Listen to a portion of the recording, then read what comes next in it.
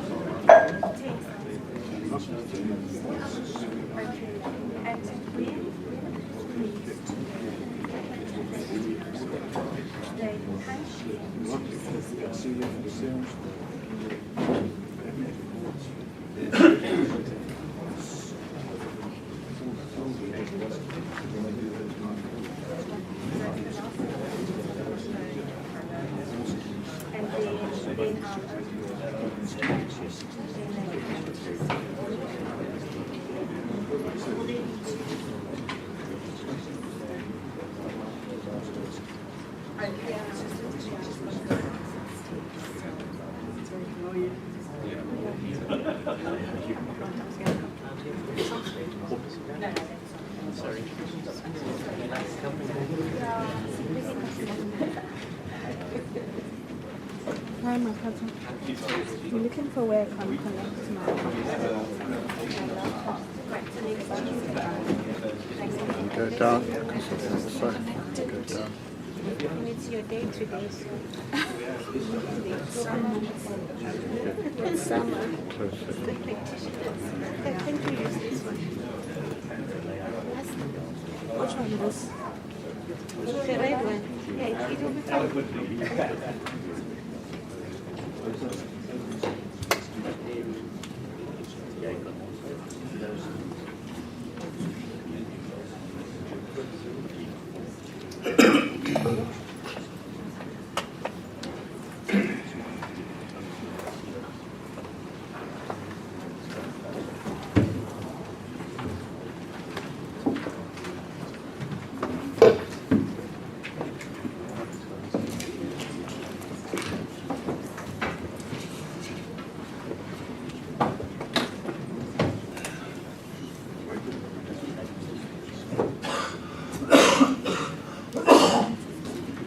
Well, good morning. Today we're going to start with the South African Medical Association. And I take it that these three gentlemen represent SAM. Is that right? Yes. Okay, very well. Now, perhaps before we start, if you would just place yourself on record indicating who you are, and also just spell your name for the purpose of those who will be transcribing these proceedings. Good morning, Justice. Yes. My name is Julian Botha, Julian Botha, B-O-T-H-A. I am the Legal and Strategic Accounts Manager, Private Practice Division of SAMA. I will be accompanied this morning by Dr. Stephen Krobler, who is the co-chairperson of our Specialist Private Practice Committee of SAMA. The spelling of Stephen Krobler is S-T-E-P-H-E-N. Krobler is G-R-O-B-L-E-R. I'm also accompanied by Dr. Norman Mabasa, the former chairperson and former president of SAMA. Norman Mabasa is N-O-R-M-A-N, Mabasa M-A-B-A-S-A. We'll be joined shortly by Dr. Mzukizi Grootboom, who is the current chairperson of SAMA. He has been regrettably delayed in his flight from Durban and will be here momentarily. The spelling of Dr. Mzukizi Grootboom is M-Z-U-K-I-S-I. Grootboom is G-R-O-O-T-B-O-O-M. Thank you. I wonder if you could just indicate to us how you propose making your presentation. Are we going to have one person, or each one of you would have has been assigned a specific assignment. No, thank you, Justice. There has been a presentation prepared, which I will be delivering. There may be questions that I'm not personally in a position to answer, which the wiser men to my right will be answering, and they may contribute additional information if it is pertinent. But I'm the primary presenter. Now, let's just make sure that we have all the documents that you have submitted to us. Okay. The one document that you have is what appears to be a oral presentation, which is dated the 24th of February 2016, which was initially submitted to us. Is that right? That is correct, Justice. Now, I understand this morning we have been given a further document which appears to be substantially similar to that document. Which is the latest version? Is it one and the same document? Because I've just been given this. It doesn't seem to me to be any different, but I don't know whether, did you prepare a subsequent document subsequent to this? No, Justice. There was just a minor correction on the final slide, which I attended to this morning with Mr. Mtumbeni. And then you find, okay. So I'm pretty certain the second one that you received is purely just containing that correction. It's just a minor deletion. Okay, very well. But we only submitted one presentation. Okay, so can we then take out the first one and replace it with the second one that was given to us this morning? Yes, Justice, that would be. Okay. And presumably our notes would apply to this one? Yes. Okay. Then the second document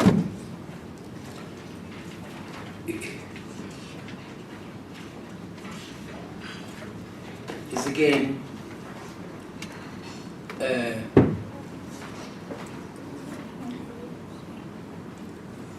it's also an oral presentation, which seems to be, which is in a point form, which appears to be an elaboration of the slide presentation. Justice, I'm not familiar with that document. The only document which I submitted as per the guidelines Well, that document was the statement of issues as well as is it the That's statement the of issues? That's yeah. right. The statement of issues That's is right. essentially a summary of that which I will Okay. be presenting. So. Again, this morning we were also finished with an additional statement of issues. So There was only one statement of issue, Judge, that was submitted. I'm not sure of the reason for the duplication. There was Okay. only one. but no corrections have been made to the initial. No. Okay. So the previous state, so there's no need for this one. Okay. And then the next document is your response to the submissions that were filed by the other stakeholders, in particular the Board of Health Funders and to others who made reference to your members. Is that right? Yes, that is a document that was submitted quite some time ago, Judge. Very well. And then, of course, we have the executive summary of your submission to the panel. Yes, sir.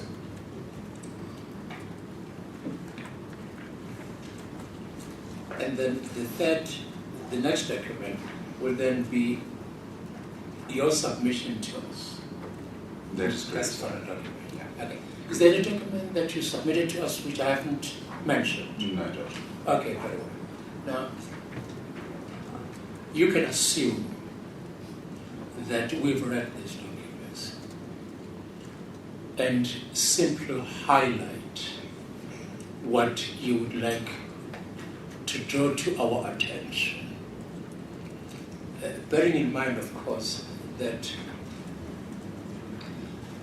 the purpose of these first sets of hearing is simply to provide context for the more focused hearings that will take place later on, as from the 29th of March, I think it is. And I take it that you will be coming back again when we deal with competitive dynamics, in relation to service providers. Is that how you understand it? Yes, Judge, the Medical Association has always been cooperative with the Competition Commission, so if we're required to Yes. to contribute any information. That's right. No, I'm mentioning this because I just want to indicate to you that you do not need to go into much details about what you want to tell us, because insofar as the competitive dynamics are concerned, that is an issue that we will deal with in more detail later on. But what we do want to understand, I think, at this stage is how do you interact with other stakeholders within the private sector? You have the patient, you've got the general practitioners, you've got the specialists, you've got the hospitals, you've got the funders, the schemes, the administrators. So that's the kind of relationship that we want to understand. And also you have the regulators. You've got the Department of Health. How do you interact with this? And how do you find that relationship? Okay. But I am not trying to restrict or to limit what you want to say. Subject to that, you can tell us anything you wanted to tell us. Thank you very much, Judge. And, Thank you. we appreciate the guidance. Yes. The presentation that has been prepared for this morning has been, well, hopefully will deal with the majority of issues that you've asked us to address. And where we have omitted or not addressed these issues, we are at your disposal to answer questions as to when they may arise. May I commence? Yeah. Now, the technical assistant is that Dr. Cornwall? That's the chairman. Yes. Very well. Thank you. Thank you, Judge. Very well. Right. Good morning, Justice Ndlovu, esteemed members of the panel, the evidence leaders, the inquiry director and his team. We thank you for the opportunity to address you today and trust that our oral submission, in conjunction with our written submissions supplied at the end of 2014, will be of value and assist the panel in their deliberations and ultimately compiling their report.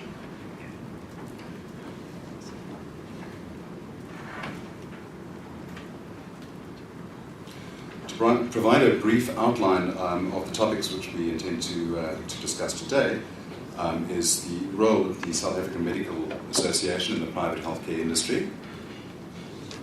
We'll be dealing quite a bit with procedural coding, SAMA's advocacy role within the healthcare industry, our relationship and cooperation with the various regulators. We will touch briefly on healthcare expenditure, as well as the interrelationships between practitioners and medical scheme funders, as well as hospital groups. And finally, we will be making some limited comments on the scarcity of skills in the country.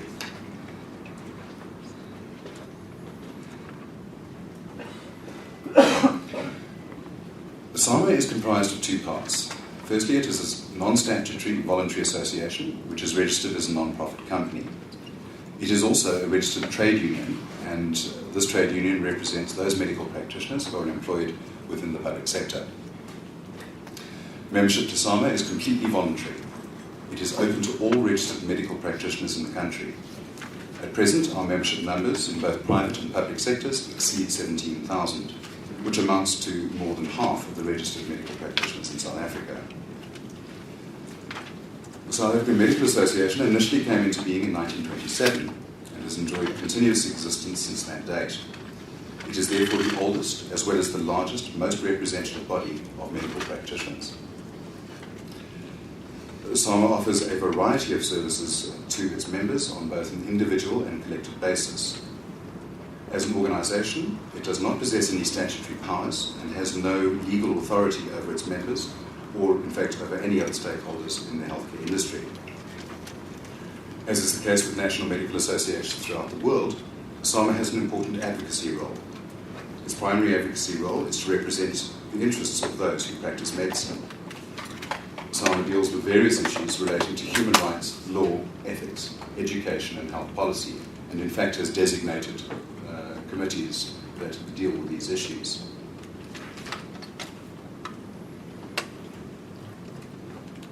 Underpinning the role is the inherent responsibility that SAMA identifies to contribute towards the health of the population. This is reflected in the motto of SAMA, which is uniting doctors for the health of the nation. In its efforts to support the medical profession, SAMA is and will continue to contribute to attaining the ultimate goal of ensuring that the best possible healthcare is delivered to all. Of importance to our submission today is the fact that SAMA owns and administers the SAMA procedural coding structure. This is the industry standard, and I will be devoting some attention to this now in our submission. The first use of procedural coding in South Africa occurred with the publication of a manual by SAMA, or MASA as it was then, in 1944. Over the past 70 years, SAMA has continued to administer and publish the procedural coding structure on an annual basis. SAMA procedural coding structure is presently based on the Common Procedural Terminology System, published by the American Medical Association, and is adapted for use in the South African environment.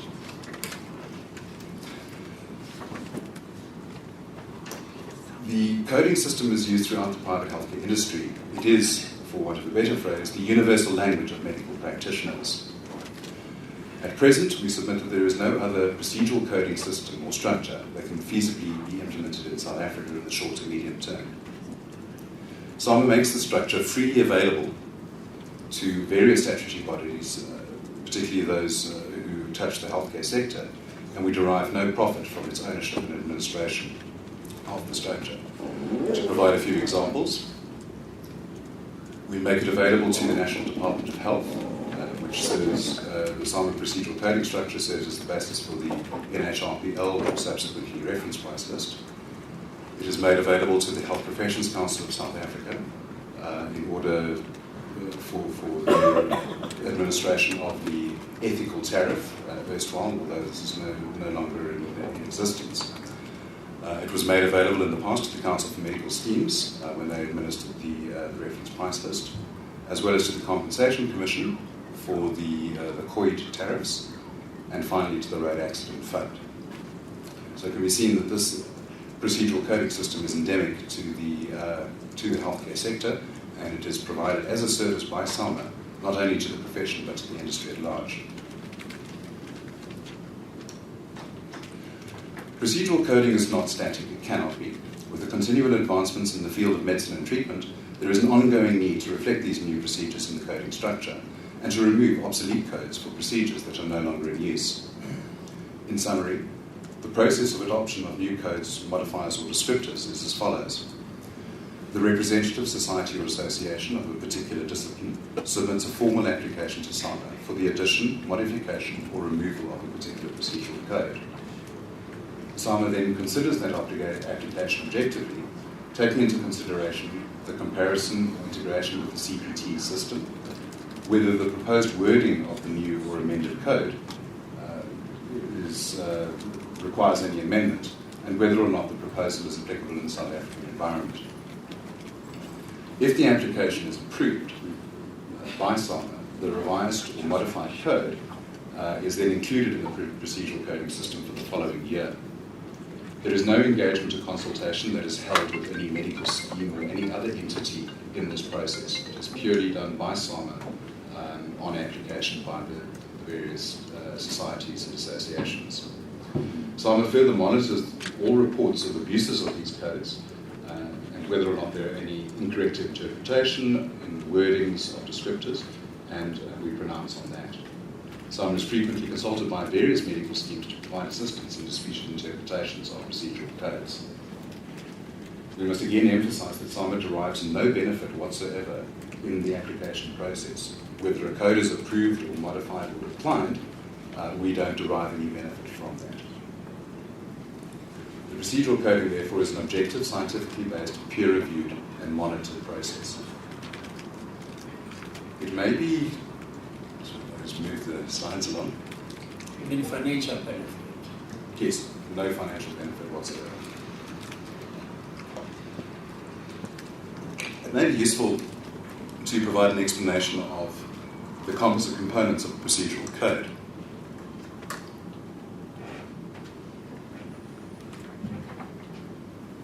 A procedural code is comprised of the following elements. Firstly, a unique four-digit numerical code.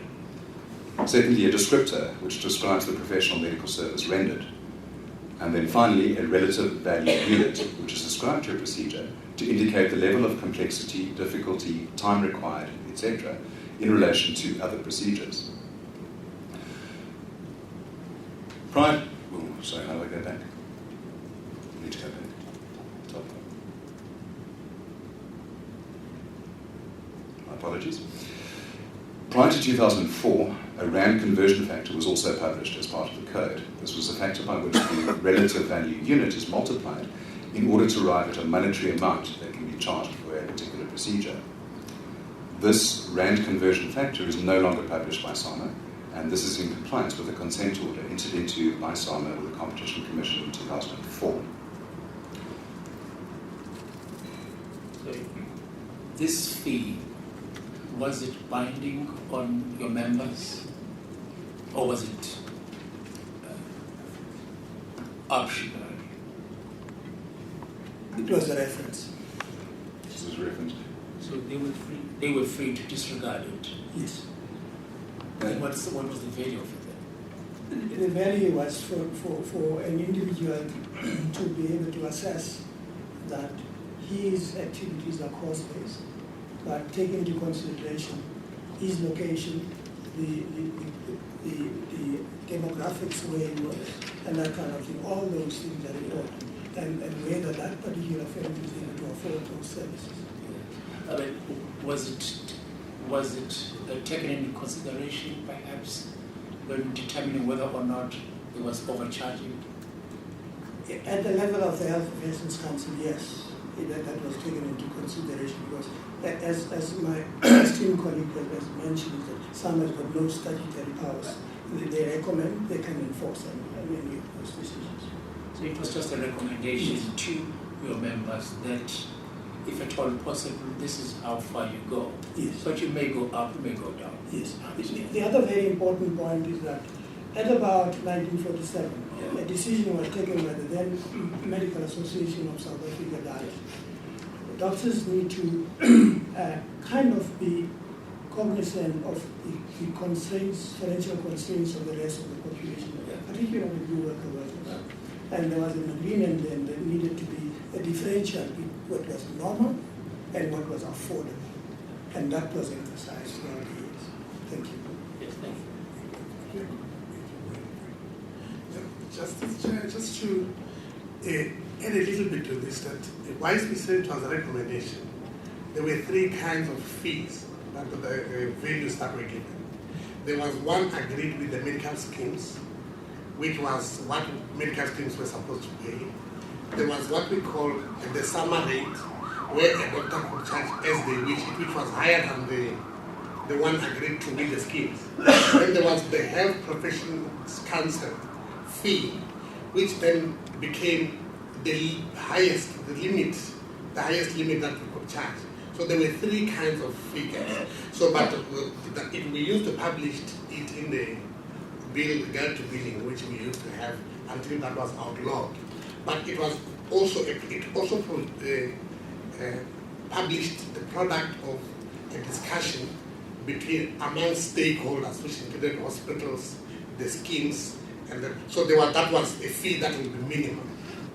If you charged anything less, it would have been literally out of the generosity of heart, from the minimum. Thank you, Josh. Procedural codes are necessary.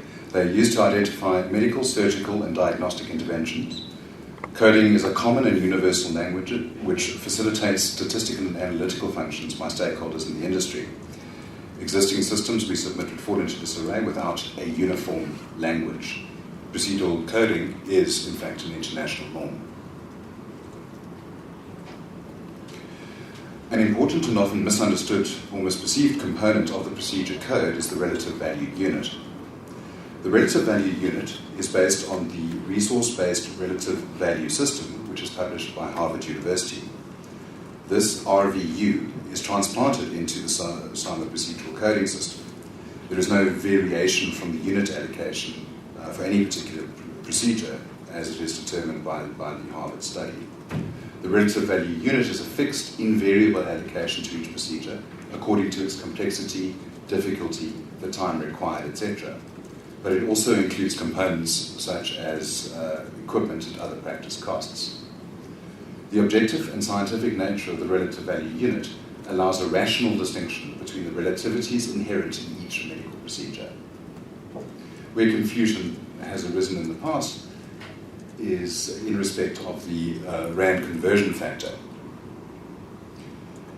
which I reiterate is no longer published by SAMA. The RCF is simply stated a multiplier, which is an amount that is multiplied by the relative value unit and used to arrive at a monetary value for a particular procedure. Without an RCF, it is not possible to use the procedure code to establish or set a fee or tariff.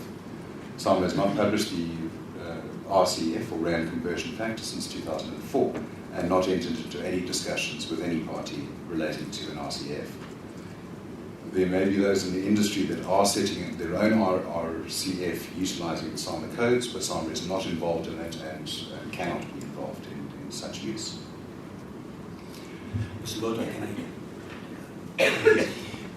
So you told us that the systems of the American-based system is further adjusted by you yourself to the South African situation.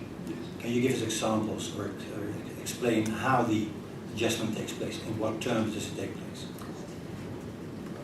I'm going to, with your consent, defer the question to the chairperson of our Specialist Private Practice Committee, who deals specifically with coding and will be able to give me accurate information. Thank you, sir. Well, thank you for that question. In general, the American CPT system consists of about 8,000 codes.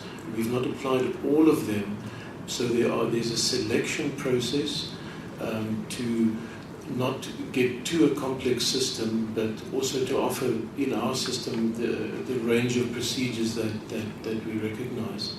The adjustments have actually been minor in terms of application in South Africa.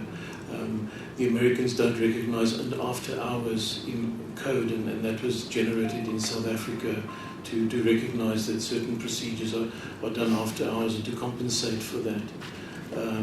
But otherwise, the American unit value is taken as such, having understood that in the American system, a complex process of interaction between various disciplines occurs to make sure that the balance is correct between the various disciplines, that nobody's advantaged in terms of interdisciplinary relativities. So we try to apply the unit value as broadly as possible to allow fairness in the system between various specialist and GP subgroupings and disciplines. But the changes for South Africa are really actually minor compared to, it's just that there's slightly less codes than in the American, the larger book that they use. Thank you. So you don't adjust for time periods integrated in the RVU or the relative prices in South Africa and the United States? Unfortunately, that's a very complex argument, and we've tended to take it at face value, understanding these complexities behind as they're worked out in America, and that the technical components and the cost factors involved are vastly different if we have to look at the rand and the dollar exchange rates. But on face value, that applies similarly to all disciplines, and certain technically inclined disciplines may be slightly disadvantaged by the rand-dollar difference, where you're purchasing equipment with rands from a dollar country, whereas in America that equipment may be cheap. So people using expensive equipment like video type of endoscopy equipment would be disadvantaged because the value reflected in the tariff is actually quite low. So it's actually be a negative influence and not any gain that one gets. So you don't adjust in terms of time, relative time, allocated to different procedures, different specialties, and you don't adjust for relative prices. Time is reflected by the professional component in the American build-up of the code.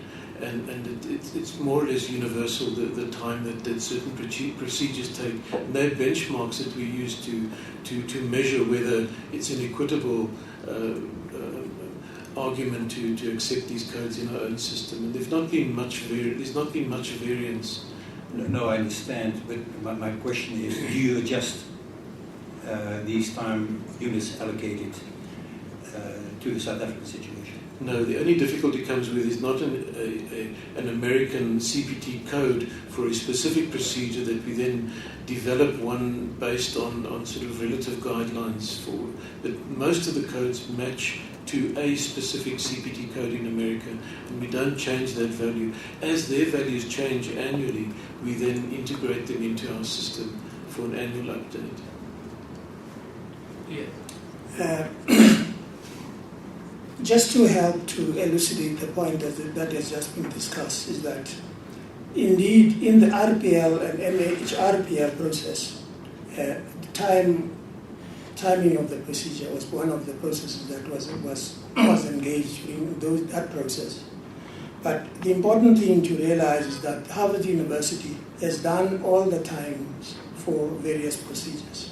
And we are of the view that a scientifically based system, and we did not worry very much, and we said, look, because of the resources involved, we won't reinvent the wheel. We will accept that a scientifically based system, and it's been subject to a lot of peer review throughout the years, and therefore we'll accept the time values that are allocated for the procedures. Thank you very much. Thank you. Yes. And then in relation to the rand value unit, you take into consideration the level of complexity, difficulty, and then you take time, etc. What else do you take into consideration determining the relative value unit? So a small portion also relates to medico-legal costs or the risk involved in a procedure. So there may be that may be accommodated by a small percentage that makes up the relative value unit. But in general, the professional component, so the doctors working, performing a procedure, makes up about 60% of the value, and the equipment cost makes up about 30% of the value. In America, they adjust for geographic location. It's more expensive in New York and San Francisco compared to Alaska, but we don't bring that part of the calculation into our South African system. No, the Harvard study, this is based on the Harvard study, is it right? Yes. Yeah. Now, is it based on the entire US, or do they take into consideration the cost in New York City, for example, compared to upstate New York in Ithaca? Yes, the geographic cost adjustment that is used in the state is in the United States varies from state to state, but that's a separate factor that's addressed. So the relative value unit is on its own, and then in certain states you apply a geographic modifier to either increase or decrease the value to accommodate for the cost of practicing in that area. But we do not do that in South Africa. Why not? It's part of work in progress, the same as the medico-legal costs. They're very complex and need a lot of actuarial work done. But yes, for sure, it's more expensive practicing in say, in Gauteng than in the Northwest or in Uppington, and we've not addressed that in our coding system as such. Yeah. So market forces there, I think, determine where you work. So help me understand how they deal with that. So they would have what one would call, for want of a better word, the national standard, which is then adapted to different states to take into consideration the geographic location of the doctors where these services are being provided. Is that right? Precisely. Okay. Precisely. So in other words, those are averages, and there are certain outliers across the country.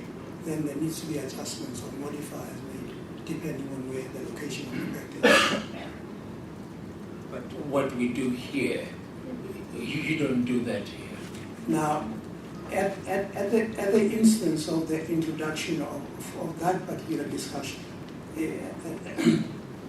whilst we're busy with that discussion, there was a regulatory control in terms of consensus in the industry, and secondly, that it was going to be the next hurdle that we needed to cater a factor for location and also a factor for experience. So the two, three outstanding issues.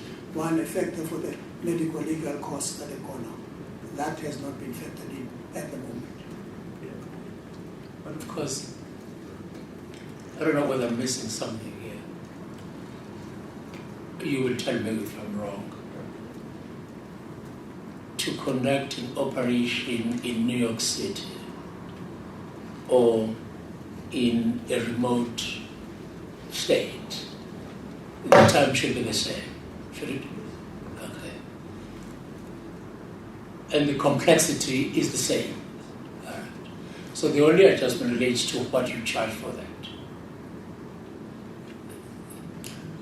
The only adjustment is about your input costs. They are slightly higher compared to that, because the input costs will be different in different localities. As it is here, look, the Sikisiki and Durban are two different areas. The input costs will surely be different. And the reason why you say that it doesn't arise here is because of the regulatory. There has not been a consensus in the industry, and the regulatory framework actually prohibits us to move to that level. So as I said, there are three aspects, three factors that we needed to include in that process. We've not been able to. So it's a work in progress. The rand factor convention, the rand conversion factor, was one of those which would come in. Now, the rand conversion factor, we've stayed away from it since the declaratory order. I don't understand that, but previously. Previously, yes. Yeah, that's it.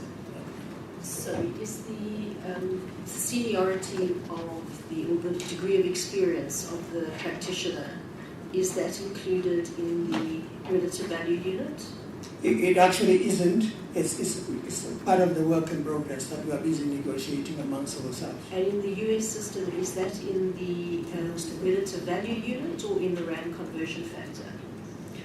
It's not considered in the United States coding system. They do not.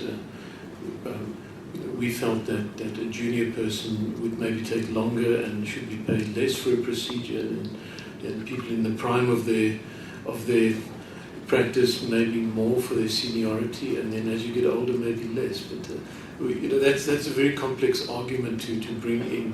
But while we had the opportunity to develop a relative price, cost and cost-based structure in the past, those things were mooted, but not as large variances. Maybe it could be 0.1 or a 1% increase or decrease based on seniority or complexity. So it's not as though it's going to double the fee by being more senior. It's just finer nuances. I suppose I'm interested to know where it would be taken into account in the relative value unit. In theory, if you took it into account, would it go in the relative value unit or would it go in the rand conversion factor? That's what I'm not sure.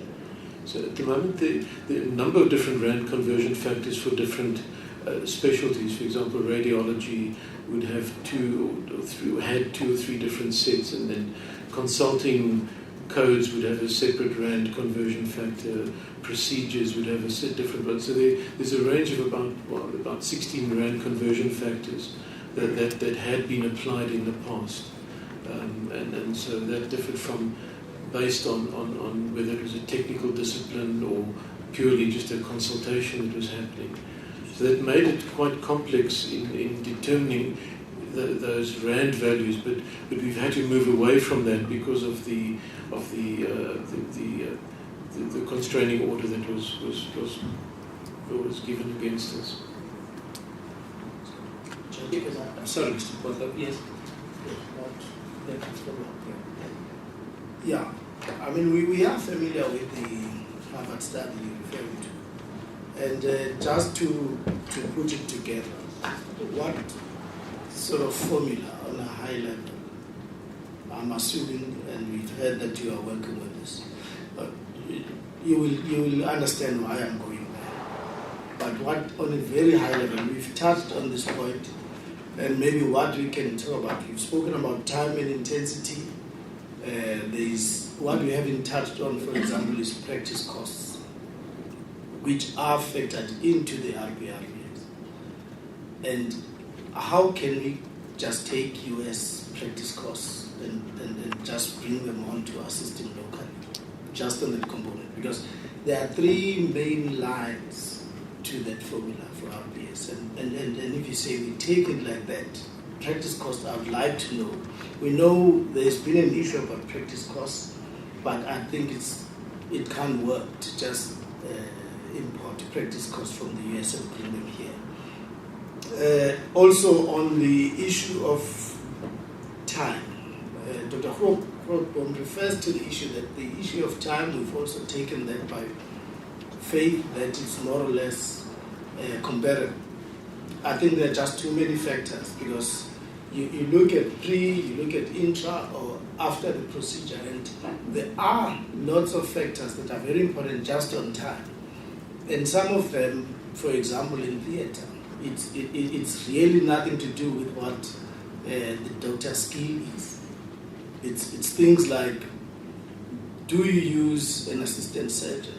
How many surgeons are around the patient? That determines how quick the procedure will be done. How many nurses are supporting the operation in theatre?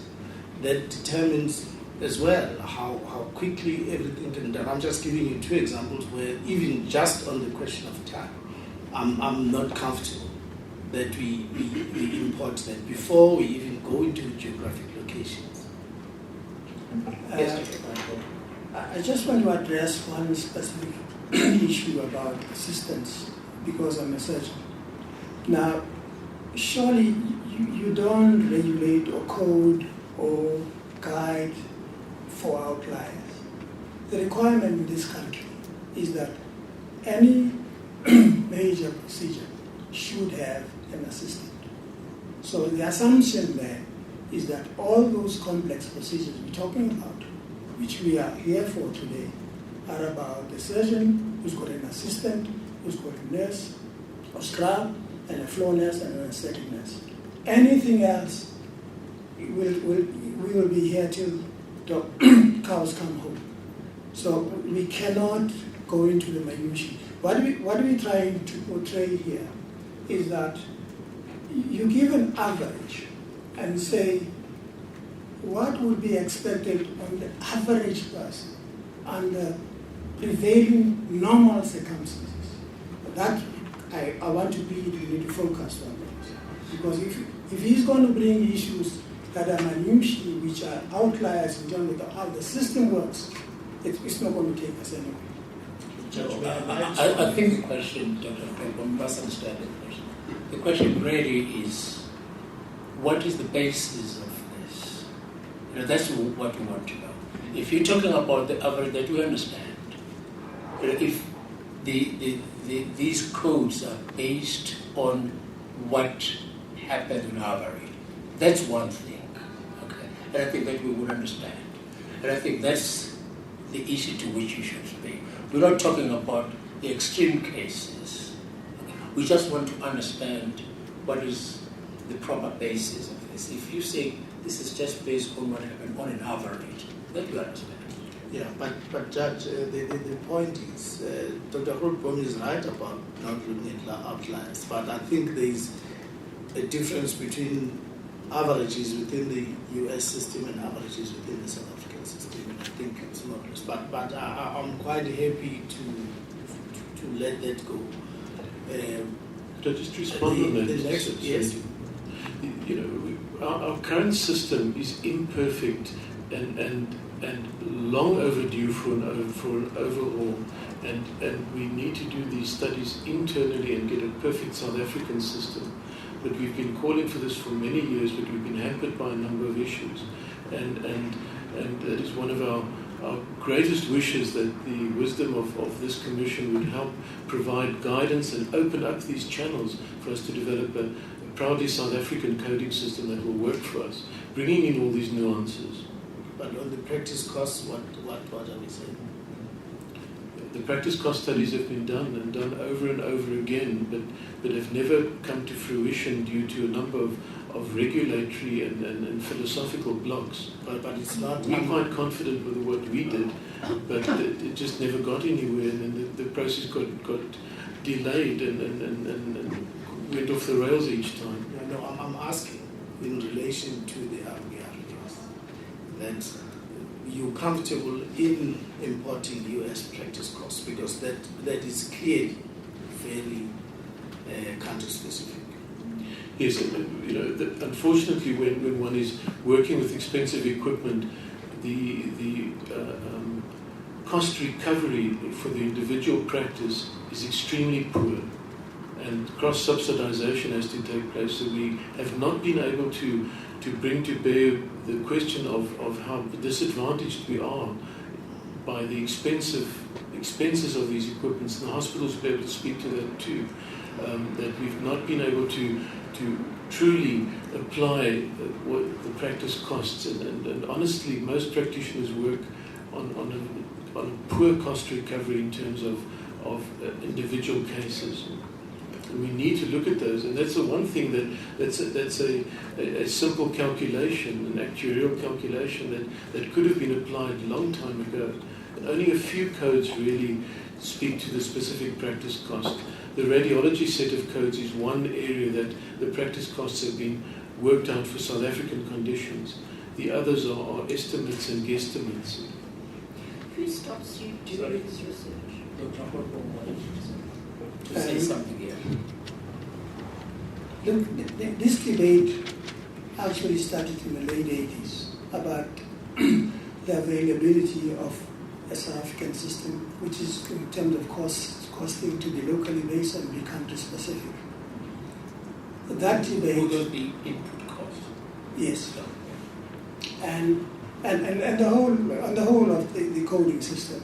And you must have had submissions where people are referring to our system as being archaic and it's not expandable and that kind of thing. But those weaknesses we recognize and we admitted.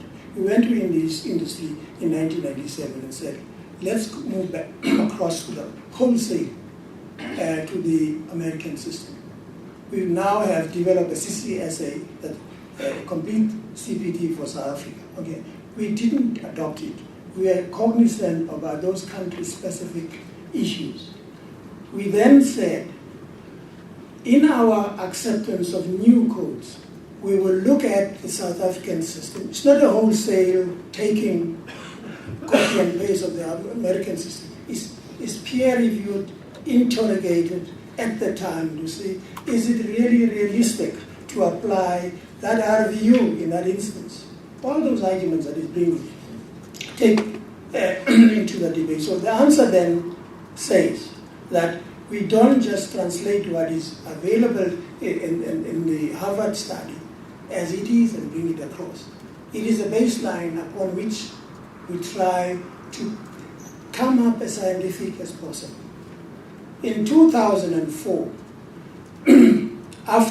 soon after the declaratory order, the Council for Medical Schemes, on behalf of the National Department of Health, came out with a very important document and said, at best, the South African system is a thumbs up, and how the fees and the tariffs and the schedules are implemented, it's a thumbs up. We need to go to a scientific-based system. And came out with Circular 69 of 1997. That circular was part of the process that informed the RPI. We said for the first time as South Africans, we've got consensus about a roadmap we need to take in terms of private healthcare industry in this country. to see where the actual costs are and to actually scientifically look at them. But I'm sitting here today having spent a lot of money, having convinced my own members to adhere to that system which was called by the regulators, including our National Department of Health. It was sabotaged. We here today, we've got a system that we feel is the best of what we have. We admit to all the challenges that have been pointed out about we can't just translate something that is in the United States. Yes, we admitted that. A system was put to us so that we should apply it and come up as South Africans and say, how much does it cost for the Africa itself in the private place? We've not been able to do that. And hence, we are very excited when this commission started its work that for the very first time we're going to get some guidelines and maybe some insistence on the part, not really insistence, a recommendation that has come out of this process for us to reinvent or to reestablish that process that had to take a court judgment because the whole of our interactions with the people who said we should do A, B, and C, we funded that as doctors. We spent money and time to do that, but at the end of the day, it was sabotage. We had to go to a Supreme Court in this country, Gauteng North Court, to actually help us to say that the whole process is actually not being done transparently, and there's been some obstruction throughout that process. And I want to plead with this commission that they need to consider this. This was not a conscious decision on part of the Medical Association to say that let's go and milk the system. What we are trying to do is to try, and by all means, to get to a situation where we've got a South African-based system that is going to be responsive to the requirement of this country. Yes. Dr. Twopo, we understand that. But what will be helpful to us, we understand, and I think all the submissions do they indicate that there is no system that is perfect. But what is required is for us to understand what's wrong with this. What's wrong with the system? What are the challenges? How might these be fixed? That's why we're here. So we expect you to help us make that determination. Okay. What you referred to the High Court case. My understanding of that High Court, that case never struck down the concept, but the problem was the way it was done. So what the court, my understanding, said is that it was procedurally defective, which doesn't mean that the concept is flawed. All that requires to be done is to do it according to the book. That's what it means. But for the moment, we're concerned with the process, the code. And what we understand is that we understand how it all started and what the challenge. But what we really want to understand is precisely what are the challenges. One of the challenges that has become quite apparent is how do you adjust that study, the Harvard study, to the South African situation. And what we want to know is, based on your experience as practitioners, what do you think is the solution? So, because I understand that you are all anxious to keep this coded system in place because you believe that it is best for the country. But you also accept that there may well be challenges with it. What are those challenges? How can we fix it? That's what we want. And perhaps if I can make the question more specific, you're not the first association to sit and say, we can't move forward. And it seems to me that this is a research project that all associations could be doing collectively or singly. And anyone can do research. I go up, I write a protocol, I have a protocol reviewed by peers, I get ethical approval, and I do it. So what is stopping everyone doing this that they can't? That's what I'm trying to understand. And it's not specifically the medical association. Every single association has stood in front of us and said to us, there's a problem with coding. And I'm trying to understand where that problem exists. If it's a research project, develop a good proposal, you have that peer reviewed, you do the research. So where's the blockage? Can we just respond on one aspect? You will, I understand we've taken much of your time and we've derailed you. Be patient with us. We'll get back on track. Hopefully move forward. Dr. Mabasa? Thanks. As the chairperson alluded to, the challenges are twofold. One is the fact that it is not allowed to collaborate and discuss issues together under one roof, because that's collusion. That's the first challenge. I think that should be seen to be serious, because if we all discuss the coding issues in our silos, we will speak different languages for the same problem. Whereas if that discussion was allowed, it was going to be possible to make sure that we come to a consensus as to what is good for South African situation scenario. The second one, which was alluded to by the chairperson, is the fact that we do have cost studies that are gathering dust. The reason there was a court case, as Justice has said, part of it was that the cost studies were ignored. And with this declaration that came, it made it even more difficult to do cost studies together, because then you'll be seen to be colluding and therefore anti-competitive. And I think this is where this commission becomes very important in resolving that impasse.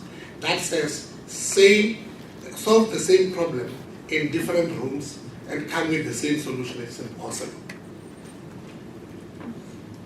Help me understand, but when was this court case? 2009. Yeah, this is the High Court, the High Court case here. And then what has happened since then? Nothing has happened. Mabasa, are you saying that the SAMA is having problems getting the heads together because of anti-competitive concerns? Now, is this an issue even after you have removed the rand conversion factor from the discussion, as Dr. Koda has already told us? No, not in as far as the codes are concerned. Of course, the challenges that we are referring to about the codes is whether the codes as we have now speak to what we have in the South African scenario. You remember the problem with the codes would have been if there was a rate conversion factor, which has not been discussed.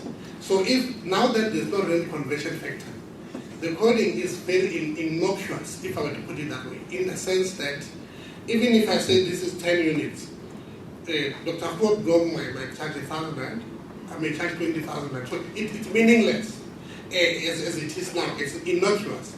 It only starts becoming dangerous if it has got a fee. But you can't have a fee when you've been discussed it. So basically, it's not a major challenge at the moment before you even solve the other issue of how we put a rent into it. Then you then bring it together and then start discussing how we came to that figure and how we came to that code. So let's not forget that there was categorization of this, especially the units. It's a GP unit for the same procedure, a specialist unit for the same procedure. If a GP were to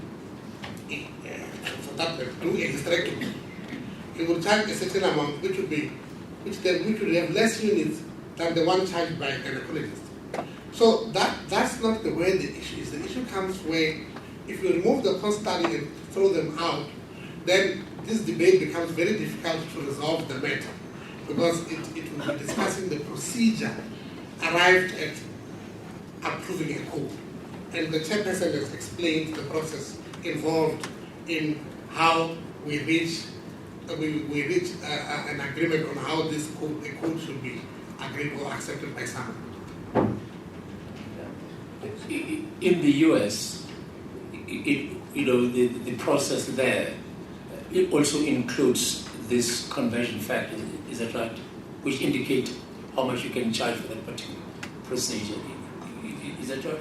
So the coding is a completely separate process from run by the American Medical Association in interdisciplinary groups. The monetary value is applied by a completely different organization, the Center for Medicare and Medicaid. Then for their category of clients, then apply a dollar value to that. And then other insurance carriers work on a similar sort of fee that may be adjusted upwards or downwards. But so the monetary side is not discussed at all in the American Medical Association coding structure, and even the RBRVS units that are applied to that. And this is where we feel it's important to distinguish coding from setting a tariff and talk the monetary side of things, although there is a grey portion in between. You will have to repeat that for me to understand this. Now, you've got these procedural codes which do the kind of things that you mentioned here. The 4-digit numerical code, the relative value unit, dealing with the complexity, the time, and that sort of thing. Now, what is the value of that process, the code? So the code is to make provision for a range of procedures that are done in different disciplines, different organs, and different ranges of complexity. Coding structure has a certain international standard that it should comply with, and there are short and long descriptors to assist with how it appears in the books and on electronic systems. But the monetary side is completely separate and done by another group in the United States. So the principle is that that your unit of time, say a minute or an hour, should embody the same amount of work, and you should get paid reasonably amongst different disciplines the same monetary value for the work that you've done. So an anaesthetist and a surgeon would say get the same money for an hour's work. But that's where it gets very complex, where the individual practice cost studies then need to come into play, because certain practices have a totally different cost structure. But all of these were brought into the computation that in the formulae that were devised erstwhile for South Africa, so that you consider overheads, input costs, and all of these would then support one another in working out an equitable system. But the coding backbone is just a descriptor structure that gets complex when you start talking the monetary side of the codes. Why does it get complex? If the schemes had their way, they'd want everything for free, and the doctors would want it the other way. So what is affordable gets even more complex to see what in various circumstances is affordable in South Africa, and a reasonable fee for a professional to garner, or for people to pay for that service. So we try to keep this discussion on the basis of a procedural coding system, because that is where the regulatory environment allowed us to go to date. Are you happy, Judge? Because I was going to try and explain it for you. Please. Right. Now, let's for argument's sake say. Let me tell you what I'm trying to understand. I fully understand, and you've explained this in the submissions that you've given, the need for the code. That makes sense. Okay. Now, there is the second step, which is putting monetary value on this, okay, which Dr. Robert described as complex. Now, what I'm trying to understand is why is that complex? I mean, if the code is there, which is good, okay. Now, is it necessary? Perhaps this is where I should put it.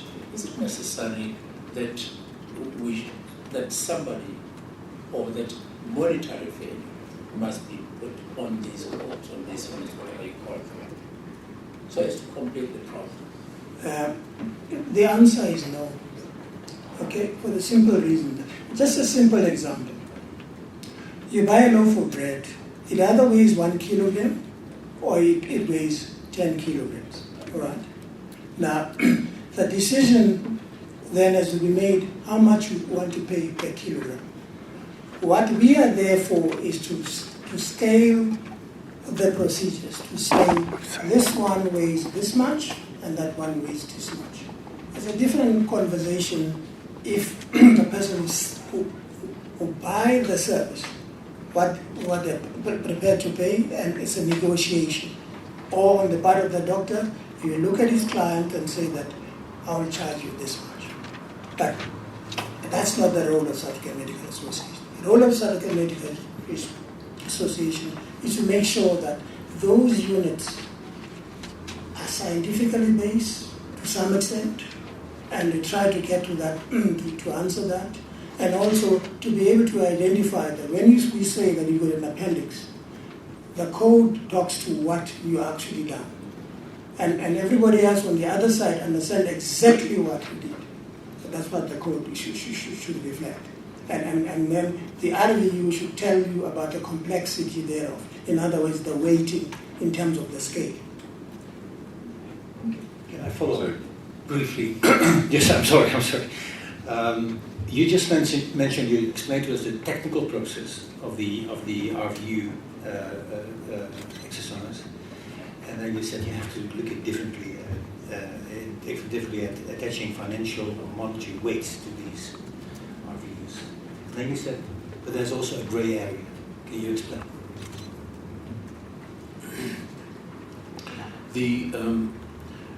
An example would be when you look at a single code where compared to, for example, doing two procedures together. So for an appendix and removal of a lump, what do you do with that second code? Does that get exactly the same monetary value, or do you have to reduce that monetary value? Because some of the services that you're providing apply to both of them. So there are modifiers that then come into play. So that would say that, dictate that the second procedure would only be 50% of the value of the first procedure. Now, in a purely coding system, that gets difficult because you have to start then saying, why 50% and not 75%? And so that's where, if you're talking purely coding, it already brings in the situation of you having to apply some monetary input to that, or your assistant fee. Why does the assistant get paid less than the main surgeon? Should he be paid 20% or 30% or 40% for standing to assist? And so there's always a monetary aspect to the argumentation when you make adjustments to certain codes, and that's the grey area that when we introduce modifiers, some people would say we're now manipulating the code in a monetary value, and that would be contrary to the constraining order that had been issued. And there are a number of cases that have been tabled like that. Very clear. Thank you. Judge, if I may just add one particular issue. I referred earlier to the fact that the various regulatory authorities in the healthcare, that have something to do with healthcare, utilise the sample procedural coding system. If one takes the Compensation Commission, COID, and the Road Accident Fund, both use our structure, and they apply their own RCF to the various procedures. And you will find that sometimes these differ. For exactly the same procedure, different tariffs are paid out by each of the bodies. Thank you, sir. The workers' compensation, for example, they've got their own tariff. this is what you would charge if this. But utilising the SAMA procedural coding structure to describe the process, they determine how much they'll pay for the process. So there's a distinction between the two. May I get back on track, Judge? Yes.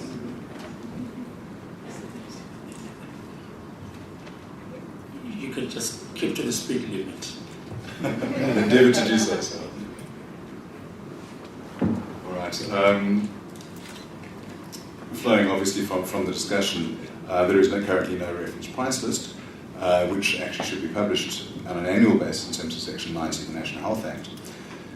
Since the setting aside of the reference price list by the High Court in 2010, a regulatory vacuum has occurred and persists to this day. This has had a significant and negative impact in the private healthcare industry, and relating in stopgap and probably unscientific measures to establish some sort of certainty as to what prices should be charged. The common practice has been to take the 2006 reference price list, which is... What do you say, what prices should be charged for what? For the services? For medical services, or funded by medical schemes. Right. So what they're prepared to... and medical services as described in the codes? Yes. The difficulty in terms of using the 2006 reference price list was the last one untouched by the High Court judgment.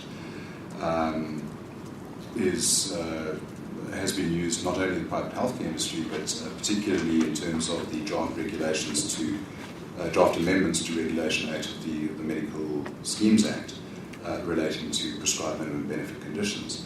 We submit and have, as SAMA made a rather lengthy submission in this regard, but to utilise the 2006 reference price list as a basis and apply an inflationary adjustment over the years is ill-advised on the basis that reference price list is based on a coding structure which is now 10 years out of date. New procedures have been added, other procedures have been deleted, and I believe our count was approximately 700 codes that had changed or been deleted or been added in the intervening decade. So if one bases the entire funding on a procedural coding system 10 years out of date, it's not going to work. You can't just simply apply an inflationary adjustment for CPI or CPIX every year on a system which is incomplete. So, let's get this question. If there was a reference price list, would it make the application of the code easy? Would it address the problems associated with the codes, or would there be other problems that we don't know about? I mean, that's a question to others. No, certainly, Judge. Actually, the thrust of the point that we need to make on the reference price list or the regulatory vacuum, which I may repeat later in the submission, is that there must be some sort of certainty, and it must be done correctly, inclusively, and not necessarily vest in any one particular stakeholder. So the need for certainty, and if that be a reference price list, that is something that we would support, but it must be done correctly without any, there must be no arbitrary nature to it. It's got to be inclusive of all the factors, all the stakeholders within the industry. I don't know if my colleagues want to add to that. I'm making sweeping statements. Yes, Dr. Mabas. Like putting it simply, yes, it will happen, Chairperson and Justice. What is the reference price list is at the core of the enforcement of the value of the tools. And it is therefore that which Julian has submitted, that once it's there and done correctly and procedurally by all stakeholders, we will then agree to allocate a RAND factor to the units that we give to each group.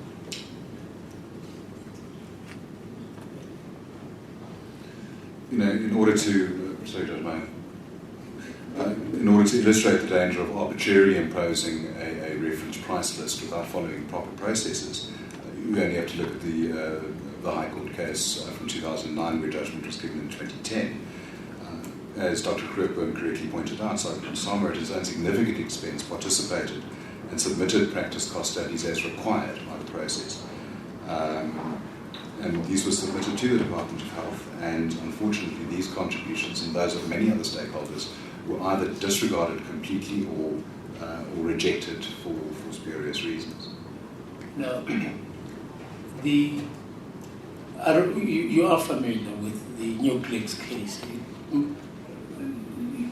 You're familiar with the Nuclex case, which concerns the pharmaceutical, which was concerned with the determination of the appropriate dispensing fee.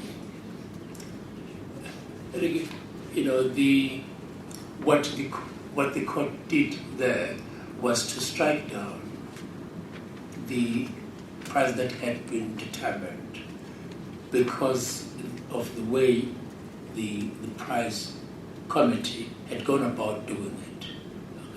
Okay? And it did indicate some kind of guidelines as to how you determine what is appropriate.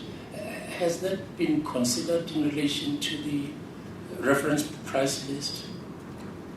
Just to offer some guidance as to how you might be able to go about doing that? We certainly haven't considered it other than to make submissions on the basis of that judgment, to make just those recommendations were made to the regulators, and that's part of the discussion that has been taking place prior to this with the Health Professions Council. But does it offer some guidelines? It does. In relation to the... Because that question is concerned about the process. Yes, it does in a certain way. Again, a point was made about a research process that needs to be transparent, and it needs to be to make sure that you take proper methodology and how it's applied, and the results need to be done. There seems on the part of the authorities to be concerned more about price fixing rather than to look at what the consequences of that intervention will have on the industry, particularly the doctors in private practice in this country. Because it is our firm belief that you cannot run a business, which is what private practice is about, and offer a price which is below than the cost that you incur to run that business. It's ludicrous to expect us to do that. That's the expectation that should happen. and the state, I want to state that the state has got an obligation to give access to quality healthcare in this country and not rely on the private sector to do that for them. And the very same people who are in the private sector, we are taxpayers.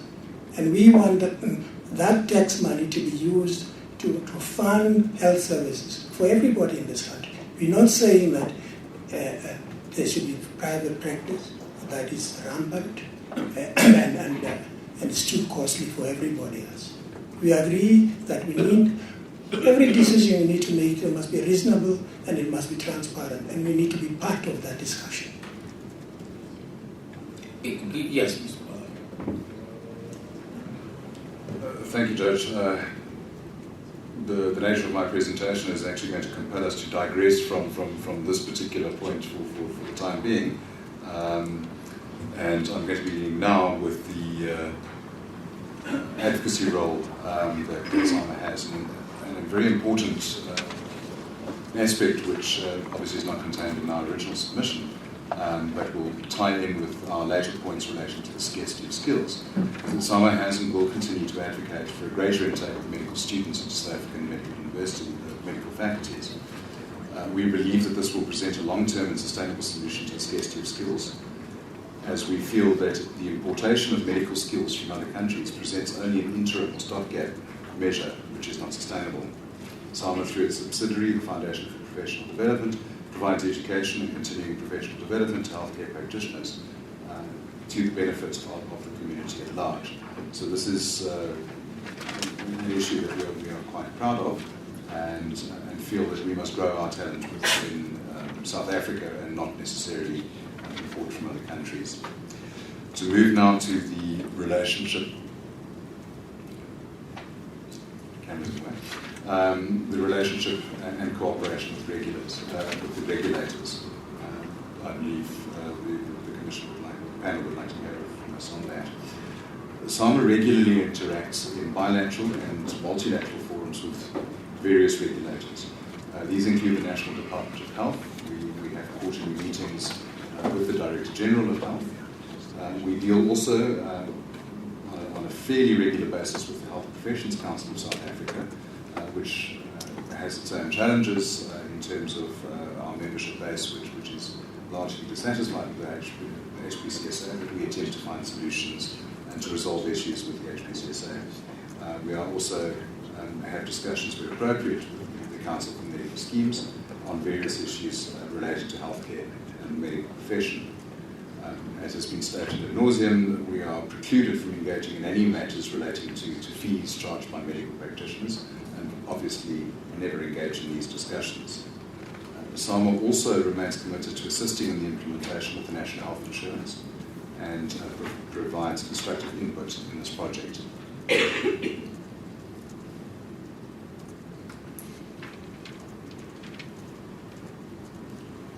Moving back into the subject of healthcare expenditure, SAMA obviously not involved in the determination of fees for medical services in the private healthcare sector, as we are precluded from doing so by the consent order in 2004. It is important to note that SAMA members are in fact price takers. They are, for the most part, and particularly in the field of general practice, obliged to accept the reimbursement rates offered by medical scheme funders. Our consent order prohibits us from bargaining as an association from any sort of collective bargaining with medical schemes. And it is most important to note that medical scheme funders do not negotiate reimbursement rates on an individual basis with practitioners.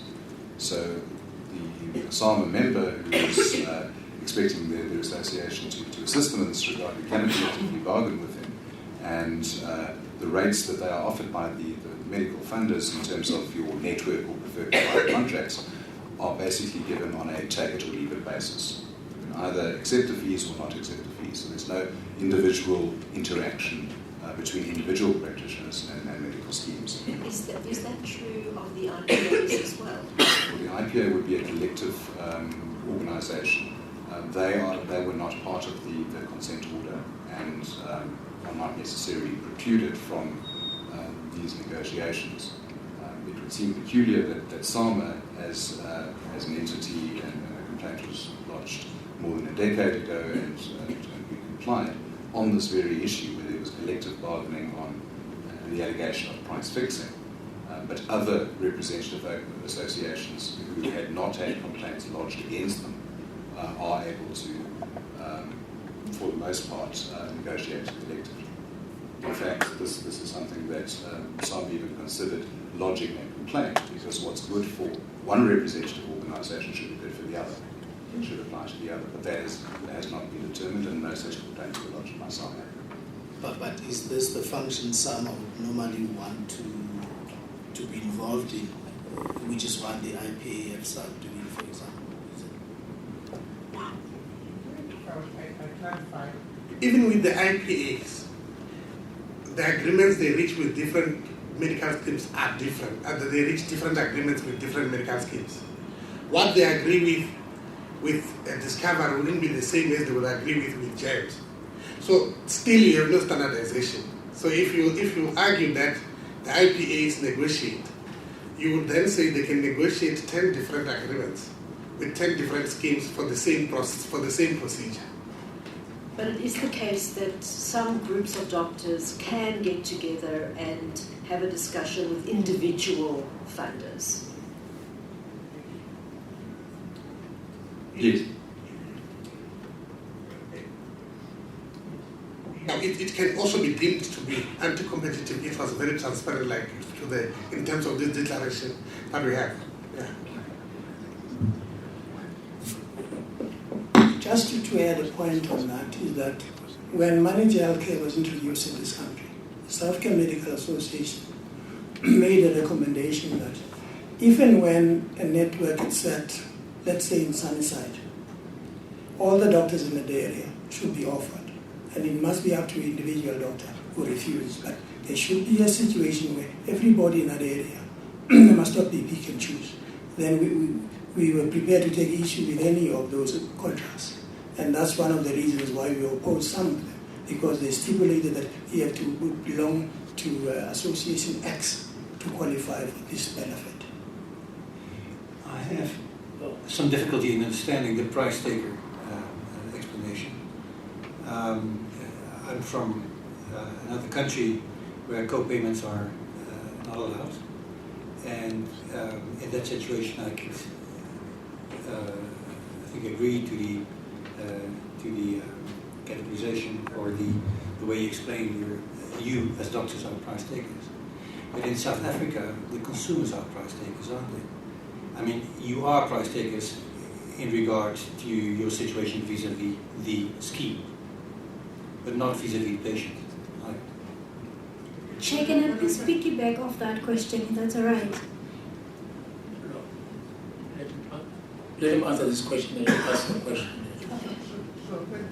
And when we say we are price takers, if you, for example, treat someone for eczema with a certain kind of medication, when you are paid 10 rand by Discover, and your charges are, because we are allowed to set your own price, and you charge, say, 100 rand, it means the patient and the doctor now have to deal with the 90 rand deficit.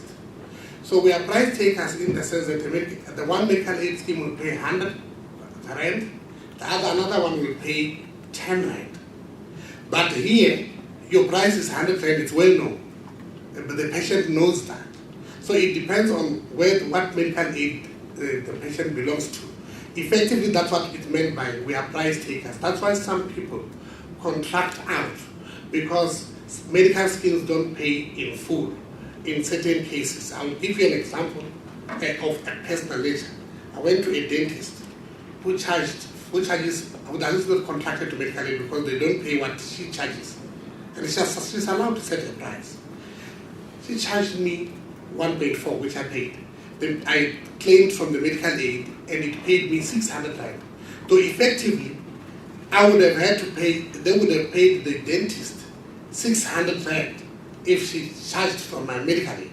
But to cover her price, that's which she believes is appropriate. It's not that she doesn't become a price taker. She becomes an income earner from her services. She decided to move out and earn income from me, and I then became a loss maker from the medical aid because it paid 600 rand. I fully agree. My point is, and your example illustrates, I think, my point, that you are the price taker when you go to your dentist, and not the dentist itself. We have had evidence before us in the days before that reasonable estimations of the co-payments in the South African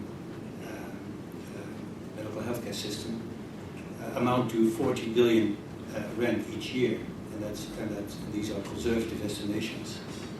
A fair part of that will go to doctors, isn't it? And it's on over and above the rates that are being paid out to you by schemes. So I still have difficulties in understanding the price taking part.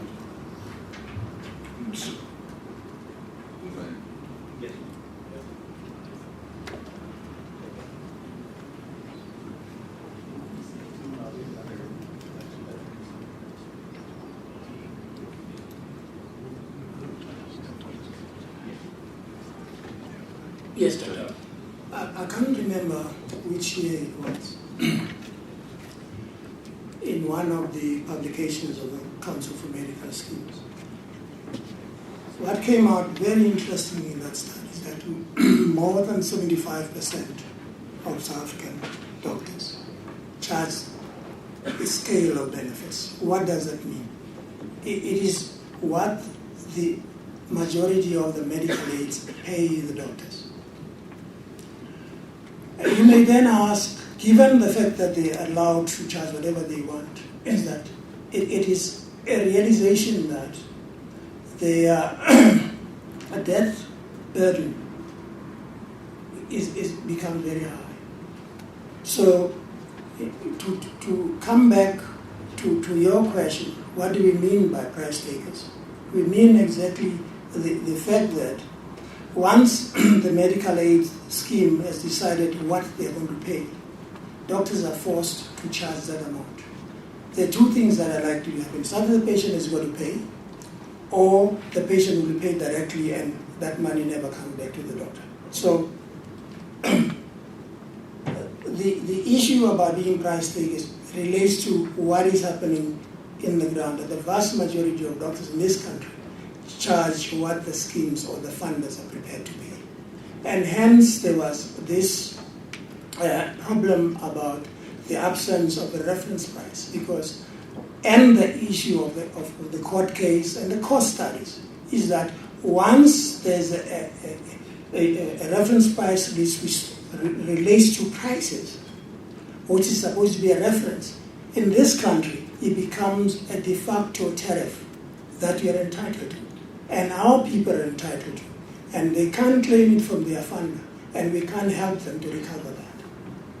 So the issue then that forces our people to dip into their pockets is precisely because that what the industry is prepared to pay is not reflective of the costs that these services cost the doctors to provide. Mr. Bob, I fully understand, and it was not a normative remark of my side. It's just reacting to the fact that, to my mind, to my understanding, doctors at the local level, at the national level, they're price takers.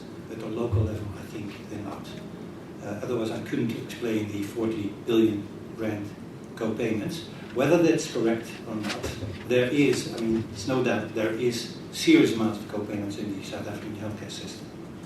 And I'm not inquiring that maybe your payments from the schemes are too low. You have to do that. But you can't, to my mind, call yourself a price taker at the national, at the local level.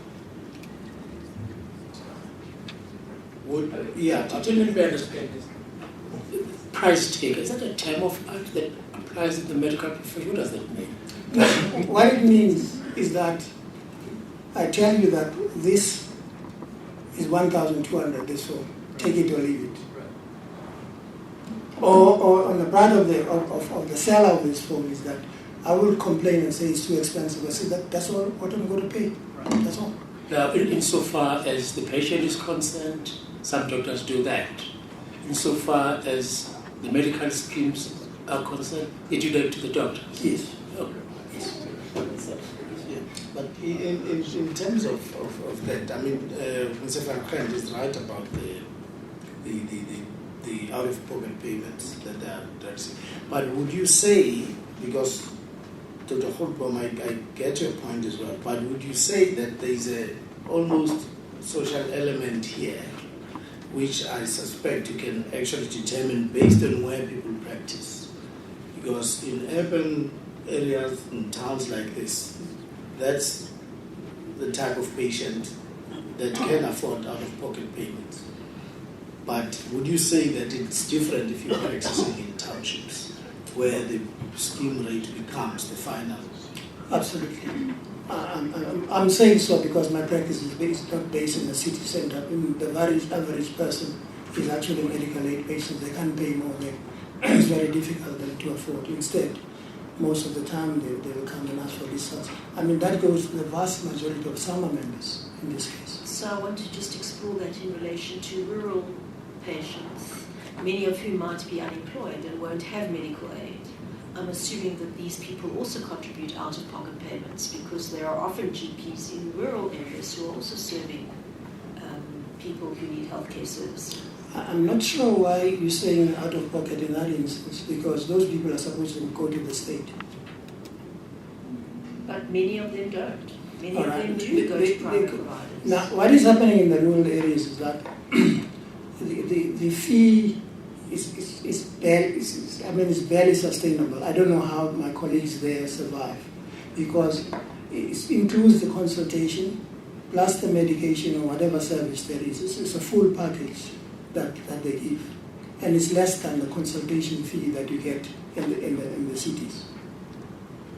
So there's, according as Dr. Bengu has said, is that there's an element of helping the people out there to be able to survive. If you don't mind, the thing that worries us is Scheme A will pay for the same procedure 200 rand.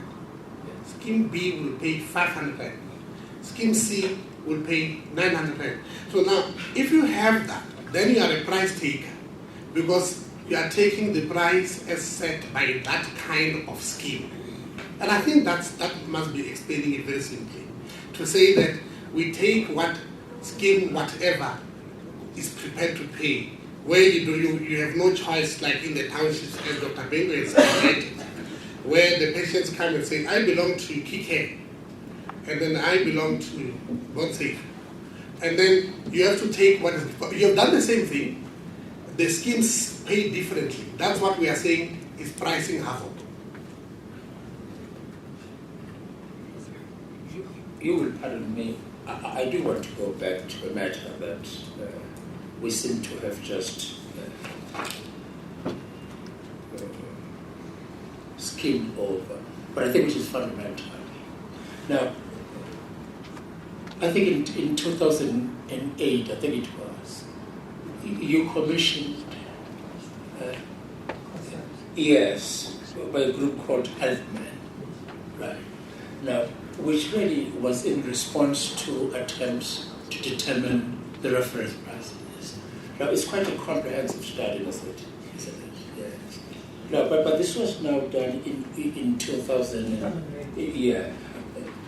Has this been updated, do you know? Judge, this is what happened. Yeah. Part of the process was that they needed to audit. Yeah. And having done the audit, the Department of Health was going to come back to us and say, look, we're happy, we're not happy, can you adjust there, let's sit. And that whole process resulted in the court case we've been doing that. The processes and the roadmap that was agreed upon was never followed. So we haven't been through that exercise again. Yes, I understand that, but for my purposes, if I want to, so if I am what anxious, we at some have said, if I'm anxious to rely on this study, yes. Is there a way it can be updated? Yes. And how soon can that happen? In fact, what we've said subsequent to that is that you either use that as a guideline, irrespective of what Department of Health. Sure. But you must bear in mind, you take into consideration where you stay and the profile of your own practice. The other thing we've done, we've developed what is called a cost calculator. Yes. Okay, which is going to be easier to do rather than to go through all the paperwork. It's what we call an ongoing. You feed the information as the days go by. So SAMA has developed that. It's available, and we make it available to their members so that we ensure that they keep. Because the problem we have in South Africa is that when members can't meet the costs of running their pay, they either close down and we lose them in the system. They go overseas. And when they go there, they get employed by other governments. And we could have worked here for our own population. Okay. Can I? So the answer to you then is that, yes, we've got the means to actually take that work forward. Yeah. Okay. The other thing, of course, is that it indicates that it is an interim report. Was there a subsequent report? Was the final report, or is this is it? The reason there was an agreement that it's going to be an interim report after the process that was put place in terms of looking whether, in fact, those costs are real or imagined. Then there's going to be a 2-yearly process until we reach to do about 2 or 3 of those studies, and we have a sense what it costs to run a private practice in South Africa. After the ruling of the High Court in 2010, that process stalled. And we have been waiting patiently for the Department of Health to say to us, let's move on. Dr. Mabasa and I have made several visits to the department during his time to actually ask them that we need to move forward with that process, because the court didn't say we should stop that process, because we felt that it's a very sound process, a very sound, scientifically based roadmap that we needed to employ to make sure we arrive at a reasonable cost study process. I would be very grateful indeed if I could have an updated version of this, because this was done in 2008. There hasn't been done. But as I said, if needs be, we can commission another process. But because I take it that back then you stood by this report, yes, and there's no reason to suggest that you don't stand by it, subject of course to whatever amendments may have to be made to it. Yes. I wonder if then you could be kind enough to make sure that at least we have an updated version of this. Okay, it will depend on how soon that can be produced. Just on a very... It's a very complex. Yes, I understand. Yeah. On a very raw level, those practice cost studies at that point in time indicated that the level of fees that were going under the guise of a reference price were half of what they should be. In other words, the fees based on those cost studies should have been, the indication that they should go up by twofold, whereas the Minister of Health at that time was expecting the results to show that he could decrease fees by a third and doctors would still be happy. That was sort of I think what derailed it, that we went in two completely different directions. I understand. I've read the report. Yes, thank you.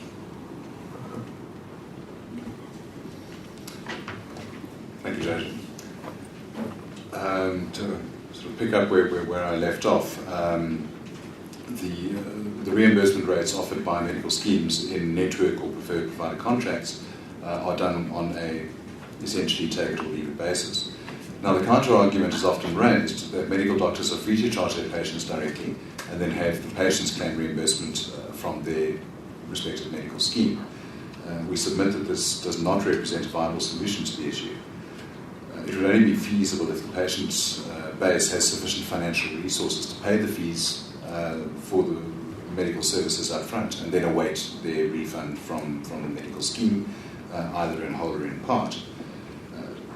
The vast majority of the patient base, we understand, are not in such a fortunate position. So this, what is called a fee-for-service model, would actually serve to create a barrier to entry. It would prevent people from accessing private healthcare. SAMA always remains committed to affordable private healthcare, but it cannot come at the expense of sustainability. If medical doctors, as was said earlier, find themselves in a position where it is no longer financially viable to keep their practices open, other options will have to be explored, including immigration or leaving the profession altogether. Do you have any data on that? On how many doctors have become bankrupt, closed their practices, left the country? We haven't commissioned any study or don't have any specific accurate data on that. The evidence that we have is anecdotal, so there is no such data that I'm aware of. But essentially, and I think we can all agree that South Africa can ill afford to lose any medical professional, even one. Moving now to the interrelationship between medical practitioners and medical schemes. Medical practitioners have a challenging relationship with medical schemes. In terms of Section 59.2 of the Medical Schemes Act, this provides that the medical scheme, Section 59.2 of the Medical Schemes Act provides the medical scheme is obliged to pay either the provider of the service or the medical scheme member within 30 days of the submission of the claim. The medical scheme, therefore, has an unfettered discretion to either pay the doctor directly or indirectly. The indirect method of payment, this is where the medical scheme reimburses the medical scheme member, and then the medical scheme member is supposed to pay the doctor's account, presents a significant risk to doctors, particularly those in general practice. In many instances, patients are reimbursed by medical schemes and then do not pay the money out to the doctor. The doctor is then in an unpleasant situation where he has to follow legal recourse, which is costly and adds to his practice cost, to recover the monies from the patient who has been reimbursed by the medical scheme. So indirect payment to a medical practitioner is something to be avoided at all costs. In order to secure direct payment, practitioners are essentially compelled to enter into preferred provider network agreements with medical schemes. The temptation, or the carrot instead of the stick, is that these agreements invariably provide that the medical scheme will pay the doctor directly.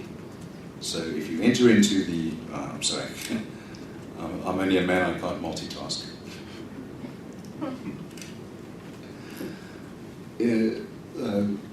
So the preferred provider network entices the doctor by saying, we'll pay you directly. We won't pay the member, we'll pay you directly.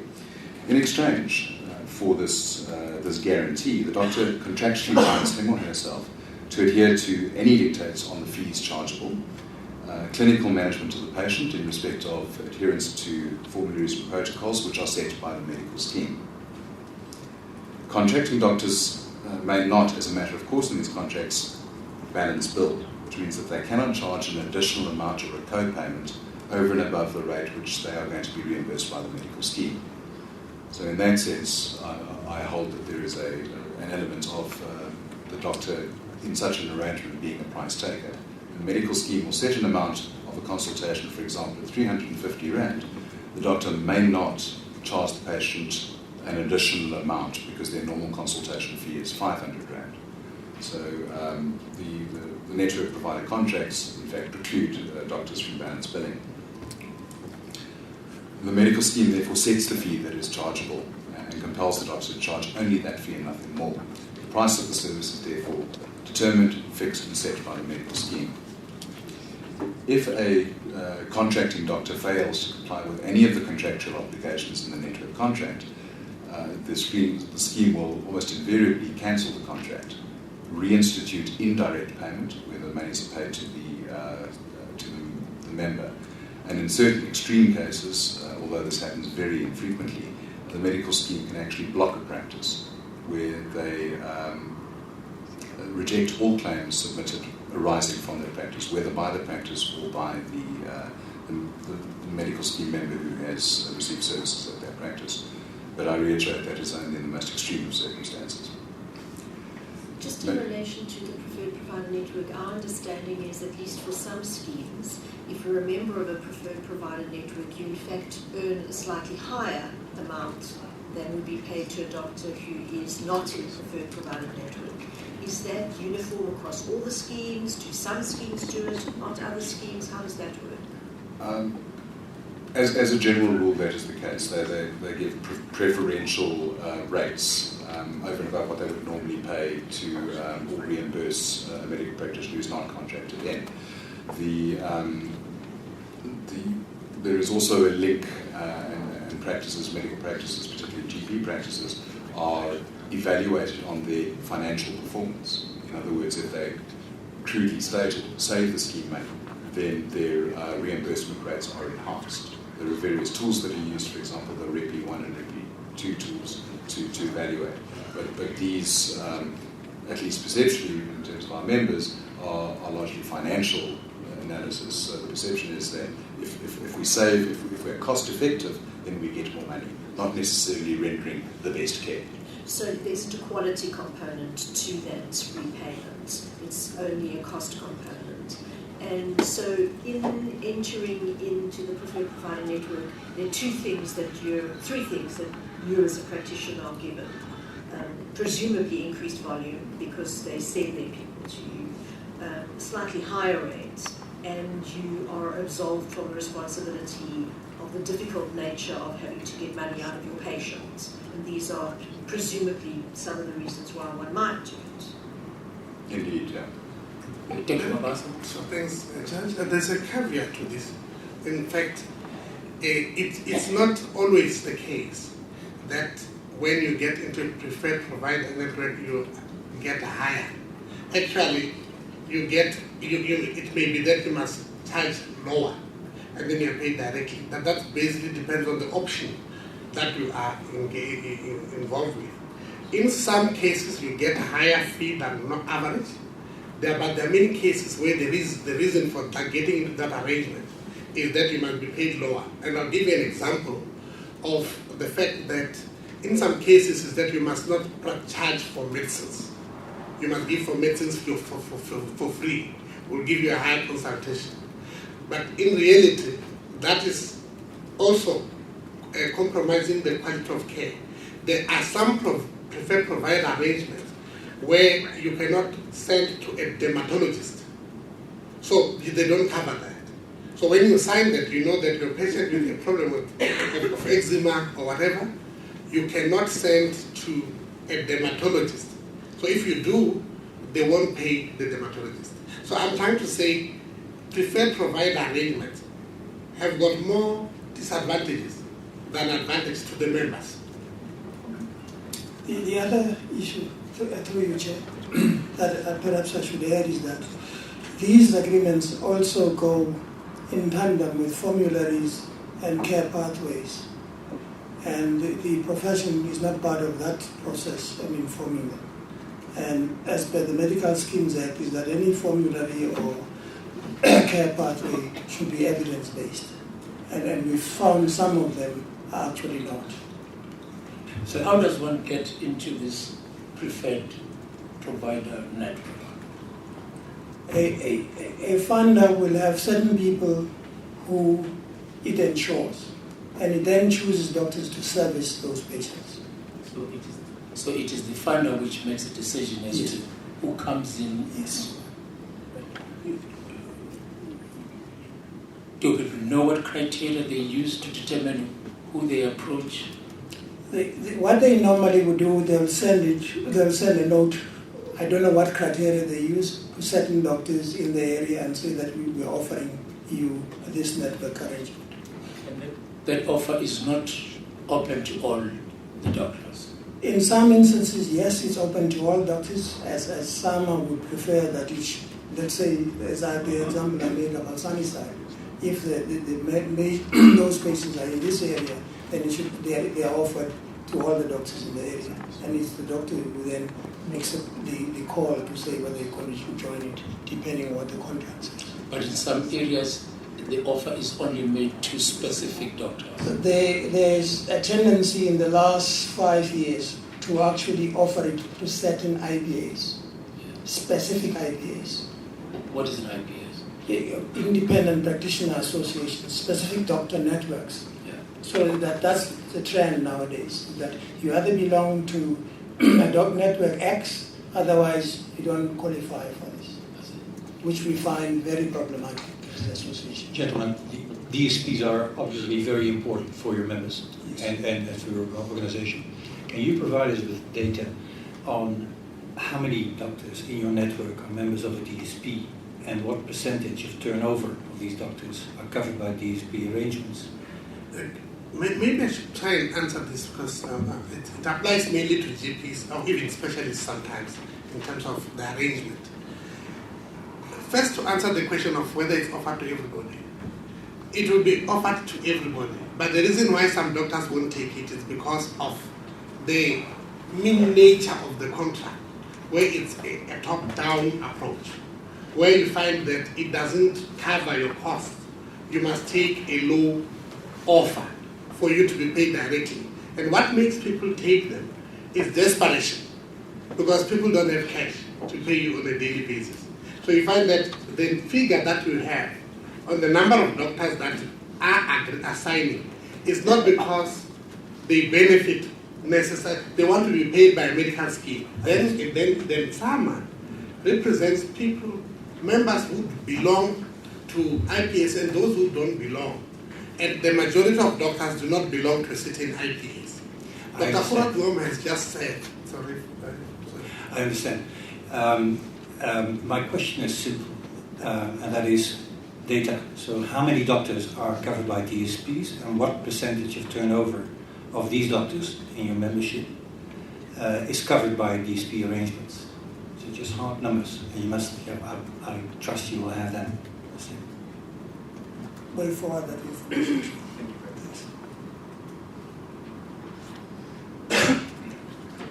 Mr. Paul. Back on, Judge. Sorry, go ahead. Thank you, Judge. Thank you. In terms of the network preferred provider agreements, medical practitioners are not able to negotiate with the scheme individually on any of the issues relating to reimbursement, to question or interrogate the treatment protocols and formularies set by the scheme. Even if medical schemes were to negotiate individually with medical practitioners, there would be a significant asymmetry of information. Schemes have significant resources to obtain and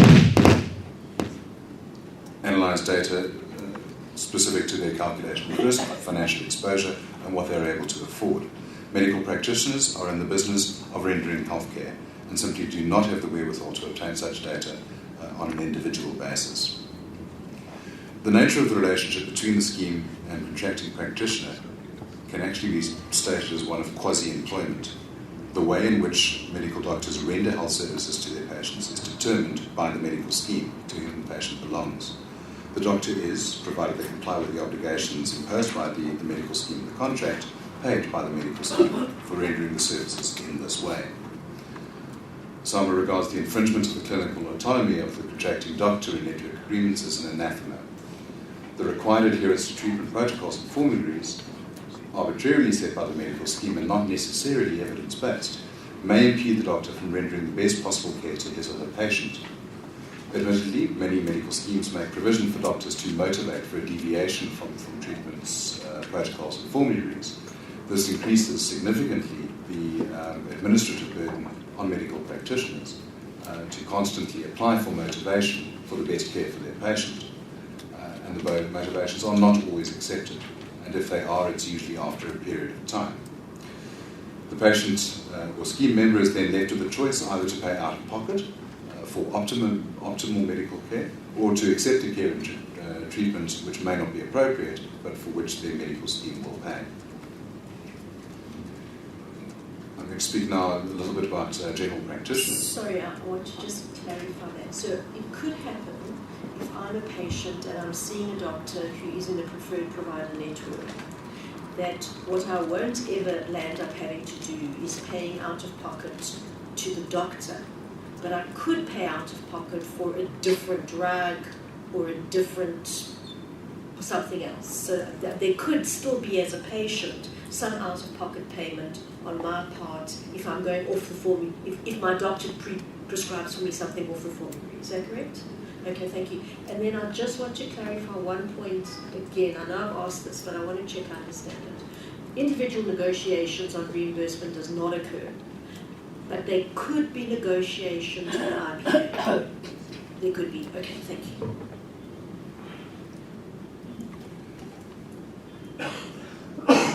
In respect of general practitioners, typically medical schemes will fund GP consultations at between 330, 380 Rand for a 20-minute consultation.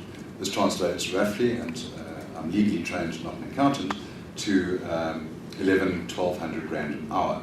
It must be remembered that this amount is not income for the doctor, but rather fees that are generated from which all practice overheads must be paid, which includes renting, staffing, consumables, etc.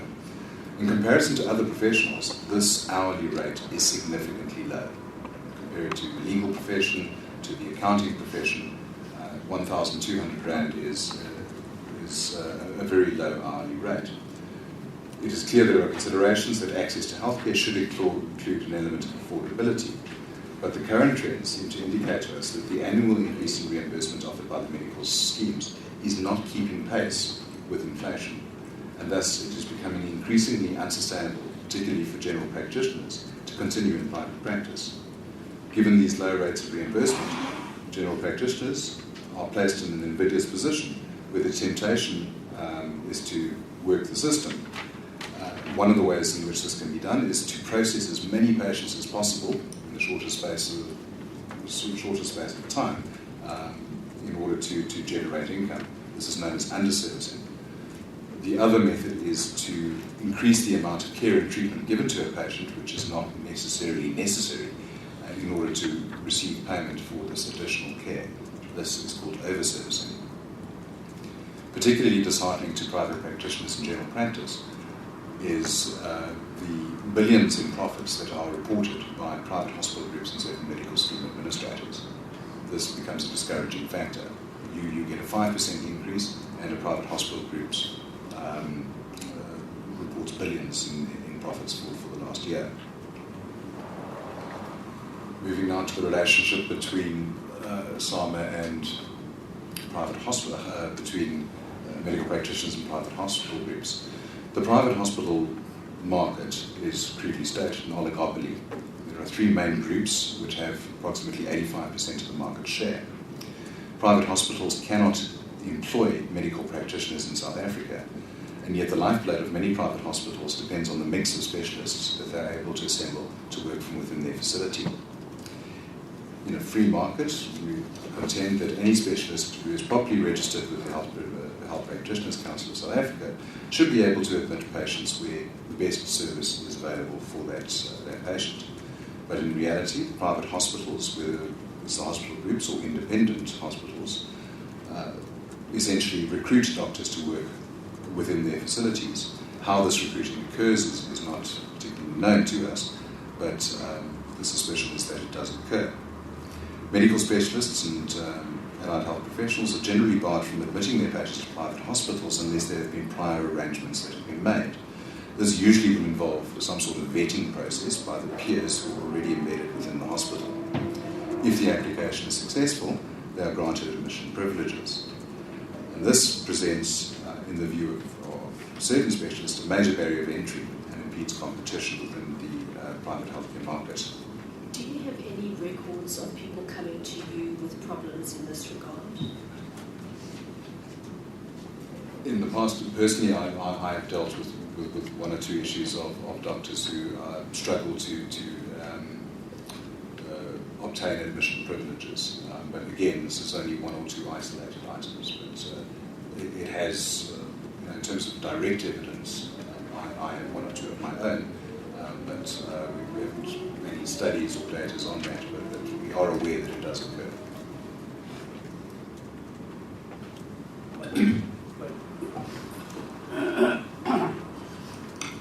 Do doctors take part in the decision as to who should be granted rights to practice from a particular hospital? My understanding is that there is some participation of the doctors who are already working within the hospital, although that may not be a final determinative decision-making process. It is, I understand, particularly in the matters that I've been involved with, it does occur that their recommendations are at least taken into account. What is the level of participation?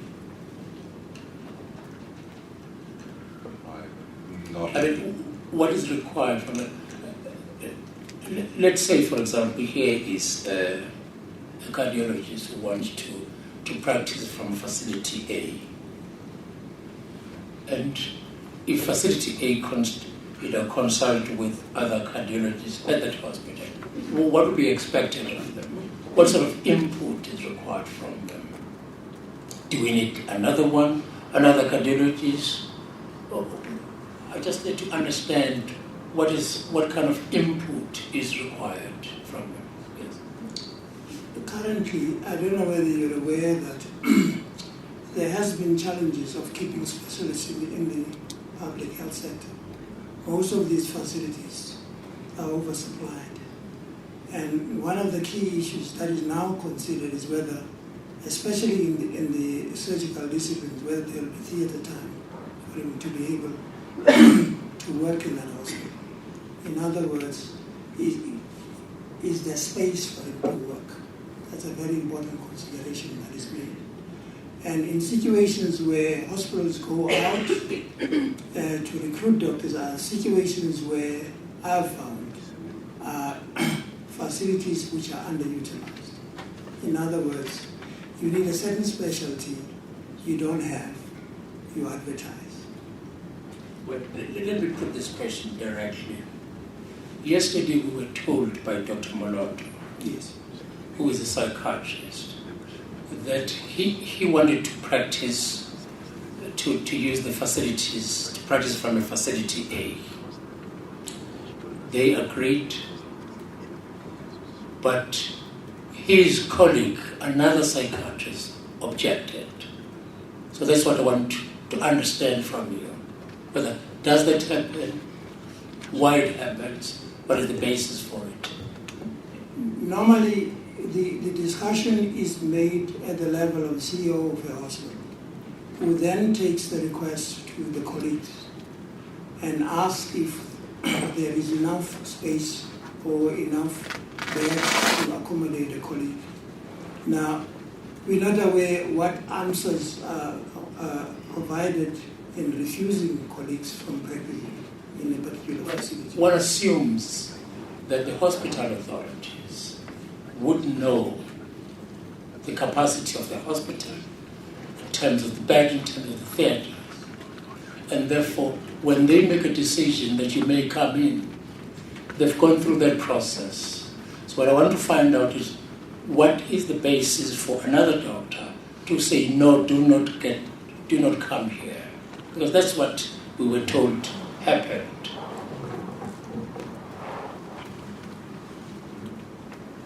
I personally haven't come across those instances, except perhaps in one instance that Mr. Botha is referring to, which happened in Bloemfontein, where they specifically said to that particular doctor that they cannot accommodate him because of some problems with his colleagues.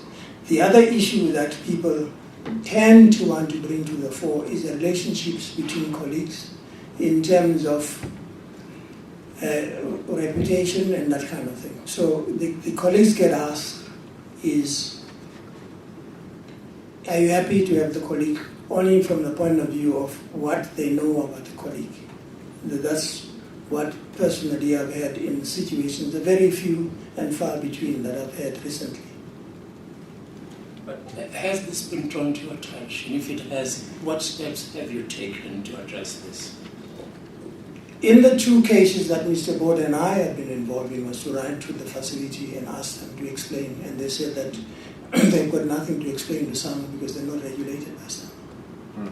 And we felt that it's unfortunate because it's actually, as far as we're concerned, and a very unfortunate situation that a situation like that can exist in that particular facility. It doesn't have to do, I mean, if a colleague says, well, I don't want another cardiologist to come here, it doesn't have to do with competition. I don't want more competition.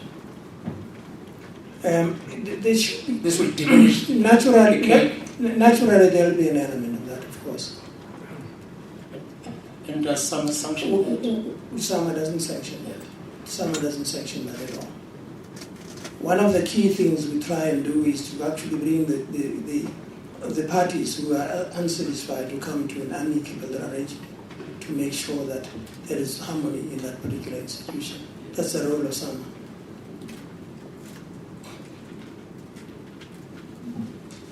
Thank you, Judge. Just a final comment on the private hospital issue. It's a submission that direct regulation of private hospitals is required in order to monitor issues such as costs and quality of care that is provided by the private hospitals. Any new private hospital regulatory regime must consider that the current regulatory regime, as published in Regulation 158 of 2015, is mainly concerned with the specifications of the constructed building and does not extend to the quality and costs of service rendered within that hospital. Can I ask one more hospital-related question? In many of the submissions, the idea is being put forward, and you alluded to this yourself, that what makes a hospital viable is having the right combination of specialists. And so, to your knowledge, knowledge, is there inducement of to attract particular specialists? What kinds of contractual relationships, to your knowledge, exist between doctors and hospitals? And does SELMA provide any guidance on this? So how does that system work? I'm a fantastic, very rare somebody, and everyone comes to me and desperately wants me to work in their hospital. How does that process work? If I may respond to that, is that SAMA is not involved in the discussions at that level. But what I'm going to give to you is a personal observation that there was a time when doctors used to practice in medical centers far away from hospitals. And after the new dispensation, a lot of the big hospital groups bought the small hospitals, and there was a competition to attract the doctors. Now, one of the key things I personally observe is that if you work in one hospital, you then don't have to wake up at 6 o'clock and do ward rounds between 6 and 8 o'clock through the traffic of Durban and going from hospital A to hospital B to see your patients were scattered all over. The other thing is that if you've got a complication in the course of your consultation, if you're based in hospital X, the whole day you're able to leave and excuse yourself from the patient and go and manage those patients. It's a very important symbiotic relationship. I personally feel that it's got no financial bearing and people are not attracted. The hospitals might decide that they won't charge you rent for the first 3 months because when you start in practice, you don't have anything. Your barriers to entry are very high. But certainly, the trend and the regulatory regime that we have with the Health Professions Council is that the rates or the rent must be market related. That's what I know. One hospital group has told us in submission that it subsidizes the doctors' rooms. It offers doctors a share in the hospital, 2% I think they said. Now, that's been a continuous contentious issue about the issue of shares. Just, I can tell you, except for those doctors who have either set up the structures themselves, who therefore by de facto end up owning a big shareholding because they put money there to put up the structure. The ordinary doctor, the shareholding is so small that it will be an insult for anybody to suggest that a colleague is being induced by that share. It literally is a token. It cannot influence any of your decisions about the hospital. The hospitals think that that's an inducement. It isn't. It's less than 0.1%. It's really very small. It's a minutiae. You've got no influence. And doctors in that hospital, as a group, have got such small shareholding that it's, to me, I don't think it's worth discussing that very point, to be honest with you. Well, it is worth discussing to the extent that we are told it happens. Yes. And what we want to know is why it happens. Because to the extent that we're told that it happens, then it means those who are offered this see some value in it. You may not think it is, but those who get it seem to think it is. So that's why we need. This is how it goes, Judge. Yeah, if you would allow me to speak first. Okay. The reason why we're asking this, we want to understand why it happened. So there is no issue here which cannot be discussed. Do you understand that? Yes, I Yes. Again, I want to repeat that SAMA has got no role in the contracts between doctors and where they work and how they work. It's an individual issue, it's an autonomous issue, and it's not managed by SAMA. What I'm saying is that my observation is that in many instances, no hospital group will come to you and say, Dr. Harupin, come and work in my hospital or offer you shares. I haven't heard. Okay? Right. What I've heard is that whilst you're there, you are given these shares. We are told you're not supposed to pay for the rooms and electricity and that kind of thing. But the decision to make to go to practice in Hospital X is usually a decision where you think that it will be convenient for you, you will have enough clients in terms of the patient base in that particular area, and all those other considerations, where your family is located, where the schools are, and that kind of thing. Can GPs as well as specialists get admitting rights to hospitals? Yes.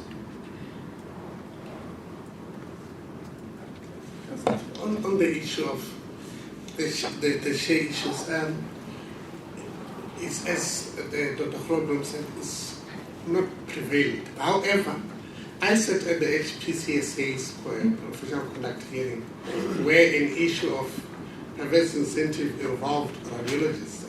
I sat in an appeal panel where they wanted the people to refer for radiology to pay for the CT scan which they bought for 7 million at the time. I think I've got 10 liver files for that case. We then found it unethical. What I'm trying to say is that there are checks and balances for any unethical behavior, also from the HPCSA, where it exists. So basically, whilst this may not be SAMA's domain, there's definitely a checks and balances issue when it comes to perverse incentives. The radiologists were removed from the role, and they appealed and are set in the appeal committee, and we upheld the conviction and sentence. In fact, one radiologist was given less, was they realized that the appeal court in Bloemfontein gave him even a bit of 6 months more because they thought we forgot to increase his penalty.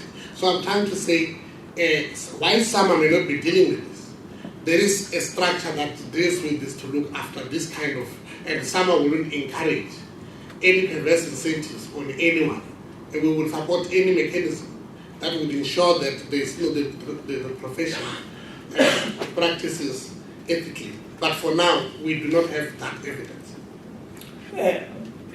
Judge?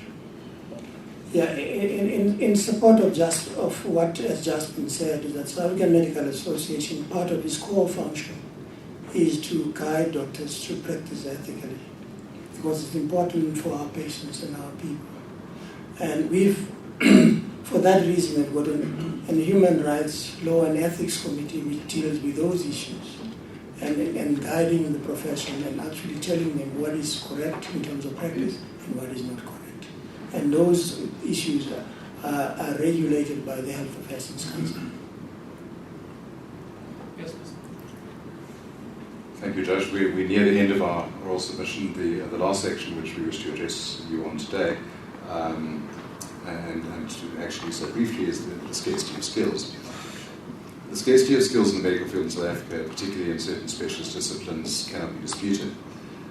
The shortage is prevalent in both public and private sectors, and we've alluded to it a number of times during our presentation today. In both sectors, the concentration of medical professionals is primarily in the urban areas. Outlying and remote areas are critically understaffed.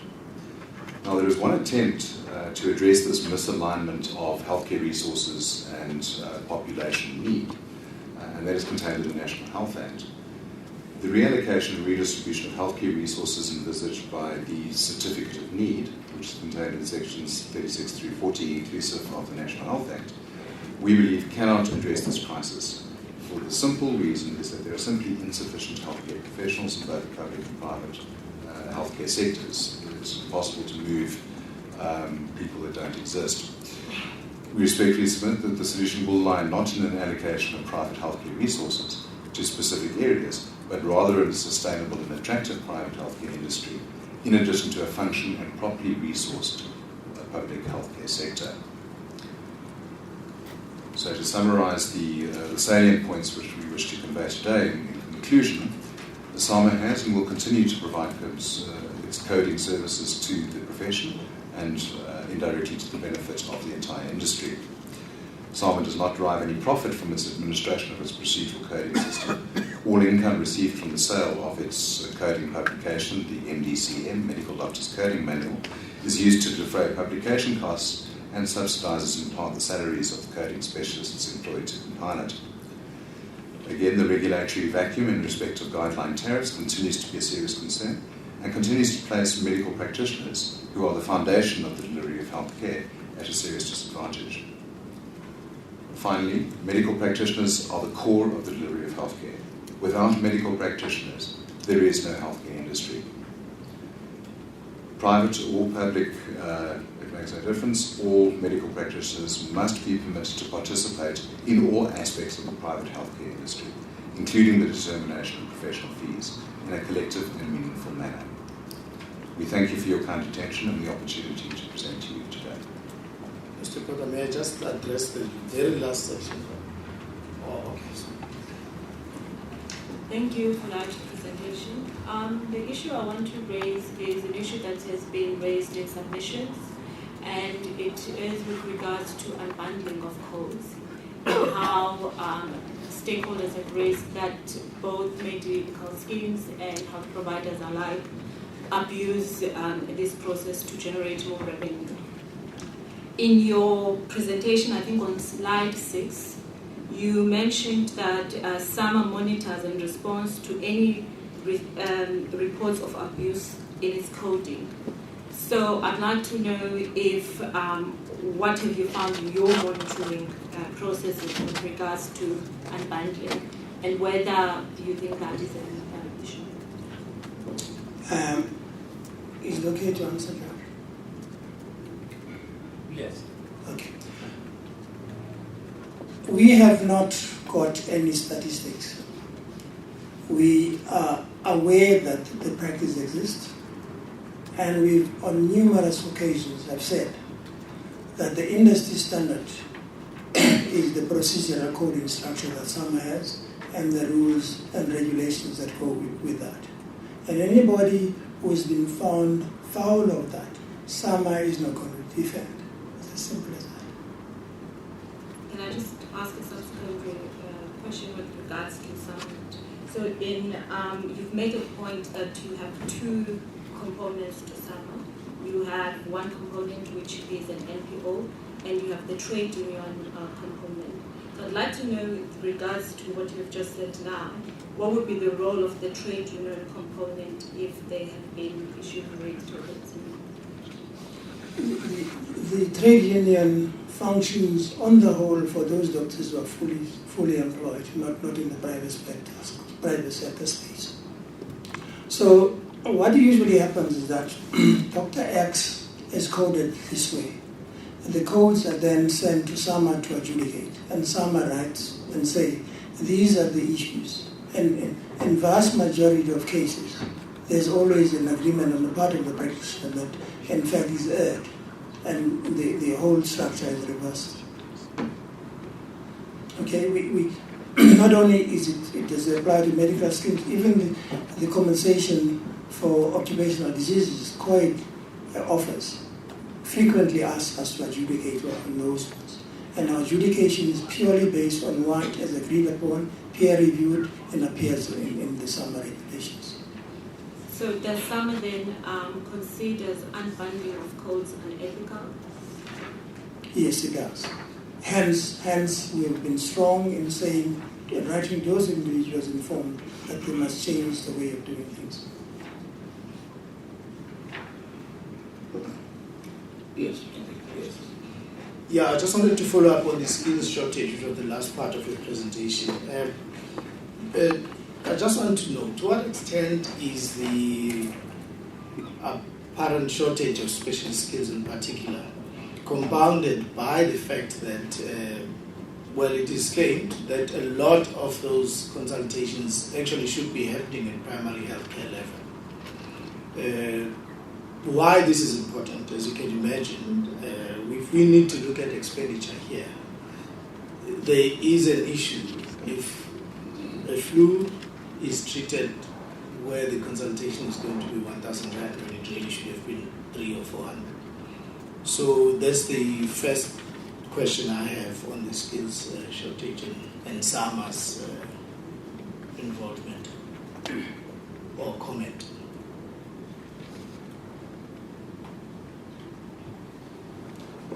Dr. Baker, I'm not sure I understand you. No, I'm just saying it's actually a point that the panel wants to look at in terms of the statistics, but just your comment that to what extent is the claimed shortage of skills at specialist level compounded by the fact that a lot of the consulting specialists in particular may be seeing what really should be seen at general practitioner level. Oh, I agree with you. Okay. Sorry, I understand where you're going to. So what you're saying then, instead of them treating what the specialists work, they end up doing treating patients who should not be coming to them. It's a very difficult issue to control because there was a time when the medical schemes were told that actually wanted to enforce that you cannot go to a specialist without being referred. I'm sure you're aware of that. And one of the key elements that came out from the regulatory body, the Health Professions Council, is that patients have got a right to go to whichever doctor they feel they need to see in that instance. Now, the impact of that will obviously need to be studied, and for us to say perhaps those people who consult the specialists, what effect has it caused in terms of overload in the specialist society, specialists that are involved in the private sector. It may have an impact on cost. I personally did not share that view because I'm an orthopedic surgeon. There's no difference between my consultation fee and that of a general practitioner. There isn't. And there's also no difference between the procedures nowadays that they do and the ones that I do. So the only differentiator is my skill and his skill. That's all. Yeah, okay, you've preempted the one, so I won't belabor which was really the issue, whether if you were to have a choice between enforcement of a gatekeeper role, I'm using enforcement loosely, would you prefer that, or basically where you say, you know what, for all of the primary conditions, there's going to be a tariff for primary conditions, irrespective whether it's seen at general practitioner or specialist level. Would that be one way of looking at it? It might be one way. It might be one way, but it just depends on the funders, because the funders feel that there should not be a differentiation between the doctors. Now, there's a very interesting study that has been done. I'm sure you've attended a few PHF conferences that is done around Utnik and Port Elizabeth. That study actually was actually channeling the workforce in the motor industry via the GP, one independent practitioner group, and go to the specialist. Now, what comes out of the study, always be told that there are financial improvements. Nobody has told us about the quality, but evidence that I have from specialists who work in that area is that patients are referred very late, and patients come with complicated conditions which could have been treated easier. So, again, there's no easy answer to all these issues. It will seem superficially that's the intervention that needs to be made, but there's no easy answer to that. Okay. Thank you. Then the other part. Why is that so? Why is there no answer to it? Now, the person who is prevented from seeing a specialist is complicated. You would want to go there, but the colleague who is looking after the patient feels that the patient is looking well after this patient because there are financial incentives for him to keep that patient there. That's where it complicates, because if you then going to look and your funder says don't refer, part of the contract, don't refer to a specialist, keep the patient there, don't refer unnecessarily. Now the question arises, what's going to be unnecessary in this situation? So the point I'm trying to make here is that the independence of the doctor in clinical determination, in clinical decision making, is paramount in this process. And it is something that we really need to spread around the country, that clinical decisions must be made by the professional who is trained to do. And financial inducements are actually work against the population of this country. Thank you. Then the last one refers, for me, that is, the first 2 days of this inquiry, we had lots of heartbreaking stories about patients or family members who have been denied care because funders have refused to pay what actually turns out were PMBs. Now, when we trace back, it would seem like what hasn't happened is that the general practitioner, the doctor, whether it's GP or specialist, failed to identify a PMB, which obviously set off a series of events which didn't happen and should have happened. Now, I would like to know, to what extent does SAMA takes this seriously in terms of training its doctors to identify PMBs, and what is actually is in the plan? Because what is disturbing, one of the documents that we got is from a SAMA official, I won't name obviously, but some of the wording is quite worrying. My understanding, this is now from a SAMA, my understanding of PMBs was when I got a job at CMS as an economist. Most of my doctor friends do not even understand their PMB entitlements. We paid for hypertensive medicine out of pocket for a very long time as we did not know it was a PMB. And then it's very much along this line. But while it wouldn't really be a primary concern as to how the doctor practices, but it becomes important where patients are denied care that they bought purely because the practitioner not only does not know, but doesn't even seem to think it's their duty to know. What is SAMA's position? Well, we conduct courses across the country and make them available. You know, the Foundation for Professional Development, we conduct courses across the country. We run courses for the hospital groups, for the hospital groups. We run courses for the funding industry, and those courses are available for people to attend. You may also want to know that other instances where my staff were asking for authorization for a procedure, and this is common around in most parts of Durban, that you wait for a week before because the person who's going to adjudicate is the advisor who comes once a week, and if the condition is a problem, then you have got to take the risk to implement the service and risk not being paid. That's the first thing. The one very interesting one was when the person on the other side said, what is a PMB? On the funding side. So it's a two-way process. And that, to me, is a reflection that we say we are teaching people, we have not done enough. And if you look at the statistics coming from the Council for Medical Schemes, the vast majority of the complaints about PMBs which have been motivated by doctors and which have been refused. That's a vast majority of those. That's what the appeal committee deals with every day on most of their time. So to say people are not accessing their benefits because the doctors are not actually advising them, it's not entirely true. Because on the other side of the coin is that the vast majority of the complaints relate precisely to PMBs, which are denied from our people.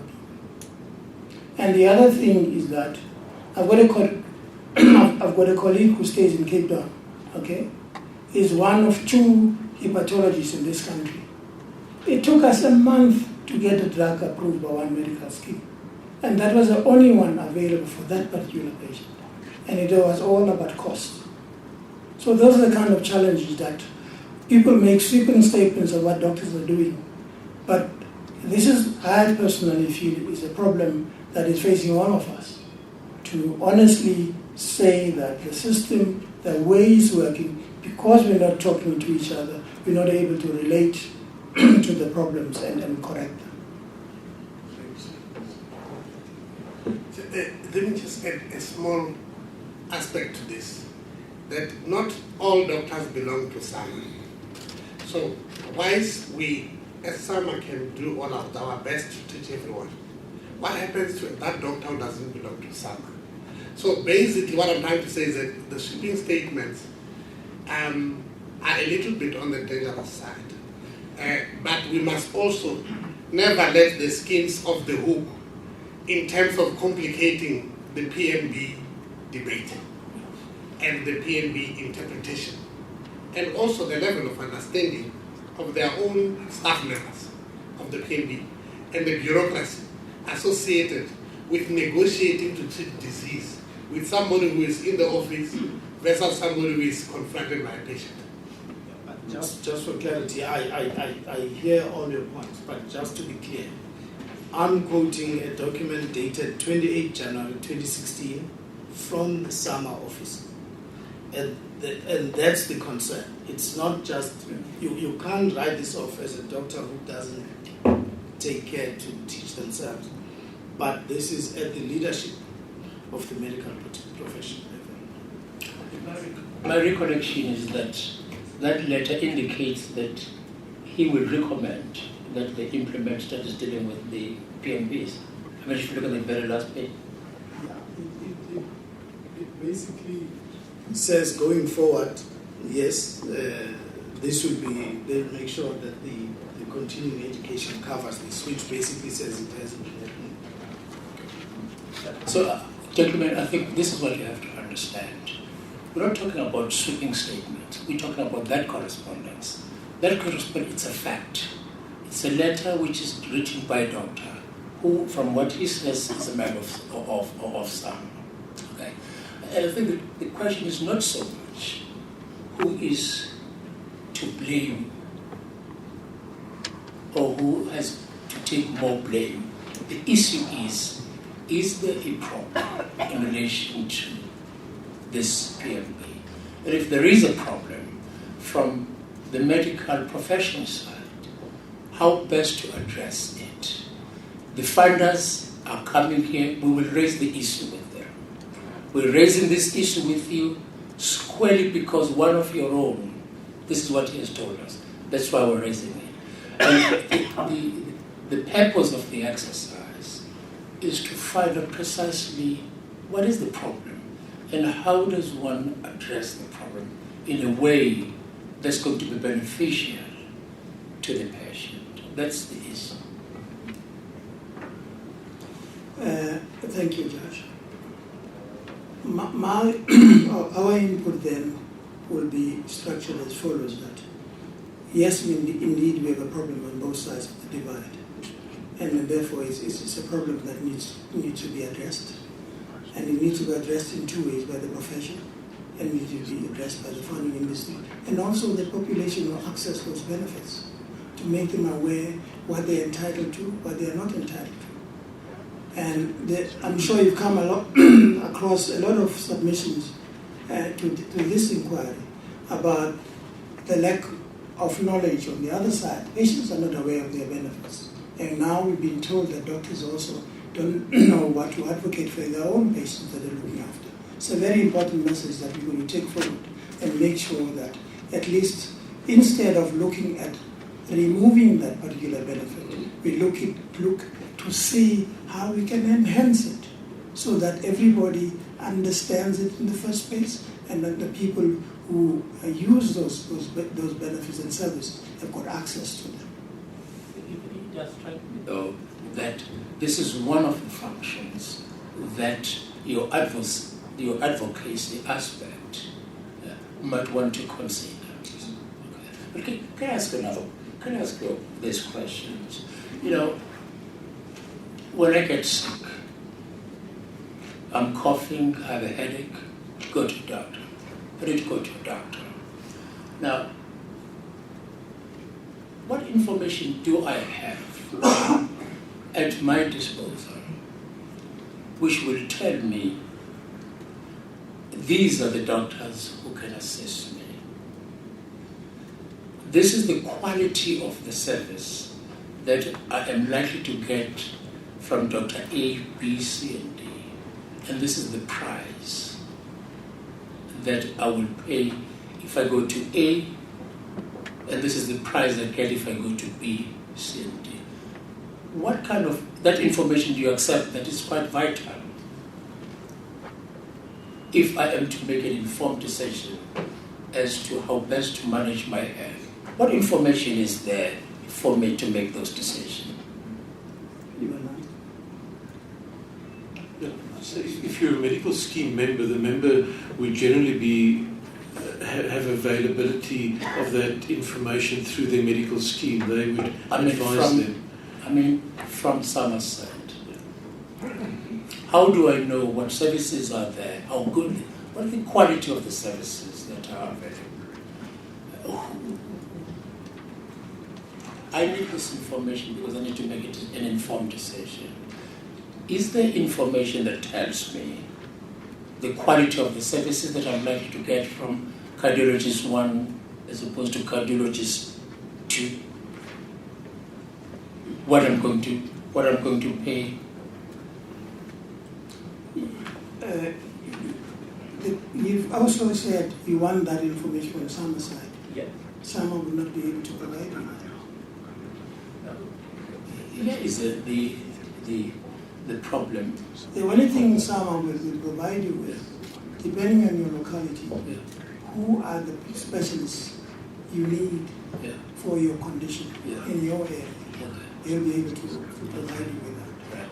Now, in the very first hearing here, we had a Professor Hebbs who came to make an oral presentation.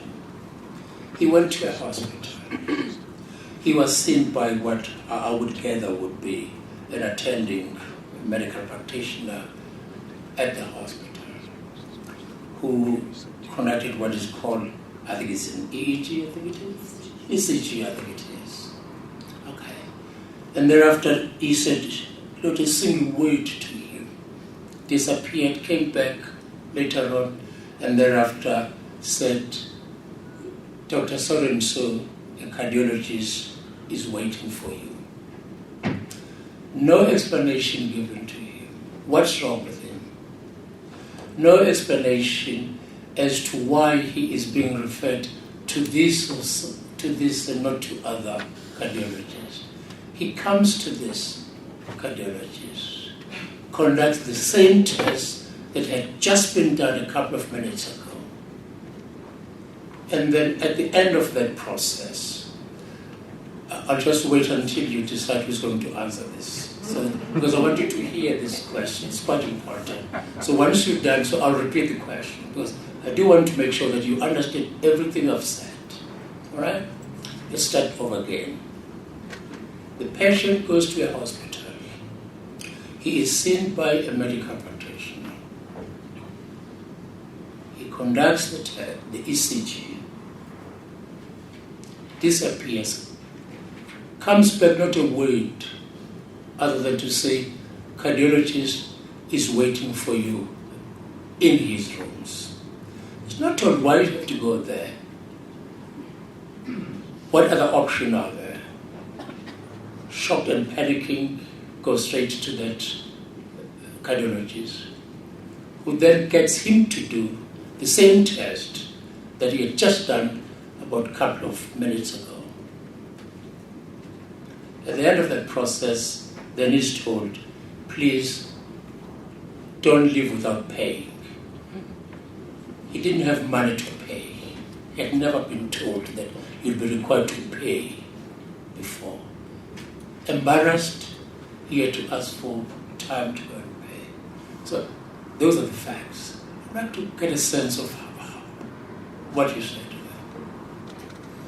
that. Justice, I'd hope that this is a very isolated case, because it's an appalling narrative that you've sketched, and it is certainly substandard, unethical, and cannot be condoned, and this is exactly what we do not stand for as SAMA. The fact of the matter, it happened. and something tells me it may be happening. What mechanisms are there to make sure that these sort of things, what you've described as unethical, do not happen? What's there? Justice, I think this issue where an individual practitioner is seen to have practiced substandard, there is a channel of complaint, and the best route there for us is to note what goes on at the HPCSA, which is where this complaint should land basically.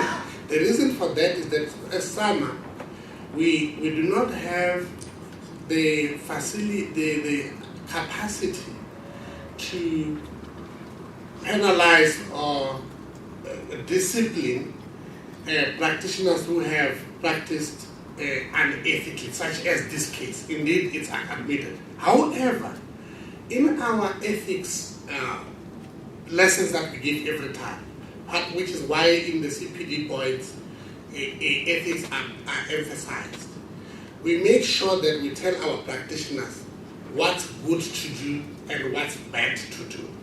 And that we as SAMA do at all costs. And we will never defend anyone who is found falling short in that regard. We will also join those that condemn them. Which is why we appreciate the presence of other statutory bodies that deal with matters like this. Unfortunately, when that happens, it can be seen to be an issue that is general, but in reality, it is practitioner specific. But at the same time, we need to be made aware of it. But unfortunately, patients can complain to us regarding the standard of care. Maybe the first port of call will be the hospital itself, but at the end, the last port of call will be the HPCSA, which deals with this, where our members sit in the panels, such as I do. And then we definitely have a very deep view of this kind of behavior.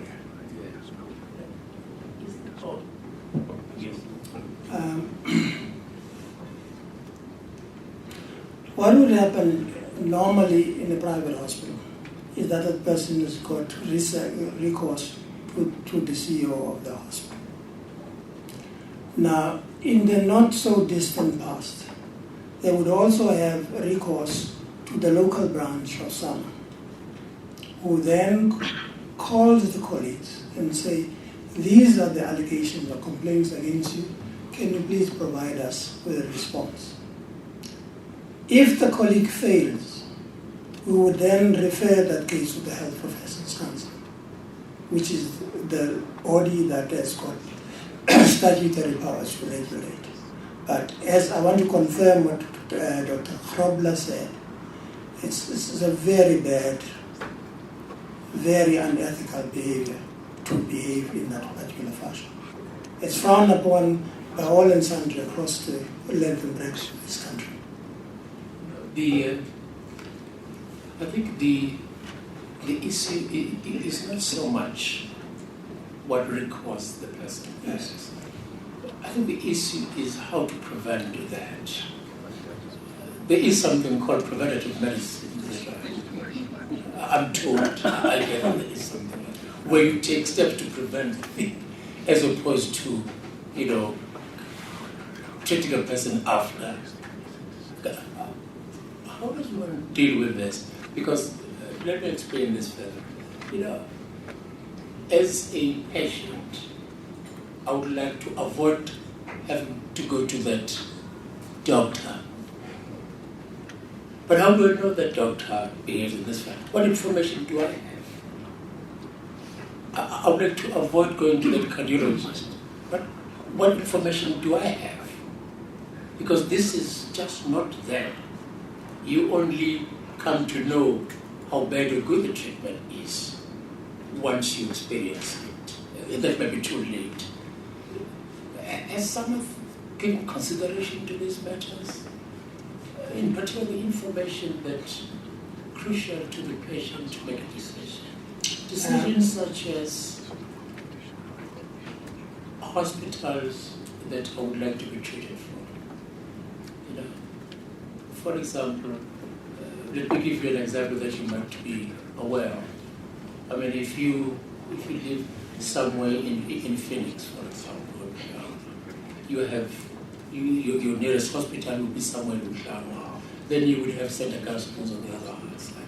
So I may prefer to have to be admitted to a nearest hospital where my family can come in. But sometimes you don't get to that point. You simply get admitted to where the specialist is. How does one address those things? It's addressed at various levels. I'm just addressing the issue of prevention. It is compulsory for every medical student in this country to have been through ethic lectures, addressing those issues and how to deal with patients. It also is also incumbent upon every doctor in this country that there should be a continuing process of reinforcing those particular principles in terms of the Health Professions Council. As far as the South African Medical Association is concerned, it is involved in those continuing professional development and professional issues. When issues like these happen, there also is an avenue on our website where there are examples of being put there to say you shouldn't do X, you shouldn't do that. But it's a communication that goes to our members in terms of telling them what not to do in certain situations. We have no communication with the general public in terms of identifying who's good, who's not bad. Sorry, who's good, who's not good in any situation, in any locality in terms of hospitals. We don't have that facility in the South African Medical Association.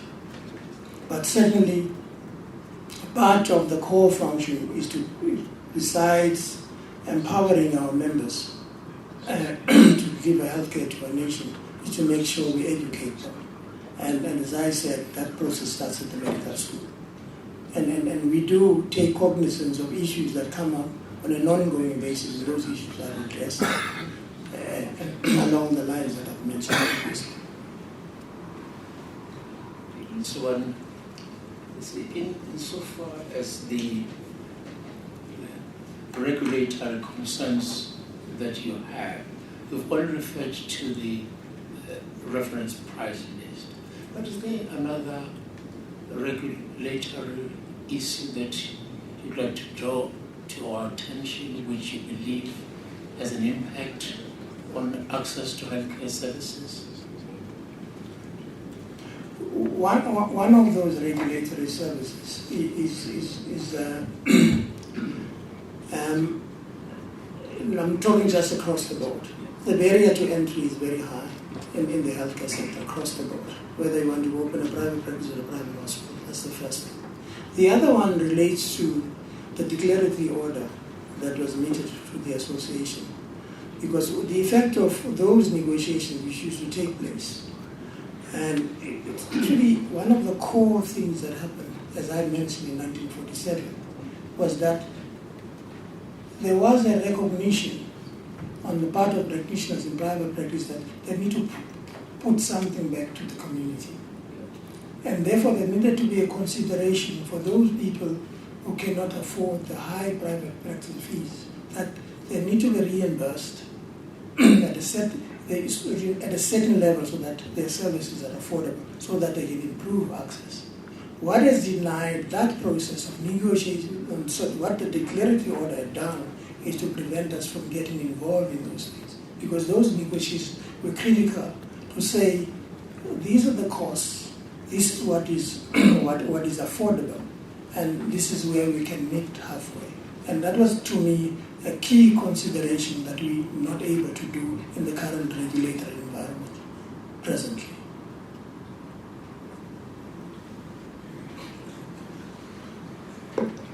I often say the chairperson has used different words.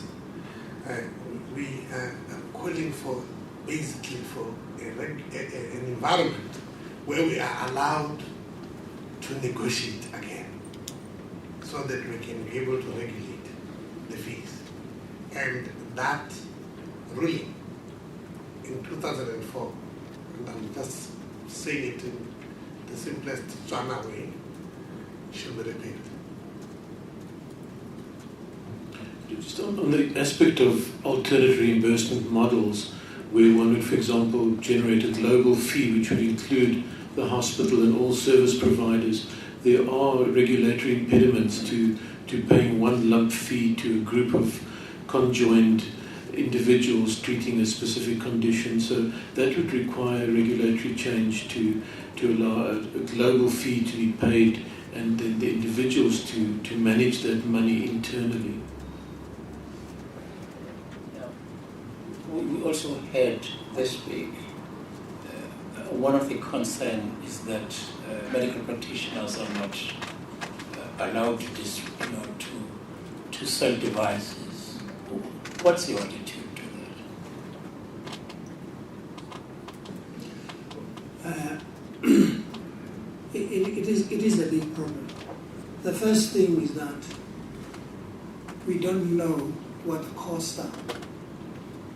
But I can assure you, Judge, that one device can vary from 10,000 rands to 50,000, one device, depending how resolute you are as a doctor to be able to have your patient to access that device. There was a time when the medical schemes with the regulatory framework which said they needed to have a certain threshold in terms of the ability to be solvent. The solvency ratio were dictated to about 25%. What then happened with the schemes was to actually lower the benefit structures.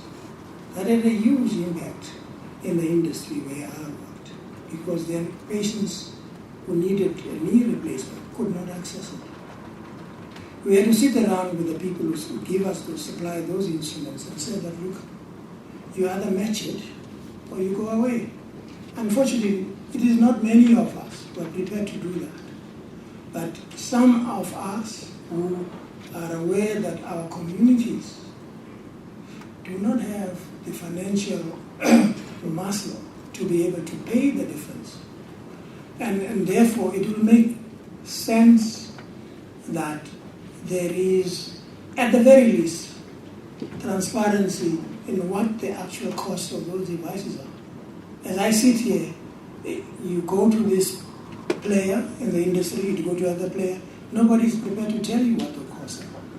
They will just tell you that in the private sector we charge this much, and in the public sector we charge this much. But they don't tell you how it costs them to get that device landed in South Africa. I guess what I'm trying to find out is whether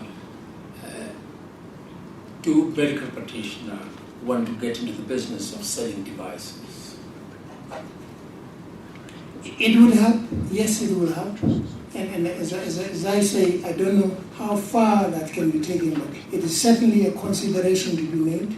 And we feel we then are able to be in a situation where we are informed, because in your providing of the service, you're going to factor in how much it costs to provide that particular device. And therefore, yes, it will be advantageous that the practitioner then is able to provide that particular service.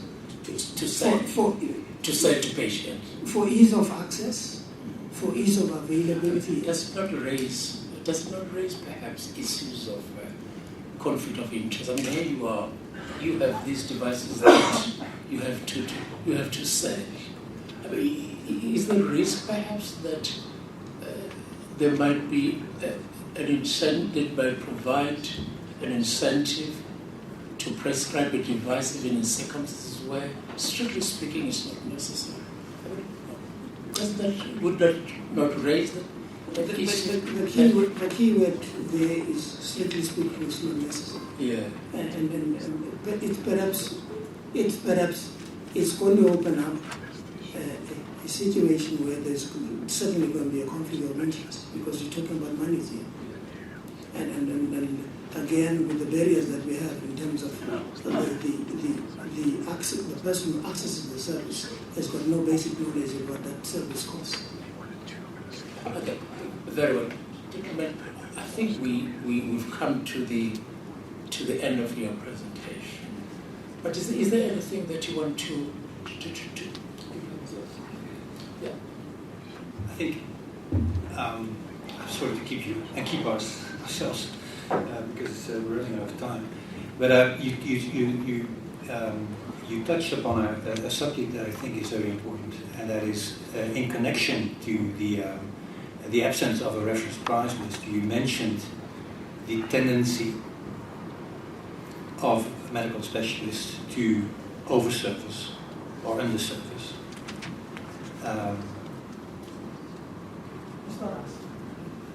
I think it was in the presentation of Mr. Boter. But maybe I can listen to your reply on this, Mr. Grootberg. I have the inclination to pronounce your name in Dutch, because it's such a beautiful Dutch name. Yes, it is here. But Mr. Boter, just remember, I think he mentioned it. We refer to that as supplier-induced demand, that phenomenon. Economists use that terrible word for it. And of course, there's a financial element in it. You mentioned that medical specialists would be inclined to do that because they allegedly are not covered by the rates that the schemes grant them. But there's also an ethical medical element to oversupply, either in the number of admissions or the type of treatment. So I was surprised actually to learn that in your presentation you mentioned this, and you mentioned it in the context of an absence of reference price list. So I would like to have all of your, maybe also the chairperson's comment on this. How does that fit into the ethical rules of your organization? Thank you for the question. I think the misunderstanding might have arrived as medical doctors, not as specialists. We distinguish between general practitioners and medical specialists. So the difficulty with over-servicing and under-servicing, and it does occur. We can't, even as the Medical Association admits, or cover up the negative components of medical practice. The point or the thrust that I was intending to make with that point is that the medical doctor, and particularly in general practitioners in your network and preferred provider arrangements, are over a barrel financially. So they seek ways to work the system in order to make ends meet or to generate greater income. And one of the ways that this has occurred, that they're almost forced into stealing to stay alive. The over-servicing and under-servicing of patients are methods that are used, but they're sort of not entrapped, but almost compelled to do that. So it's not only in the context of the absence of a reference price list, but more specifically in terms of disadvantageous network contracts for medical schemes. I trust that might clarify the point I have. It doesn't make it any better, of course. Any fee-for-service environment does have the inducement of over-servicing. In the more controlled capitation environment, there's the tendency to under-service. So what everybody's grappling with are the quality and the outcome measures that would induce more normative behavior, better outcomes that are quality-driven and also cost-effective. So that's the ideal world. I fully agree, and I think Mr. Boter used the word stealing in this context. So there's obviously I know the connotation of a fee-for-service system as opposed to a capped system, but still there's an ethical aspect and a medical aspect, I expect, on this. So where does SAMA stand on this issue? How do you communicate with your members on this issue? Like all things ethical, this is one of the things that is being emphasized by the association in terms of over-servicing and whatever. So it is a constant communication once the issues are brought to our attention, to make members aware that there are certain practices which are not acceptable. And we as association will frown upon if we had a colleague being accused or being falling foul of the ethical rules. So that's we're quite clear about that. You brought up a very important point about the footprint that goes to private hospitals, and you mentioned the specialists. I'm not sure how aware you are that most of the benefit structures that are provided by the funding industry are actually in their very structure are hospice-centric. And one of the big administrators made it very clear that it's very difficult to fund or insure an out-of-hospital event. And therefore, whatever happens is that Dr. Hoodrum is just told, is just requested to just finds that the patient has been admitted or the patient is actually lying in the hospital. And he's going to take care of that patient. So there are various ways that the public themselves try to access their benefits and get themselves admitted. And both our members, both the doctors and the public, have got something to do with all that.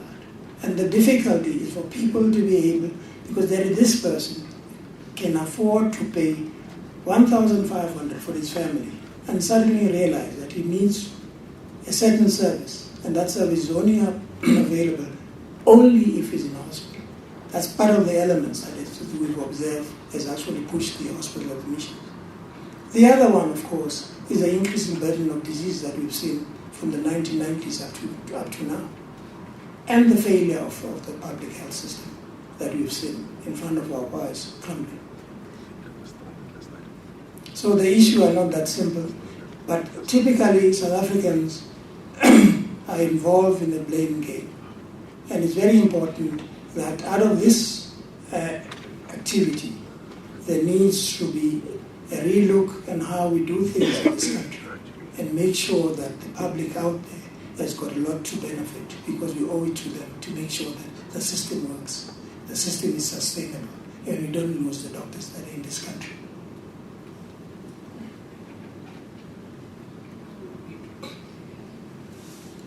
I want to exploit you for a second, if I may, because you're an orthopedic surgeon. How often does it happen when you're going to theatre that a patient has to be cancelled or a intervention delayed because the general health of the patient, as assessed by the anaesthetist, is only discovered to be substandard just before the theatre? Rarely, sometimes, often, very often. All I can say in the last 5 years, I can't remember any. Sometimes the financial health is not in order, the authorization has not come through.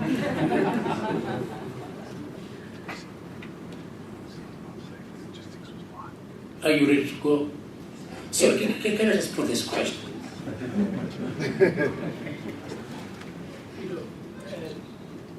This last week, I think it is, we had a presentation by the World Health Organization, the OECD.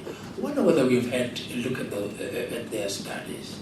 And if you haven't, would you please take time just to go through some of the information that they've provided? The other thing that I wanted to draw your attention is the fact that we have issued a revised statement of issues. I don't know whether you've had time to reflect on that, so as to address more fully some of the issues that we raise in the revised statement of issues, so that when you come back later on to deal with in more detail with competitive dynamics. Yeah. But one thing that I thought I couldn't resist putting to you, and I think Dr. Kurkom, you triggered this. So if there's anyone to blame, you have to blame yourself. You said something about admitting patients when in fact it's not necessary to do so because of the way things operate. Now, one of their studies indicates that there is a very high admission rate in South Africa, which is above the normal rate. And yet, the average length of stay is far less.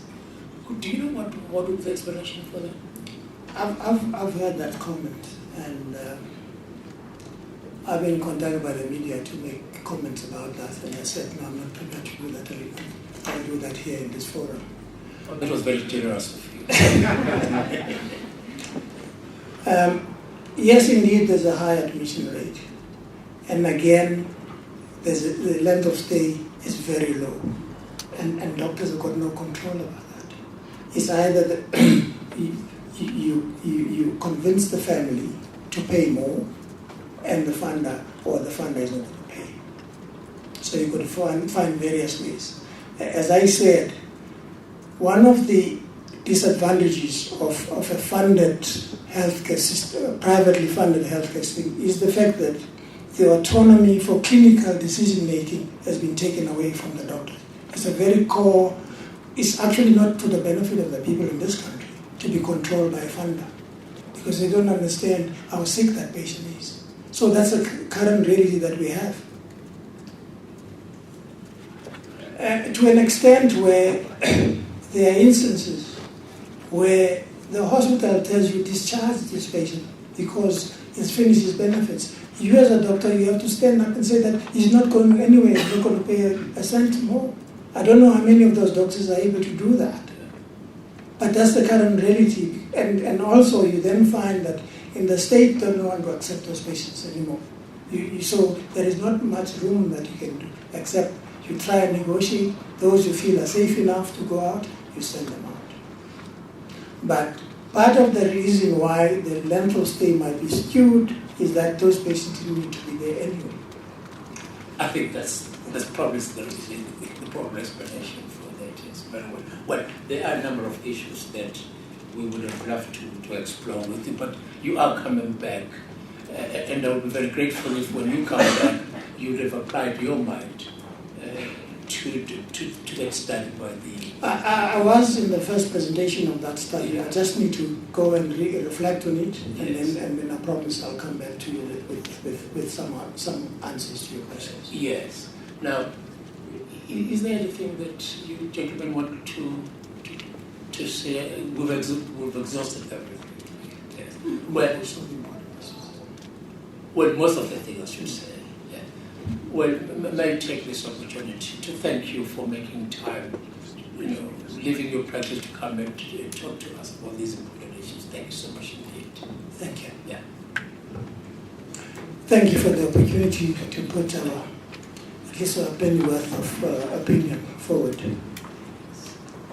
And I honestly hope that we're going to get a good outcome, because from what I've seen today and what I've heard in the media, you've been very thorough in interrogating the issues. Yeah. And we are hopeful that really what we decided about 2 years ago is going to bring out a good outcome. Thank you very much. Thank you, sir. Yes, thank you very much. Yes, thank you.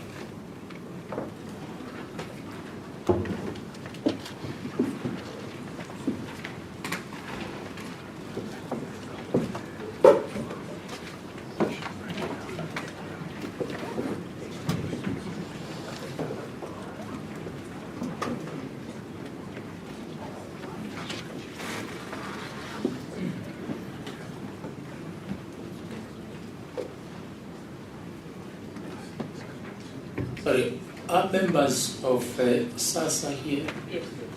Yes. I wanted to, do you want to come forward? And the South African Optometric Association, are they here? Yes. And Isoleso Optics Limited, are you here? I wonder if you could just come forward. I just want to make sure to see how. No, not that forward. I think you're okay there. Okay. I just want to see. No, it's okay. It's it's okay if you're there. I just want to see how best to manage the time that's remaining. I mean, one of the difficulties with a process such as this, it tends to develop a life of its own. And this is where we are at the moment. Now, the time now, it's about quarter to one. And we still have to go through these 3 presentations. And we would like to listen to all of you. Now, we are minded to follow the schedule here, so that the next one will be SASA. And then, would it be okay if we take a lunch break now, and then perhaps come and then start and then run through?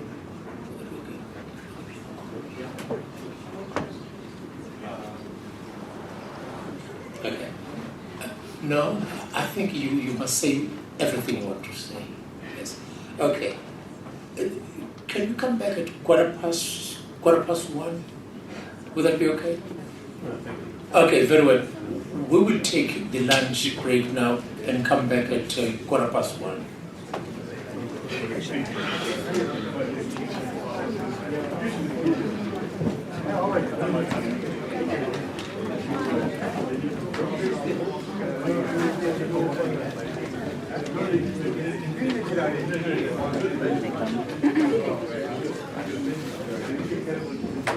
Ron?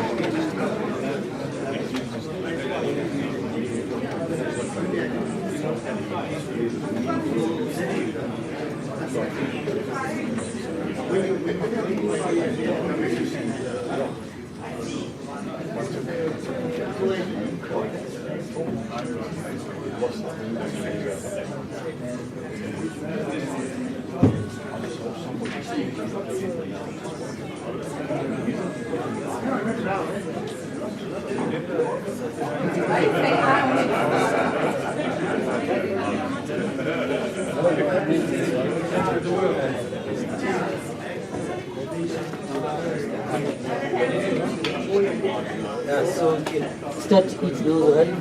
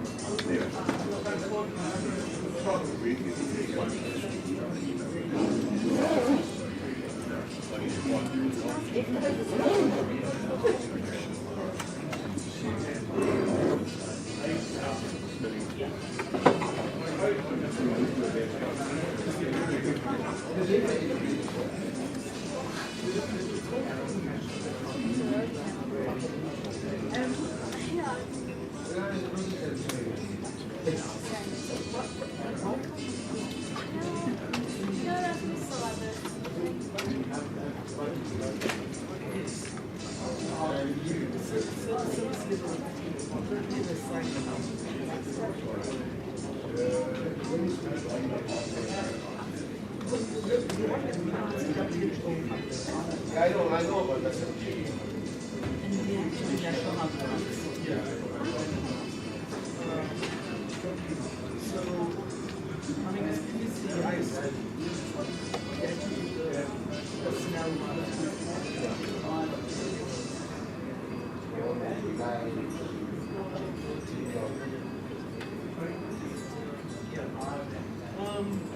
So you want the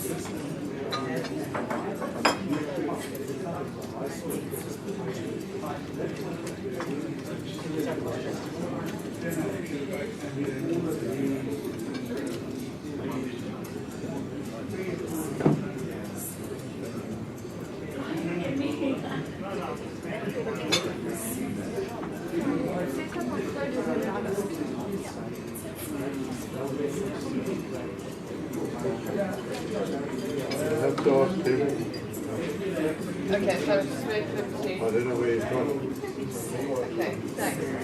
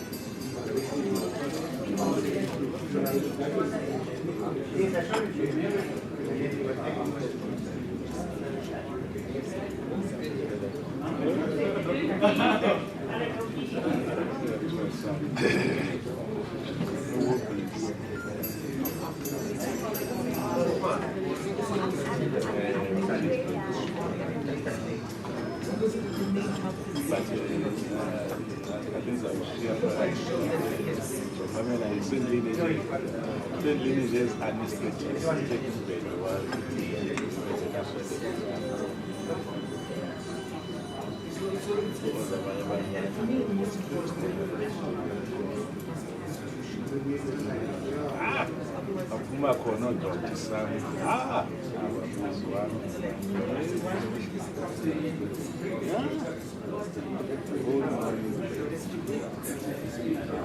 sithi iyithama kakhulu.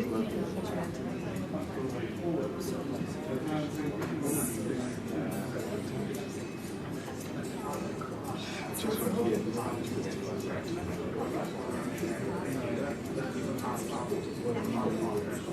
well, I'm not even doing that. You need those up with my mom. So, you know, it's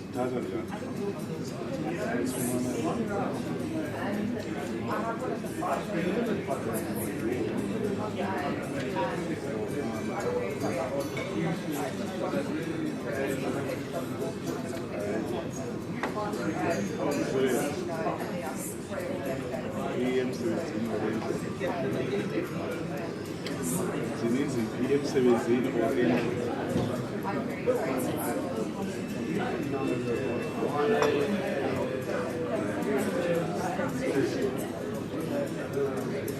Come to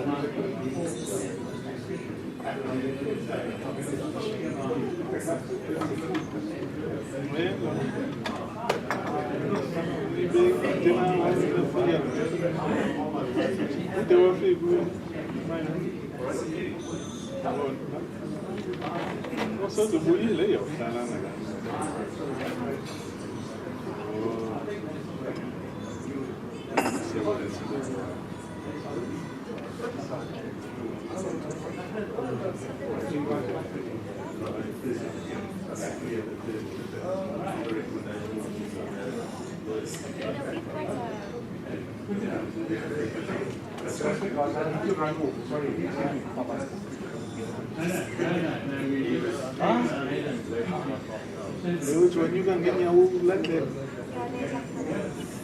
Oh, okay.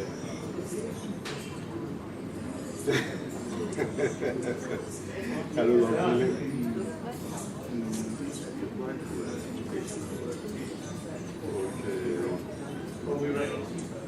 yes, because I said, I charge you there.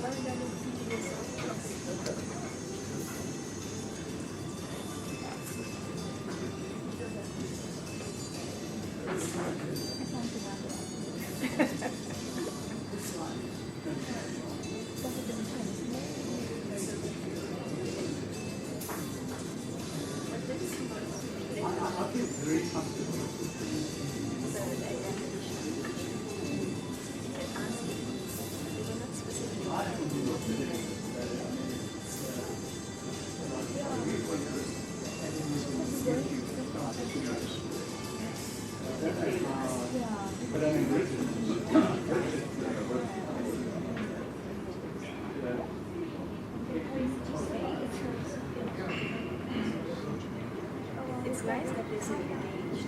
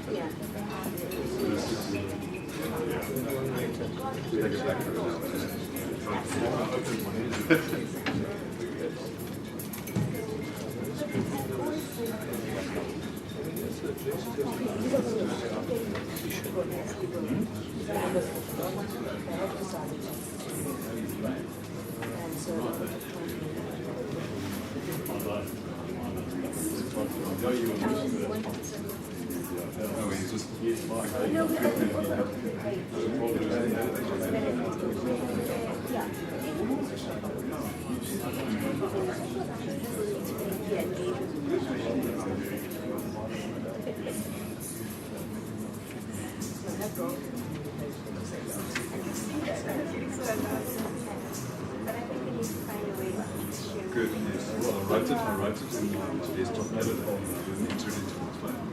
Monday morning I arrive at the office and then my desktop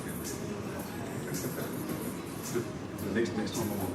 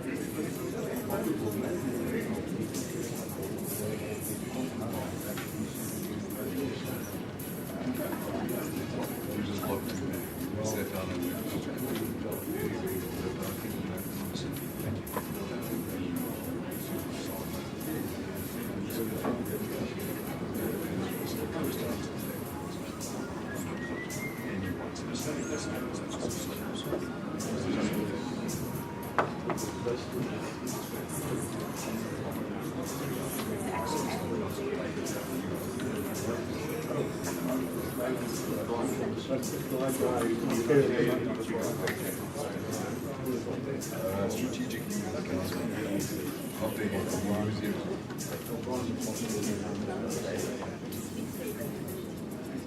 That looks like Dr. Zane. Somebody can also be in that room by Dr. Oh yeah, and the lighting,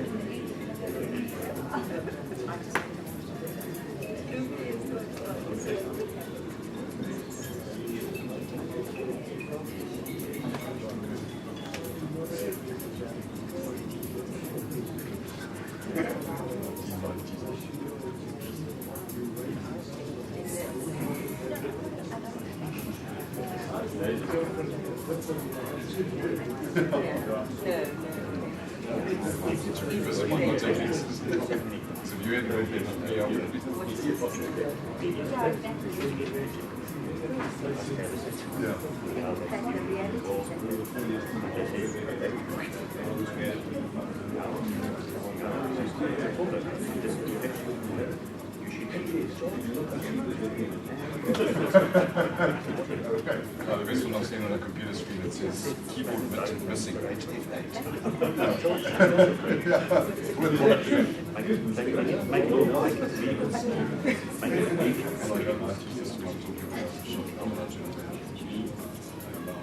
System, if you've got an issue, you've got to log a ticket on the later system.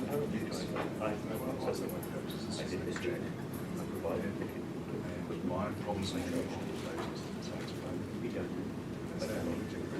using what I could. I would. If I could, I wouldn't need using it.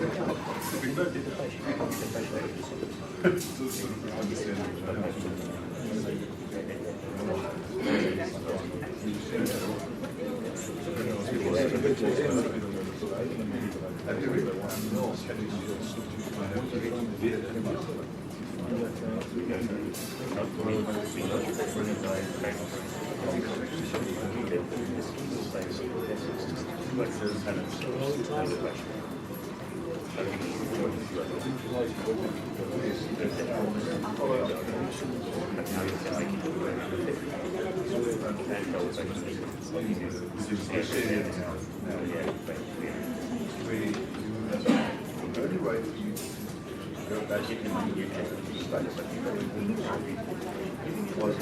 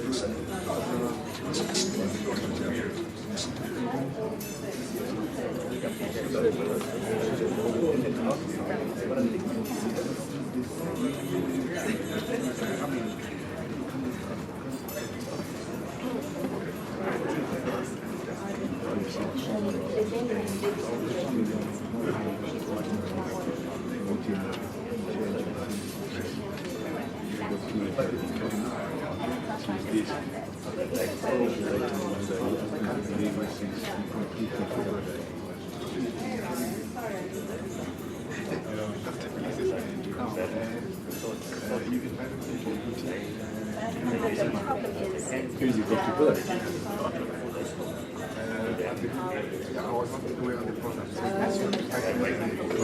Yeah.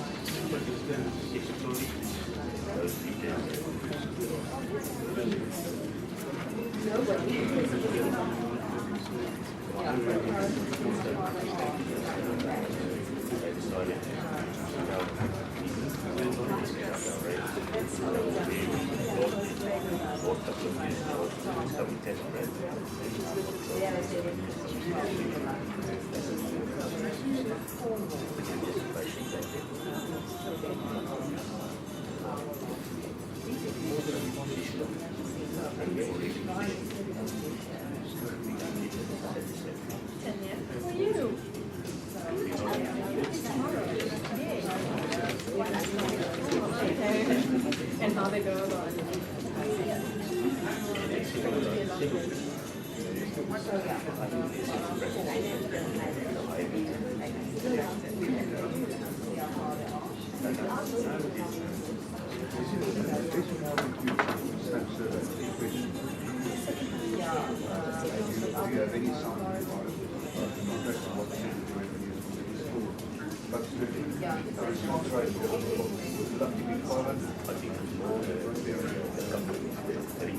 Hi, Lita. Sorry to bother. It's Harry Rosen. How are you?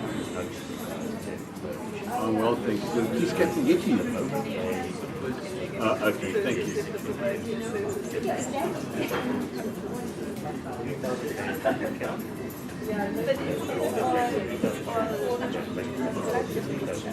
No, I'll talk to you.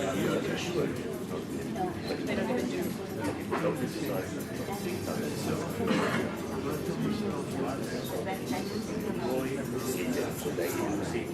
Yes.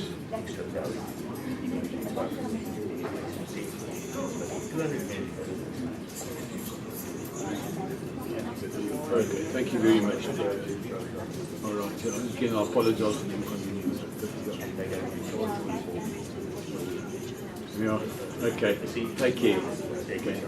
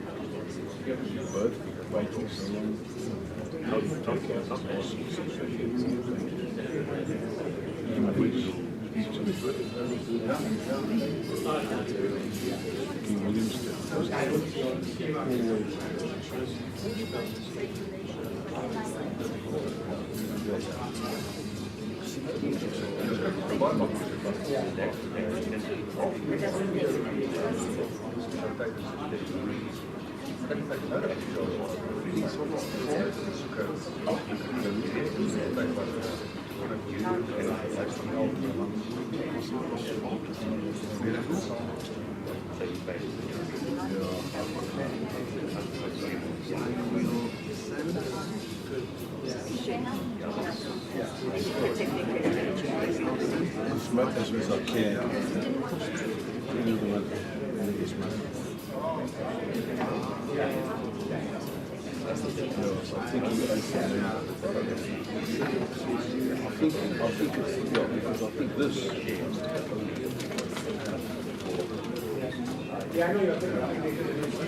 Maybe in order to the people sitting in the inquiry, looking at audience against correspondence, 2016, laughing at how we did it. There you go. 7 selling received from the head person to some of 17 sharing. 52-week subscription to the optician and photographic graduate covering. That's what that's for. Looks like for the head some of 17 sharing for 52 weeks subscription. And this is the increase. No, this is the receipt. So he wrote in 1919, and the receipt was in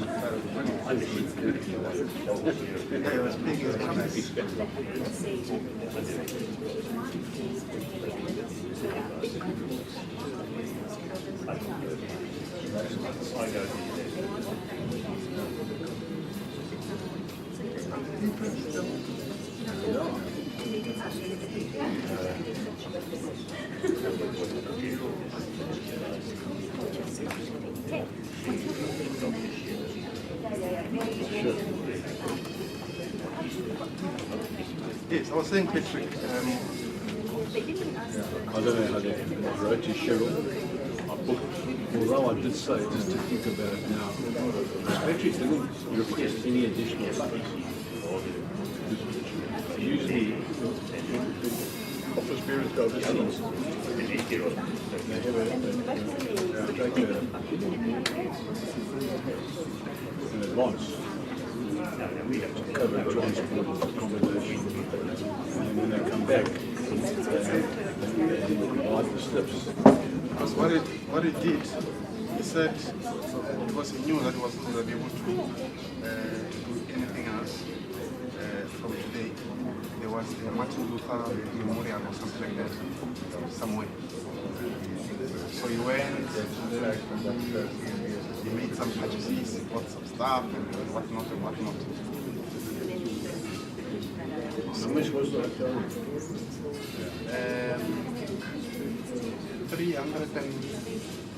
366 dollars.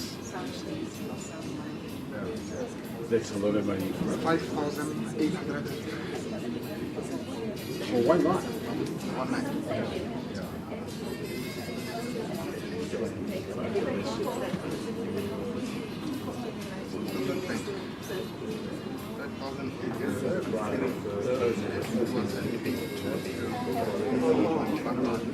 This is an international transaction. How did you use that?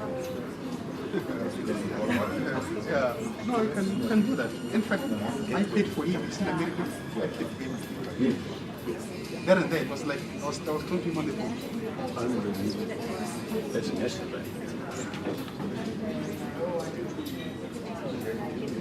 Yeah.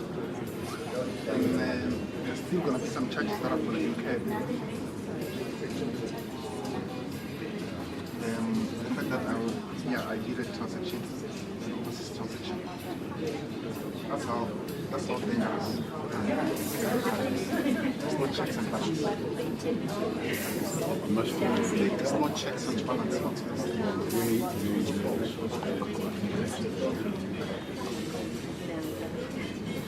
It doesn't matter why or what. It's just not the same.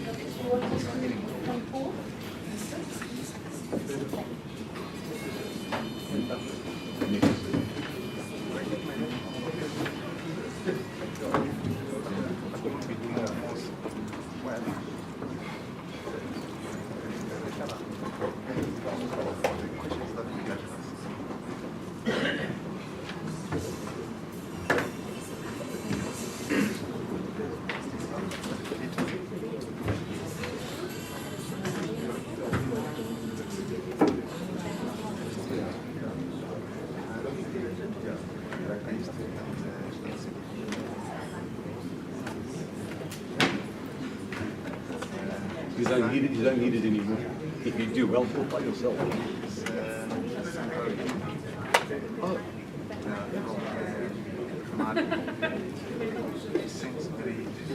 that the mistake? Seems very nice music. I'll come back. After trying, if you are,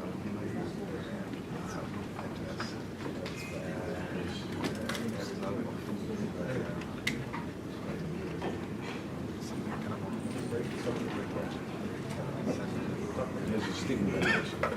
yeah. See through the association, not seen equitable basis. No. It's true.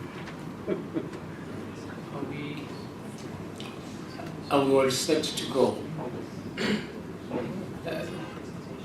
Yes, very well. I think what would be helpful is perhaps if you would just, for the record, place on record who is part of the panel and how we're going to structure the presentation. Thank you. Thank you very much for the opportunity. My name is Natalie Zimmelman. I am representing the South African Society of Anesthesiologists. The name of our panels are all on the first slide of the presentation, so the spelling can be gained from that as well. Excellent. I'm joined by Dr. Sakai Ndemera, who is to my right. Mm-hmm. Next to him is Dr. Andre Roux, and next to him is Dr. Yapi Murray. Yes. The first three of us, myself, Dr. Ndemera, and Dr. Roux, will be doing a presentation, and all four of us available for questions. Yes. So you can, the scribes can see the spelling of the names over there. I think mine is the most difficult of the lot. Yeah. Well, just to make sure that the only additional document apart from those documents that you've sent to us, your written submissions, your responses to what the stakeholders have raised, it's this presentation. That's correct, sir. Excellent. Okay, go ahead then. Thank you. Thank you very much. So, have the scribes got the names? I'll come back to you. I'm sure they will. Yes. Thank you. Trying to get the control to work. Point to the gentleman. Thank you. All right. The South African Society of Anesthesiologists is a volunteer-based association that is constituted under SAMA. So a lot of our presentation will be taking some of what they've said and focusing it on a specific group of people, and we will do our best not to duplicate anything that has already been presented. We represent approximately 1,700 members, which is very large for a specialist grouping. And that includes about 1,100 specialists, about 150 GP anaesthetists, who are GPs who are perhaps have a diploma in anesthesia or certainly provide anesthesia, about 330 registrars, and a number of nurses who work in the anesthesia and recovery room environment. Our mission is to lead the practice and science of anesthesia to enhance patient safety and the sustainability of the profession. In order to help the society perform its function, they decided to employ a full-time staff member, so that is myself. So I'm the only person that is working for the society on a permanent basis. So all of the rest of our members are volunteers, and my colleagues are here today as volunteers and giving of their time to do so, and therefore also giving of their income to do so. Dr. Ndamera works in a private practice in Durban. It's one of the largest practices in the country and has travelled to be with us today. He's also a council member and therefore represents the views of our membership in total. Dr. Rue is joining us. He's a Pretoria-based practitioner. He also consults to a billing company and sits on the board of directors of a day clinic association, so has also, again, a broader perspective of what we're talking about. Dr. Murray has been involved with the society on its council and also on the formation of its private practice business unit for a number of years. And he is our expert on the stakeholder engagement and coding and member peer review and guidance. So we wanted to have the right expertise with us. But before I carry on with the full presentation, I just wanted to state that I'm not a clinician. I was brought into the society as a professional body expert, really. And I come from a completely different sector. And one of the things that has really, really captured me by this profession right from the start is that it is incredibly caring. And they are first and foremost doctors. You know, I was trying to give consultation to one of our members, and I was saying to them, you have to bill your normal rate. You must charge what you must charge. And the guy looked at me and said, you know, Natalie, you must remember, I'm still a doctor. And no matter what happens, the patient must be looked after. So from a relative outsider's point of view, I've been very impressed by the way the medical practitioners approach that. You won't find another profession where the person says, I'll give the service and maybe I'll get paid at a later stage, if I'm lucky. So I think we must bear that in mind. We represent over 95% of the anesthesiologists in the country, and unlike other professional bodies in the sector, we represent both the public and the private and the academia. So we're a very strong society as a result because we've got all the skills that we can call upon. We do a lot of things like issuing of practice and practice guidelines and position statements. We are consulted quite considerably by members of the press, by members of the public, by members of the regulators, by the medical schemes themselves to adjudicate and give fair opinion on the behaviour of our members or others. So is this billing correct? Should it be done this way? And like with the position on SAMA, we are very unafraid to say if we disagree with the behaviour of a member, because we believe a well-regulated and highly ethical profession suits the benefit of all of us. So we're not going to just stand back and say defend our member just because they're our member. We want all of our members to behave in as ethical a manner as possible, and we will give our opinions in that matter. Again, we're also responsible for a lot of education activities. Our Congress starts this weekend, unfortunately, at University of Free State, which is not ideal at this point in time, but we hope to have a lot of engagement on that. I'm going to hand over directly to Dr. Ndamera to talk to us a little bit about the skills and what it requires to be an anesthesiologist. Thank you. panel and everyone in attendance. I'm just going to briefly, over about 10 minutes or so, try and paint the picture of what an anesthesiologist is and what we do. The word anesthesia is derived from two Greek words, an and aesthesis, which basically means no sensation. An anesthesiologist is a specialist doctor primarily responsible for the safety and well-being of a patient before, during, and after surgery. This may include placing them in a state of controlled unconsciousness, called general anesthesia, the provision of regional anesthesia where only a part of the body is made numb, or administering sedation when necessary for the relief of pain and anxiety. Everyone is familiar with the Michael Jackson case where someone who was not qualified administered sedation, and we all know the tragic consequences of that. Due to limited contact with patients, we are perceived as an expensive but maybe a necessary evil. Quite a number of our patients actually think we're not doctors. To become an anesthesiologist, one first trains as a medical doctor and completes an internship. Nowadays, it's followed by community service. Most people who come to specialize start with a diploma, which takes about a year to do. There's an exam involved as well. The training to become an anesthesiologist involves supervised clinical work, study, examinations, and practical demonstrations and assistance with more experienced members of staff, either the lecturers or those senior to you. In total, it takes about 12 to 13 years from the day you enlist as a medical doctor, as a medical student, to become a registered specialist anesthesiologist. Some have to rewrite some of their exams, which may even prolong the training. One can also work as an anesthetist with or without a diploma. Such a practitioner has many restrictions to the complexity of the cases that they can do without supervision. Due to the shortage of anesthesiologists in South Africa, a large number of patients are operated on under the care of such doctors, both in public and the private healthcare sector. We believe that specialization improves patient safety and comfort. I think now and again I'll come back to that word, safety, because I think it is important. Most of the advances in modern surgery have been facilitated by the ability of the modern anesthesiologist to anesthetize patients for riskier procedures.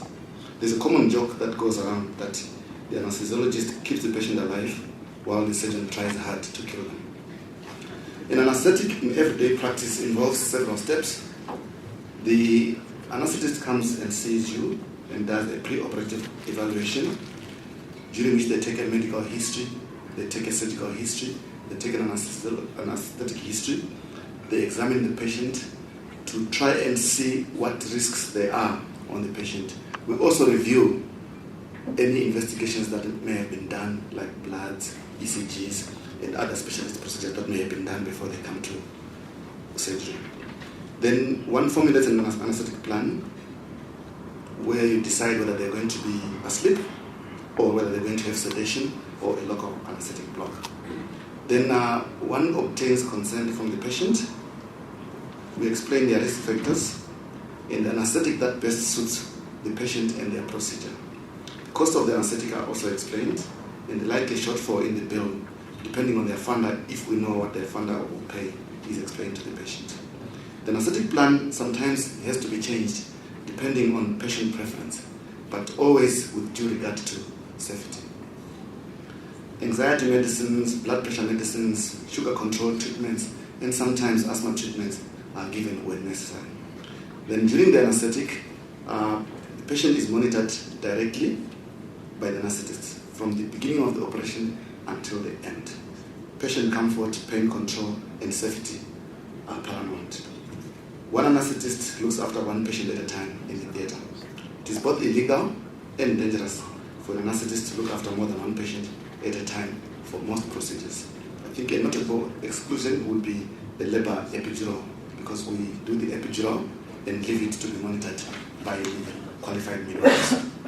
But we are available in case there is complications at any time. At the end of the anesthetic, the patient is transferred to the recovery room, where they are looked after by trained recovery room nurses once the anesthetist feels it is safe to leave the patient there. Further medicines may be required to control pain, nausea, vomiting, and any other problems that may arise after surgery and anesthetic. Only when the patient is adequately recovered and treated are they allowed to be transferred either to the ward or to the intensive care as necessary. Sometimes one has to do a post-operative visit if there is more care required or if there is an explanation that needs to be done to the patient about what may have happened during the anesthetic. Anesthetists are also teachers. We help in training our junior colleagues to become specialists. We are also intimately involved in the teaching of other trainees in fields that are allied to anesthesia, such as nurses, technicians, and ambulance personnel. Most of these lectures and teaching done by those in private practice are actually for no pay. Anesthetists are also learners. There is continuing reading and studying to be done. Continued medical education that some are emphasized. We study ethics, we study new procedures, we study new diseases, new medicines, and equipment. So at any time, we are always studying. So in summary, if one asks what does an anesthetist do, there's a few points here. It's preoperative evaluation of surgical patients and preparation, resuscitation and stabilization of patients in the emergency department, intensive care medicine, where patients may or may not be on life support, transport of acutely ill and injured patients, pre-hospital emergency care, which might also be part of the transporting, then pain medicine, including the relief of post-operative pain, which is the commonest, acute pain medicine, and the management of acute and theatre teams, then chronic and cancer pain management, the provision of sedation for endoscopic procedures, like some procedures that are done in radiology departments, in dentistry, which may actually be outside of the theatre environment. We are service providers who are called in to provide our services and expertise whenever it is necessary. Anesthesia is an intense process which requires high levels of vigilance and technical skills. The anesthetist has to be calm in stressful situations and also warm and caring to patients and their families. It is constantly compared to flying an aeroplane, and indeed there are many similarities. Anesthetists usually are almost unnoticed. Basically, we fly under the radar until something seriously goes wrong. We also take lots of psychological strain, both from our professional work, family relationships, in hospital working hours, and this is compounded by the added stress of running our practices in private practice and dealing with ever onerous funder requirements and sometimes unreasonable reluctance to pay bills by both funders and patients. We have recently lost quite a few colleagues due to suicide. Our rate is actually higher than most professions, although this might be explained by our easy access to lethal drugs and knowledge of how to use them. Either way, it is tragic. What skills does the country have for anesthesia? Very little surgery can be done without an anesthetist in attendance. Even some types of surgery, perceived as minor, require an anesthetist to monitor the patient while the surgeon concentrates on the operation. One typical example is eye surgery. Some ophthalmologists do their own blocks, but sometimes the block might penetrate the brain and an anesthetist may be required to resuscitate the patient. Every second counts when things go wrong during an anesthetic. It may be a matter of life or death. The reliance on under-trained personnel to give anesthesia increases the risk to the patient. As such, it should be the ultimate aim of every health authority to have as many anesthetists as possible per given population. South Africa's population was about 54 million in 2014 and is estimated to have gone to just under 55 million in 2015. The number of specialists to service this population did not increase in tandem. We continue to lose numbers to foreign recruitment, retirement, death, and our training programs are not keeping up. There are a few international figures of the number of anesthetists per given population that other countries have got. The best that I could find was that of Australia, which has got 18.1. This is a 2014 figure, 18.1 anesthetists for every 100,000 population. The United States of America has got 14.44. Canada has 9. The United Kingdom has 9.6. The country that we probably are usually equated to in terms of the state of our development. Brazil has got 8.5. We certainly have got only 2.66. Low and middle income countries have got less than 1 per 100,000. Perioperative deaths and injury to patients are higher in countries where there are low numbers of specialists. Unfortunately, no one can definitively state the optimum number of anesthesiologists per population. Suffice it to say that even those countries quoted above, which have better coverage, are still actively trying to recruit and train to improve their coverage. I've done locums in New Zealand, and they still need more people at any time. The other surprising thing is that many of the anesthetists that you find in Australia and New Zealand are from South Africa. Most people will need anesthetic services at some point in time in their lives. The consequences of the scarcity of skills: affordable and high quality health care requires suitably qualified manpower. As far as anesthesia is involved, this means long periods of training and sacrifice by both the trainers and the trainees. Without a carrot at the end, no one will waste their time pursuing a profession that does not appropriately reward the effort expended. Most doctors have loans to pay, family to support, bonds to pay by the time they complete their primary degree. When you are training, your income is not always the best, so you have to hang in there for longer before you can start earning income as a specialist. Given the choice between being anesthetized by an expert or by an anesthesiologist who's fully trained and a non-expert, I'm sure most patients would choose the expert, especially those who come to private practice. The end result of scarce skills manifests itself in increased perioperative morbidity and mortality, which basically means injury to the patients and death. Overworked doctors who are fatigued, suffer from low morale, are more likely to make mistakes. Burnout has been identified as an occupational hazard in the medical field in general, and it would affect anesthetists even more because of the long hours, sustained vigilance, unpredictability of stressful situations, fear of litigation, and production pressure. By production pressure, I mean the time interval between, or the gap between cases. You're under pressure to do the next case, either because the lists are long or because the surgeon numbers are more and they need to get patients done. Already some specialists, as I mentioned, do locums overseas, which are quite lucrative compared to what we get here, which means that we lose their services for part of the year. Potential solutions: I think the baseline is train, and train.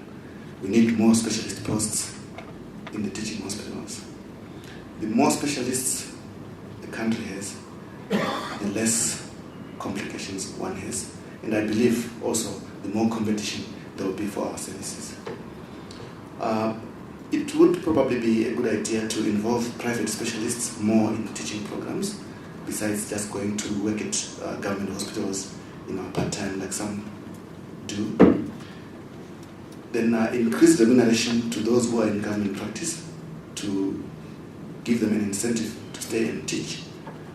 We have lost quite a number of specialist anesthesiologists who have gone overseas and been offered professorships and are shining lights wherever they've gone. As a foreigner myself, when I first came to South Africa, I'm acutely aware of the reluctance to allow employment of foreigners in the local system because it takes away local jobs. However, there are some who come in already qualified, are prepared to do the exams here, and I have a feeling that they also could be allowed to come in and help bridge the gaps. Then, of course, everyone talks about crime in the country. We waste lots of money in all the hospitals, both government and private practice, treating the injuries that are sustained from crime, from road accidents, and related disorders. The barriers to addressing skills shortages, I think it's really just financial. Specialist training is not cheap. Although while you're training, usually you are doing some work in return. I believe the government has to take it upon themselves to actively support training programs. There's probably a bit of lack of mentoring and career guidance, so much so that most medical students, when they start, don't even know what anesthesia is. And I think it is our job to conscientize them to anesthesiology as an option for specialization. I'm sure racial and gender equity are being addressed by university departments as we speak. Some earlier on talked about medical practitioner independence. The Health Professional Council of South Africa has got rules which enforce ethical obligations to the doctors, or ethical obligation to the patient. They are premised on the principle of beneficence and non-maleficence. Loosely translated, beneficence means doing what is good for the patient, which includes giving the right treatment options, offering best care, and where necessary, not treating aggressively where there is no benefit to the patient. Non-maleficence follows the dictum of doing no harm. It may include avoiding procedures one is not well trained to do, or which will leave the patient worse off than they started. It also includes financial harm. The Health Professional Council has traditionally prohibited employment by hospital groups, as this takes away that independence of the doctor to make clinical decisions that may be in conflict with those of the employer. And we believe that the employer is not always patient-oriented and is not bound by the same level of responsibility. The consequences for competition of direct employment, we believe it will be very easy for the big hospital groups to employ specialists by offering attractive packages. However, there will be unintended consequences of knocking out the smaller clinics that run cheaper day care centers or day theaters, because they won't be able to compete in such an environment at the beginning. So you still probably come to a point where most of the specialists will end up in the big private hospitals, and the smaller clinics that actually do save money for the funders will be taken out of business. Fee for service provides an incentive to work harder than one would if they were on fixed salaries. That applies almost everywhere there's a fee for service issue. Networks have been suggested to negotiate fees free from co-payments for patients. May not always work if there is no uptake or if there is low uptake, especially where the offerings are too low as at present in most cases, which will be argued a bit later on. Alternative reimbursement models involve fixing the total price for a procedure. The procedure is then expected to be done within a set fee. If there is no complications, if there is no leakage or loss of equipment, drugs, prolonged stay in hospital, there is a profit to be made. The risk of this is that shortcuts may be taken which may not be safe for the patient. There are a few alternative reimbursement models that have been touted around at the moment, which are contentious because although they are based on overseas models, they don't take the local context into totality. For us to be able to work in such an environment, we need appropriately trained nurses. We need a proper facilities. The importance of strong and efficient regulatory environment. Policing of specialists takes several forms. Already mentioned is the Health Professionals Council, which disciplines errant doctors that may need sanction or punishment.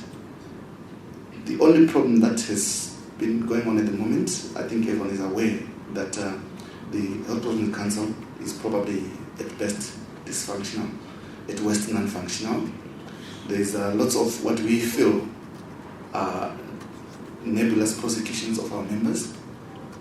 By the time you are found innocent, you've attended several hearings where either the patient does not pitch or there's a postponement. It takes a toll on the practitioners involved.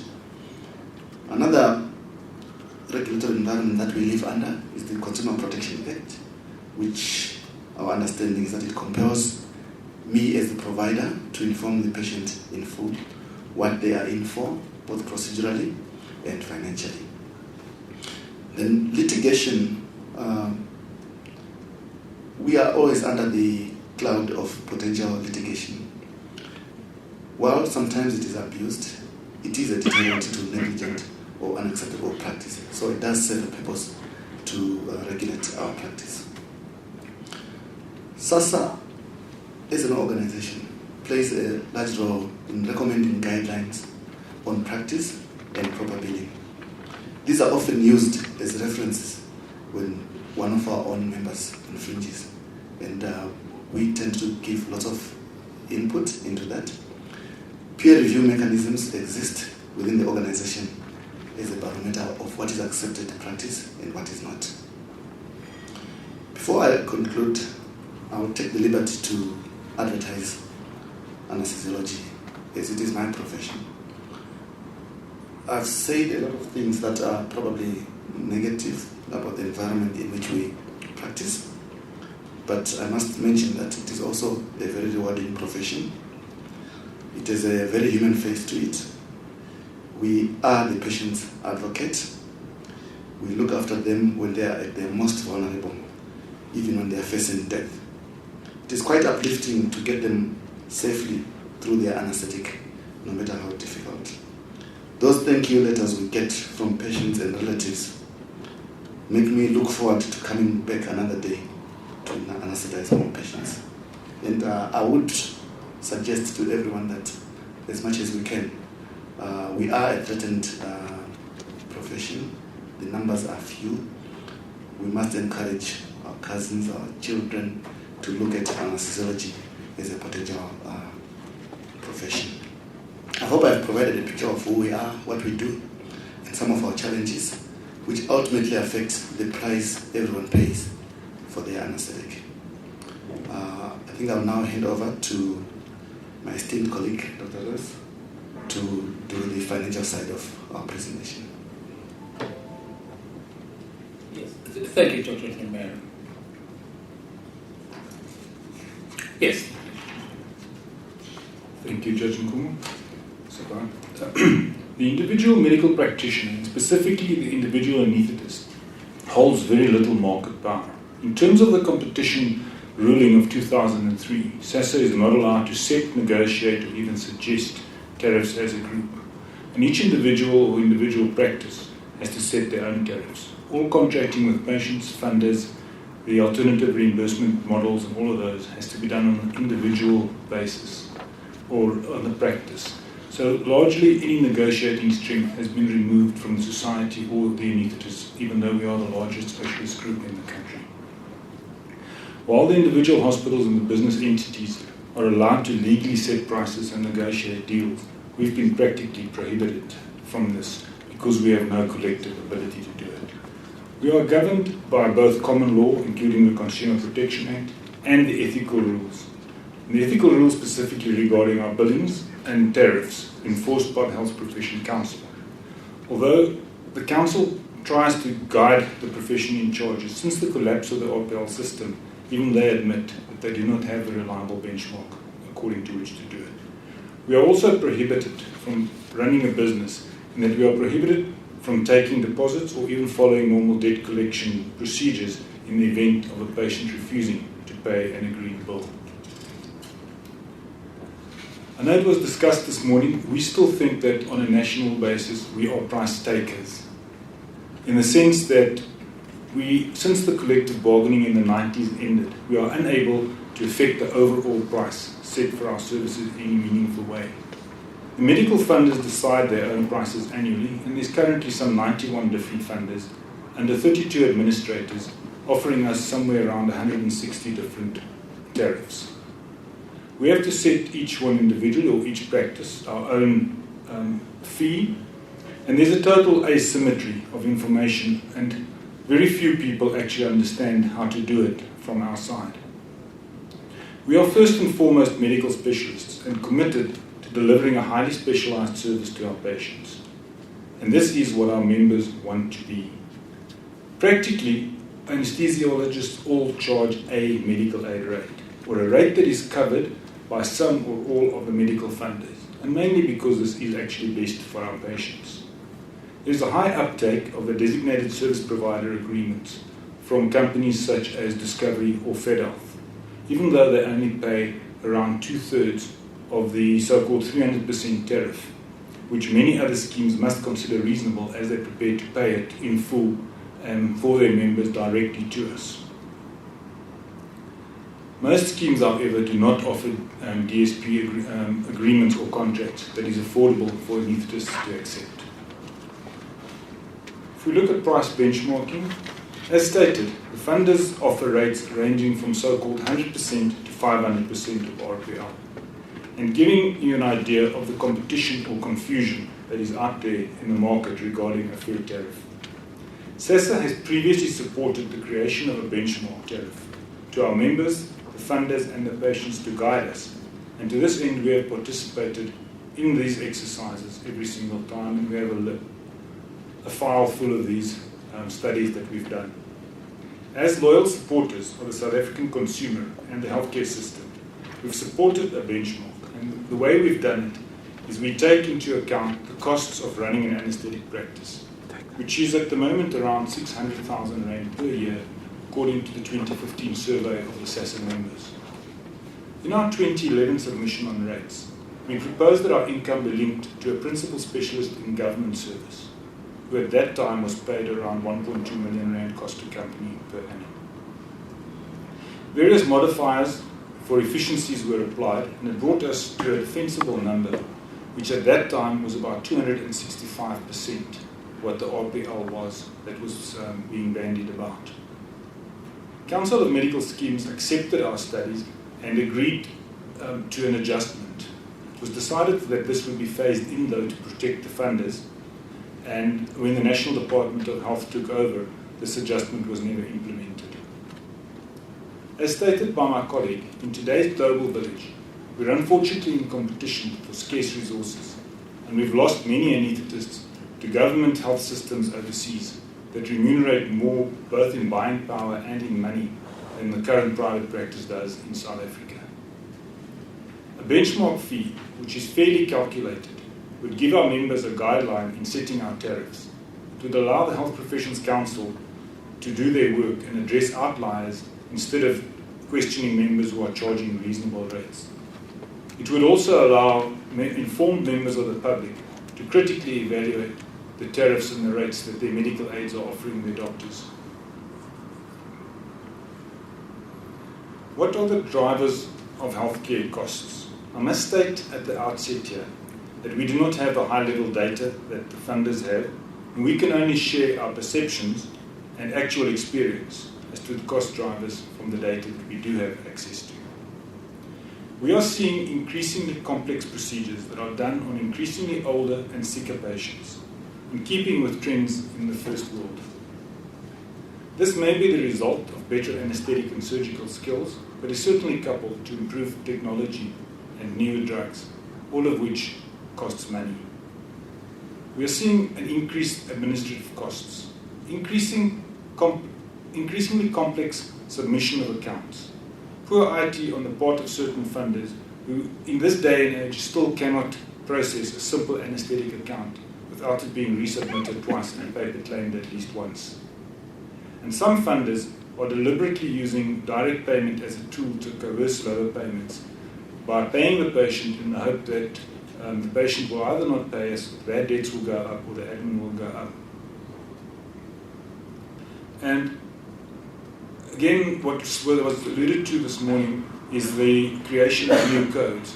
What we are finding in the last 10 years, several new codes were also created in anesthesiology, and the funders largely are choosing to ignore these and not to pay for it, even though these are internationally accepted codes, and we are now arriving at the point where either we have to write those off or the patient himself has to pay for it. The workman's compensation or injury on duty department, I will be short about. We wait years for payment from there. It increases our staff members, it increases the packages we pay at billing companies. It means that we actually pay tax on money that the government is supposed to give us before we get paid for it. PMBs, prescribed minimum benefits, has also been alluded to. These we find are routinely only processed after 120 days. The whole discussion around exorbitant charges for PMBs and the blank check is a falsehood. It is propagated by the funders in an attempt to circumvent the system, in our opinion. SASSA has frequently requested information that would substantiate these claims, but has never been presented with any evidence that there is a systemic failure in the PMB system. The rule is clear that a PMB should be charged at the provider's usual rate, and SASSA supports this. These bandied about 800% charges are quite within line to be refused, but that is not the norm. Increasing confusion around the tariffs forces us to provide more estimates for an increasing number of patients. The problem is that the final account in anesthesia depends largely on the actual time taken, which makes this a very difficult and staff and administrative intensive effort to provide an estimate for every patient, because the goalpost all the time moves for the whole time. Increasing medical legal issues. Adverts by the Health Professions Council inviting patients to report their doctors, coupled with continuous bombardment of adverts from legal firms offering a no-win, no-charge package, is increasing frivolous litigation and is harassment of medical professionals by patients. Medical legal claims have escalated by more than 14% per year. Our medical protection cost currently is around 40,000 Rand per year. We've been informed that this is likely to double in the next year. Any work that a private specialist does on a government patient in a government hospital is also excluded from this money that we're already paying for protection. While this is still less than the over 500,000 Rand a year that the obstetricians are paying, I believe that we are only at the start of a cycle of escalation if the government does not intervene urgently. The anesthetic fees are largely linked to CPI, and we do not influence utilization, and we are not in any position to overservice, since that was also bandied about this morning. While much of what we need to perform our duties and run our practices increases at above CPI, the Health Professions Council informed us this week that our fees there are increased by 13.96%, the second year of double-digit increases. BHF increased the cost of our coding from them by over 100% last year. So cost increases in a profession, a labour-intensive profession, is supposed to be 2 to 4% above CPI, but we are faced from everywhere with double-digit increases, and we had an increase in line with CPI this year. Health Profession Council sets a high standard for continual professional development, which we support. But the costs involved in complying with this are ever increasing. Journals are priced in dollars and euros. Congresses, courses, and meetings are expensive to attend, and it takes us away from our earning time. What is the impact of all of this on our specialists? As the purchasing power of our income decreases, it is forcing those who can to work longer hours, increasing their stresses.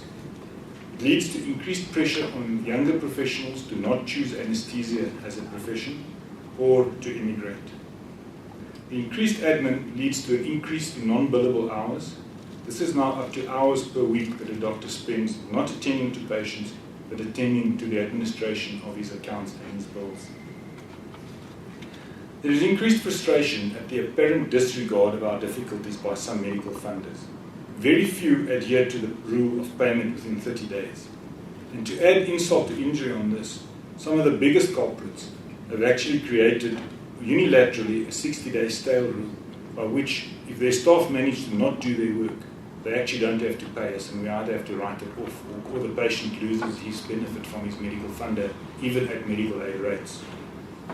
This again just increases the pressure on us from an administrative point of view. As doctors, our first priority remains to our patients, and the increasing medical legal minefield in which we operate not only costs us money, but it forces a defensive mindset, which decreases the use of certain beneficial procedures and forces us into long non-medical discussions with our patients, as well as actions such as taping the conversations and videotaping procedures to be able to prove that the correct care was taken. This removes work satisfaction and it increases stress and costs. Because of the long limit to some of the medical legal claims, we're also forced to keep these anesthetic records indefinitely. I'd like to present an example of a medical scheme account for an anesthesiologist. Please bear in mind what I said about there being more than 160 so-called medical scheme rates. With this illustration, I will use the rates paid by GEMS, one of our bigger, for a tonsillectomy, a common 45-minute billable procedure, plus a preoperative consultation, which can be up to about 15 minutes. So the total procedure is around about an hour. Given the efficiencies, that it only runs at about 70% normally, this is probably closer to an hour 15 in the bigger picture. The GEMS fee for this procedure is 1,026 Rand. After deducting VAT at 14%, this brings us to a value of about 900 Rand. After our practice costs of 500 Rand an hour, taxes of 40%, this leaves us earning around 200 Rand an hour, or a take-home for this case of about 240 Rand.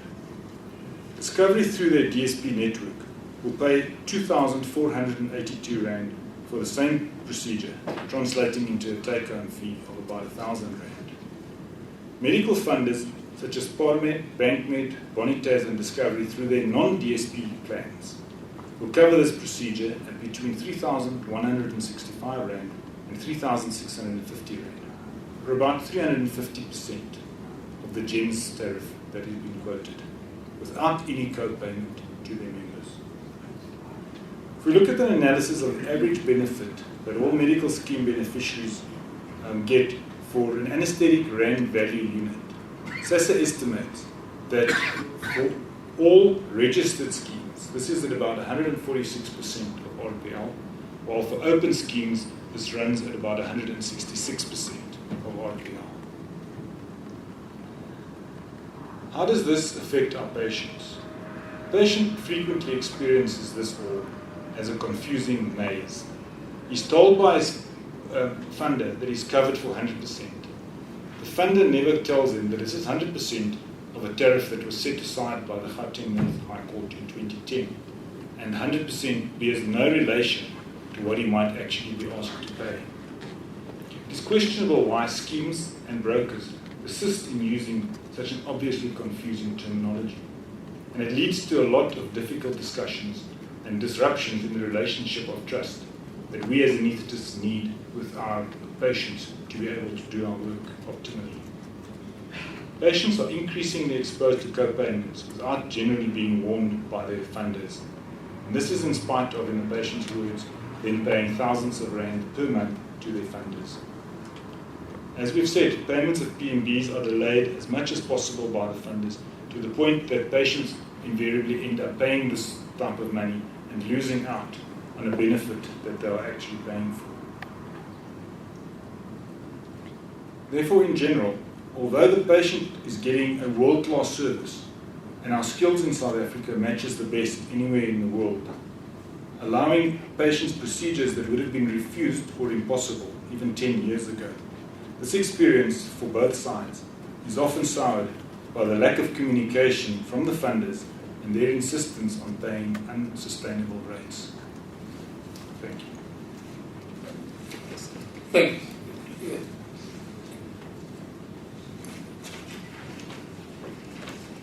We thank the panel for the opportunity to present here today. Just in conclusion, we emphasize that any solutions we find, we want them to be sustainable solutions so that we can look to this issue in the long term. We believe that anesthesiologists have got a critical role to play. There's a severe shortage of skills in our country, and we want the solutions that positively impact on that. Of course, we are committed to working together with the panel, the funders, the regulators, our colleagues in trying to find viable solutions. We hope that this is part of achieving that. Thank you very much. Yes. Thank you.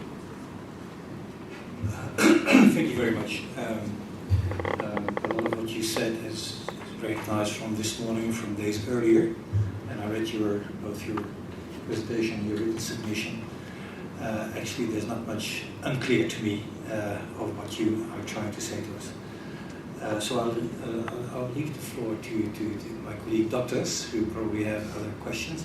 One small question that struck me, what struck me is just one small remark you made, and that is if bills are not paid by patients, you have not the normal procedures at your disposal to collect that money. Can you tell us about it? The way in which we do it is all governed by the medical council, but one of the main differences in it is that the addition of costs to the bill for our collection of it, and on the other hand, that we are not allowed to list a patient as a non-payer on an open database. In other words, we are not allowed to list the patient in such a way that if he wanted to buy anything else, that bank or financial institution would have access to the place we're listed in. We have to list on medical-only databases. And added to that, the payment of a deposit before the procedure. We've normally not be allowed to demand a part payment of an account before the procedure. I have just one small clarification question. With regards to the proposal by hospital groups of employing specialists, I heard in your presentation you provided a caution of unintended consequences. Does that mean that in principle you are in agreement with the proposal and you just have that caution? Or? No, we are not in agreement with that proposal at all. We have problems both firstly on an ethical basis, in the sense that we are the advocate of the patient, and we do not feel that the hospitals and those are not under the same rules as we are, that to do no harm to the patient first. The unintended consequences that we are afraid of is there are 3 major hospital groups that are stock exchange listed with huge amounts of money available. It is likely that those 3 will climb in and buy the specialists that they want at the tariff that they need or that they can afford for the start. Once that has happened, the smaller hospitals, there's a 4th group of independent hospitals, which is about 25%, and which is about 60-day hospitals at this point in the country, whose rates are significantly lower than the big 3 groups. Those will probably not have the money to buy specialists because those hospitals are running at much lower profit margins. Which means that if the big 3 buy the specialists, those smaller hospitals will in all likelihood close down, as happened when they were a couple of years ago when the big 3 were formed and they bought out the smaller hospitals. So we're likely to lose all the independents and a significant portion of the competition that exists in the market. Once the doctors have been employed, after the first year or 2, there will be nowhere to go because once the independents are gone, we will be obliged to rotate between the big 3 hospitals at whatever salary they tend to offer, or else we would need to be forced to leave the country as our only option. And the majority of doctors in this country are here today because they want to. Because more than 50% probably of doctors in this country are registered in at least one other country in the world where they can work. But we are working here because we want to.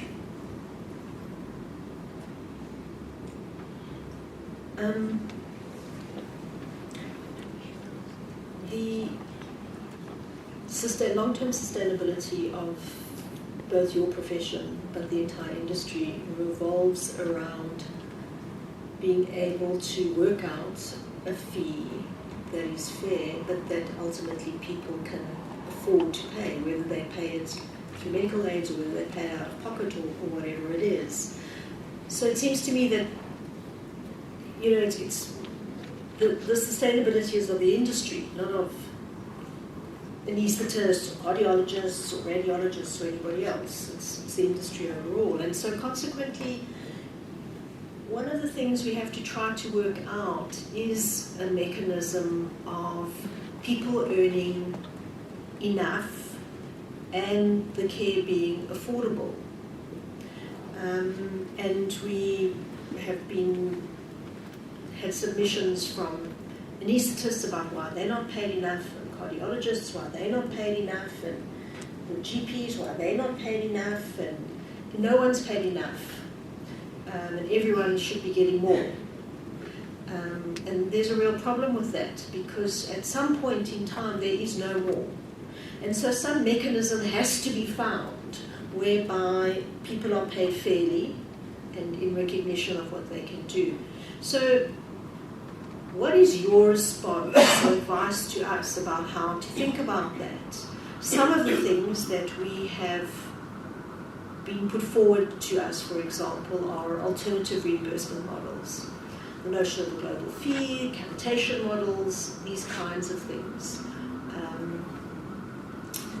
And at the same time, in your submission, you make the point numerous times that the only people who can decide about what you do is yourselves. But you work in a team. You never don't work in a team, I don't think. Anaesthetists are unusual in that way. It's quite hard to work by yourselves. And so it seems to me that, well, let me put two questions. The one is, would you agree that sometimes, in fact, someone who is totally involved in something isn't necessarily the best judge, that some distance does help? Can be done by peer review, could be done by outsiders. And one of the mechanisms that medical science has developed for this is the notion of evidence-based medicine. And that often, in fact, it might be an epidemiologist or a statistician who understands and can summarize that data much better than a clinician. Unless, of course, the clinician is equally, and can be, of course, equally well-versed in it. So, if you agree with the supposition that, in fact, more than just yourselves could make that kind of judgment, how should we think through the idea of looking at containing costs? Because the sustainability of the industry overall is everyone's interest, yourselves as well as everybody else's. So I'd really like to know what kind of things are acceptable to you, because you spend a lot of time in your submission telling us what's not acceptable.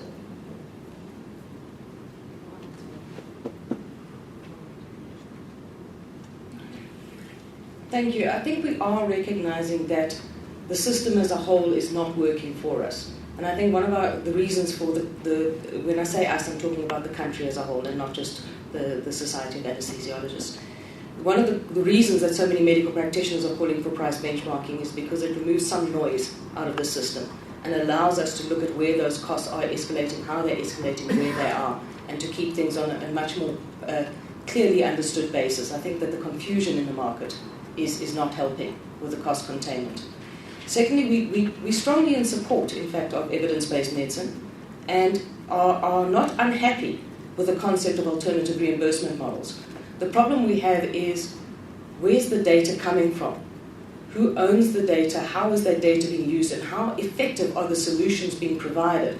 Are they really bringing cost savings into the process? One of the global fees currently on offer is paid at more expensively than Yapi's firm can provide the same service. So ultimately, it's adding cost to that particular system, so it might not be the best solution there. So SASA itself has invested in what we call our Safe Surgery Essay, which is a data gathering tool. It's a peri-operative, so we work with our surgical colleagues, and we're trying to gather that clinical data so that we can be part of the solution of looking at those clinical pathways. SASA itself has always offered to review any proposed clinical pathway. We want to be involved. We don't want to leave it to someone else. But we don't believe that those pathways shouldn't exist. just that there should be a clinician involvement in it and that it must be proven to add value in the overall scheme of things. So there are alternatives that we are happy to look at and believe that are out there. But it is about using the data correctly and agreeing on what those cost-quality measures would be. So some of the other content of some of the submissions have said that, and I don't know how widespread it is because some of the data we have is anecdotal, that there's a very common practice, and I'm quoting, I'm not saying I think it is common, for there to be use of unnecessary modifiers in claims. The use of, for example, in obstetrics, that there's a systematic coding of every cesarean section as an emergency rather than the non-emergency. And on the one hand, you could say it's a difference of opinion. I'm the anaesthetist. I think a blood gas is essential under these circumstances.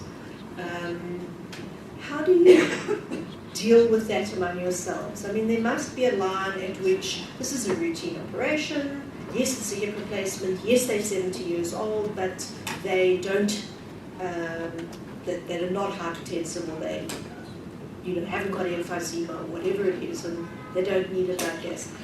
What kind of system could there be in place to try to work out if in fact there is abuse of the coding, or I don't know what you call it, upcoding, too much coding, inappropriate codes, methods of either putting in things that aren't entirely necessary, it is a question of who decides, I agree with that, or else this idea of prolonging the time, which is another accusation that has been put before us.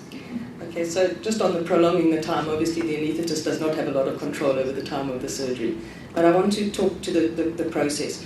We need to trust and rely on the societies that exist, not to be there just to defend their members, but to regulate the profession as well. It is in our interest to do so. And Dr. Krootboom was speaking about that earlier. So SASA has published a coding guideline. Along with that, we've published an ethical billing guideline. Position statement. If we agree with the medical fund, in other words, our coding guideline agrees with their coding guideline, we believe you should be able to use ultrasound and to charge for the use of ultrasound. So if the medical scheme and ourselves both agree on that, if a bill goes to a medical scheme, we've offered to them, send it to us, we'll give you peer review. So an independent person, usually somebody who's highly respected in the profession, like Dr. Murray, we've got a panel of 14 that sit on our private practice business unit, for example. So we'll send the query out to the whole group and generally get consensus of, yes, that seems like reasonable behavior, no, that doesn't seem like reasonable behavior. So in terms of coding and the practice, and I've even had patients ask me those questions, and as a society we will look at that and we will give an honest answer to the person asking the question. The one thing I can't do is if somebody has charged an unreasonable amount for that procedure, I can say nothing because I can't mention what is a reasonable tariff, because then I'm setting fees. So again, it's where the legislative vacuum does stand in our way on the issue of pricing, but on the issue of coding and procedure delivery. And we've got two teams. We've got the private practice business unit that would look at coding, but we also have a team of academics that look at practice, so a peer review in terms of practice. And our senior members are respected. And if they approach a member and say, we don't think so, normally that would get resolved. And it is in our interest to do so. Sometimes it will go the other way. We will defend belligerently if somebody is saying that you shouldn't have been allowed to do that, and we're saying it's absolutely correct that it should have been allowed. Yapi, do you want to add to that? Yes, the coding aspect. The old SAMA, the coding structure that we're currently handling, has got about 5,000 codes. So all of them's got an aesthetic unit for the surgical procedure. And every time we had the opportunity, we proposed that we move to the American system, the ASA, and we got that approved by the Council of Medical Schemes through the RPL process. But then with copyright issues, had to withdraw that, and then it was taken over by the Department of Health, and we failed to implement that. So we fully supportive of implementing a complete structure, overseas structure that's peer reviewed and accepted. If we don't, if we get that, that would reduce our codes dramatically and take out these accusations that we might be manipulating codes.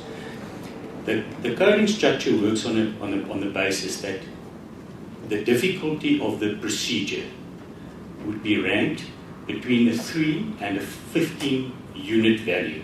So a cardiac bypass would be a 15 unit level, and a forearm fracture would be a 3 unit level. So that's the complexity, the relative complexity between the procedures. But if you do, say, appendectomy on the 6 unit level on a very obese patient, your risk is increased. And the more and to compensate for that more difficult procedure, there's a modifier. Or if you do that same procedure on a 3-month-old baby, the anesthetic risk is substantially different from a healthy 20-year-old. And to adjust that, that's the use of the modifiers. All these modifiers is completely in line with international norms, the American, Canadian, French, Australian models, New Zealand models. So they're very similar in the values and the adjudication of complexity and the use of the modifiers. You can't use the modifier if the patient does not fit that criteria.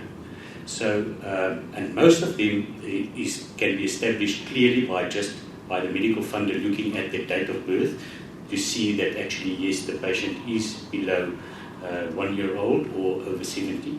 And so that is clear. That can't really be manipulated.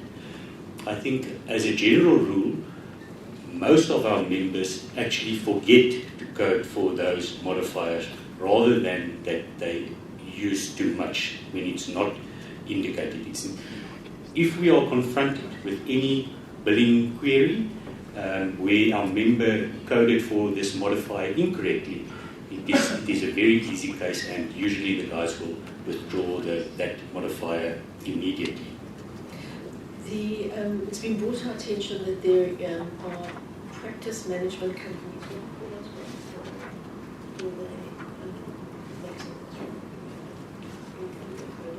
They assist you with coding, billing companies, and it's been suggested to us that their big job is to make sure you extract every single cent out of every single person in the way that you bill.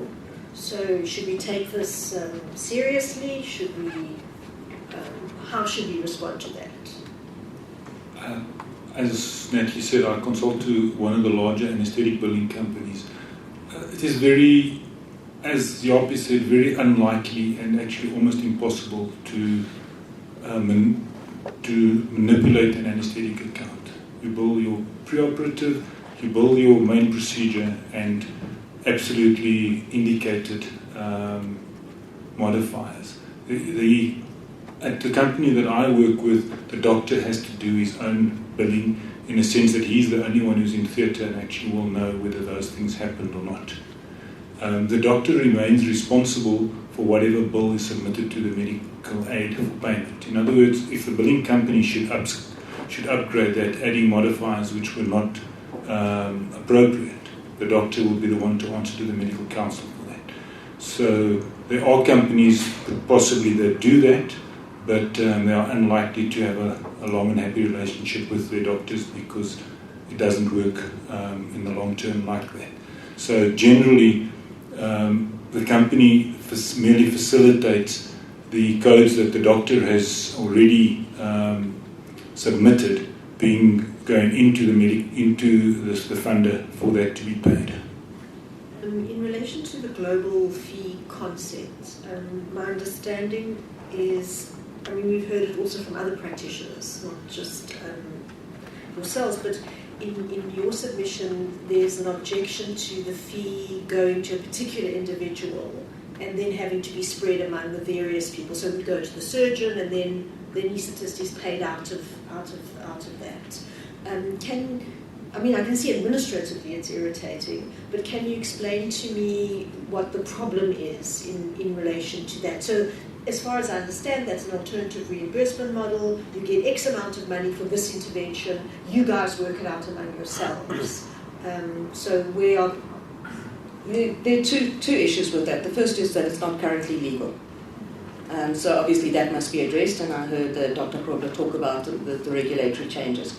But let's take an example where you've got a surgeon and an anaesthetist. The anaesthetist makes the call as to whether the patient is healthy enough for the procedure.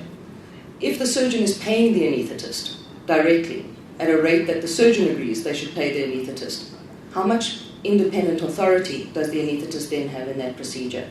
So the reason that one surgical practitioner or one medical practitioner can't pay another medical practitioner in the HPCSA rules is not just because it's a rule. There's a rule because we're trying to prevent perverse incentives. Now, of course, it can be worked out, and we're not opposed to the schemes as a whole, but we want to make sure that the correct patient safety remains intact. Right? Yeah. You're also aware of some of these schemes that where the surgeon put all these patients at the end of the list and said that the anaesthetist can go and did the blocks himself on the patient. So he got the fee for the complete procedure, and he didn't have to pay the anaesthetist, although the package was sold as with anaesthetic. If I can perhaps just answer, so that's a potential. I don't think it's widespread, but that is the potential. And is that dangerous for the patient? Obviously, the same level of safety is not. The package is not the same. If you look at the statistics from Australia, most of your anaesthetic or anaesthetic-related deaths come from single operator endoscopies and that type of procedure. And this sort of thing ideally lends itself to that type of manipulation. If I can perhaps just make a comment about the time that you said, made a comment about in the past. The time that we put on our bills is the time that you actually spend with the patient. And that would normally not be the same as the theatre clock time, because you have to take the patient to the recovery room and wait until the patient is safe to hand over to other staff. So that will normally not be exactly the same. And frequently, if you want to have an effective list and put the next patient on the table, you would take the patient in your care to the recovery room and manage the patient there while they already preparing the theatre for the next case. The alternative might be that you keep the patient in theatre at 150, 180 rand a minute of theatre time, and wake up the patient in theatre and then take the patient out and go and have a coffee. So that might be the preferred option, but it will cost the whole system more and make us less productive. And then one other piece of information that has come to us is the relatively larger use of high care or ICU post-op. So I'm curious to know who makes the decision that a patient goes to high care or ICU, and if it's overused, in your opinion, is it or isn't it? And if it is, what might be the reasons for that? I think it's purely a reflection on the state of nursing care in South Africa. So people do send people to high care or ICU instead of a general ward, whereas you could send them to a general ward, but you aren't because you don't trust the nursing care in the general ward. Am I understanding you correctly? Not safe enough. But that's exactly what I was talking about when I said we don't agree with some of these alternative replacement models because they are not taking into account the reality on the ground. You have an enrolled nurse who's looking after 20, 40 patients, and you've got a patient who's just had a large joint operation who may have pain, who may have bleeding, who may have other complications related to their concurrent anesthetic diseases, medical illnesses. They might be having a heart attack there, but they're not well monitored. overseas, where these kind of models have been used, I've worked in New Zealand for almost 11 years, I go and come back, the nurse to patient ratio is much better. It's almost the equivalent of our high care ratio here. So it makes a big difference. Whoever is trying to sell that model must sell the whole package, not just target one small bit and leave out the rest to chance. And the problem is they're not prepared to take responsibility for the safety of the patient as well. We are all for patient safety, and one patient death is one death too many. What is there a difference between the cost of keeping a patient in the general ward and the cost of keeping a patient in the ICU? It would be about 3 times, more or less, the general ward, just for that night. But usually we try actively to not keep patients longer in the high care. And usually they would say after a joint replacement go for the night, and then go back to the general ward. But that would be about, might add about the 3% or so to the total bill of the hospitalization for that patient. But I think it might be money well spent for the overall package. So in the scenario that you've just described to us, that is where a patient is referred to the ICU in circumstances where the patient should be kept in the general ward, there is an increase in the cost, which shouldn't have been increased. But it is simply increased because of the lack of skills. Is that what you say? Yeah, that is basically what we're saying. But at the same time, I just want to point out as well, the decision is usually made jointly between the surgeon and the anaesthetist. And mostly there is no financial implication for either myself, the anaesthetist, or the surgeon. We do not get paid more or less by the patient being in high care. It is purely a hospital cost. Yes, I understand. But I think the point that I want to understand is, am I correct in assuming that, you have a patient A who should ordinarily be kept in the general ward, but because of the lack of skill, of the nursing skills in the general ward, that patient is now kept in the ICU, where at a cost that is higher than what that patient would ordinarily have paid in the general ward. Is that right?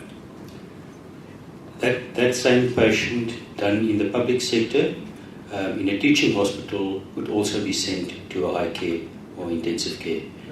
Leave aside.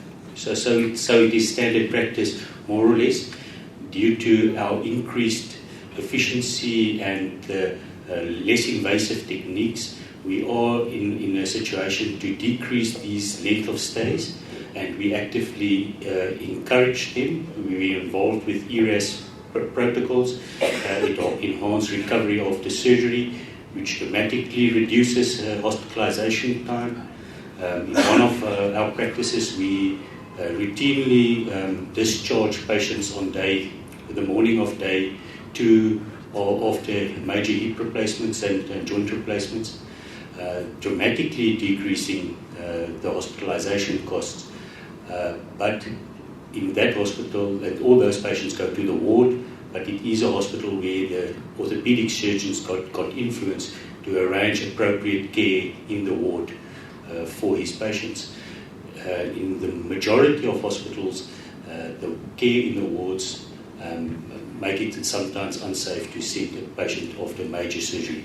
Patients going for minor surgery would never be sent to a high care or inappropriate setting post-operatively. Yes, I understand that explanation. I'm only concerned about a situation which you've just described earlier on, and that is because of the lack of trust in the nursing skills in the ward, in the general ward, a patient who should be kept in the general ward is then kept at the ICU, which has the effect of increasing the costs, which, but for the lack of skills, would not have increased. That is correct. Where I worked in Australia, patients were sent to the ward with similar comorbidities and procedures as I have to be sent to high care here for their safety. And what has changed? Have nurses gotten worse? Are we having less nurses? Are we having different kinds of nurses? Are we employing... What's changed? And when did this change happen? Did we ever send South African patients straight to a general ward at some point? I don't think our practice really changed. I think our practice didn't evolve as quickly as it could to send the patient to general wards. When I started to practice over 10, 11 years ago, we always sent these patients to high care, but which we perhaps didn't adapt to international norms to send them to the ward as quickly as other countries. We lost a lot of our well-qualified nurses to overseas or left the profession due to their remuneration problems and issues. And the closing of the nursing training colleges, I think, was one of the most severe lack of judgments that taken in recent years. We are paying the price for that. I might add that most hospitals actually don't employ full-time nurses. They are what are called sessional nurses. And you don't know the quality of the sessional nurse you're going to get until you've worked with them for some time. So the quality of nurse you get might be an issue. Most of our nurses are well trained, I must say. But if they haven't looked after a similar patient before, they haven't been orientated, they've been called in at short notice because someone didn't come to work or someone resigned suddenly, then you end up with a ward that is managed by two people who don't know where what is kept. And you are asking me to send my patient there. It doesn't work.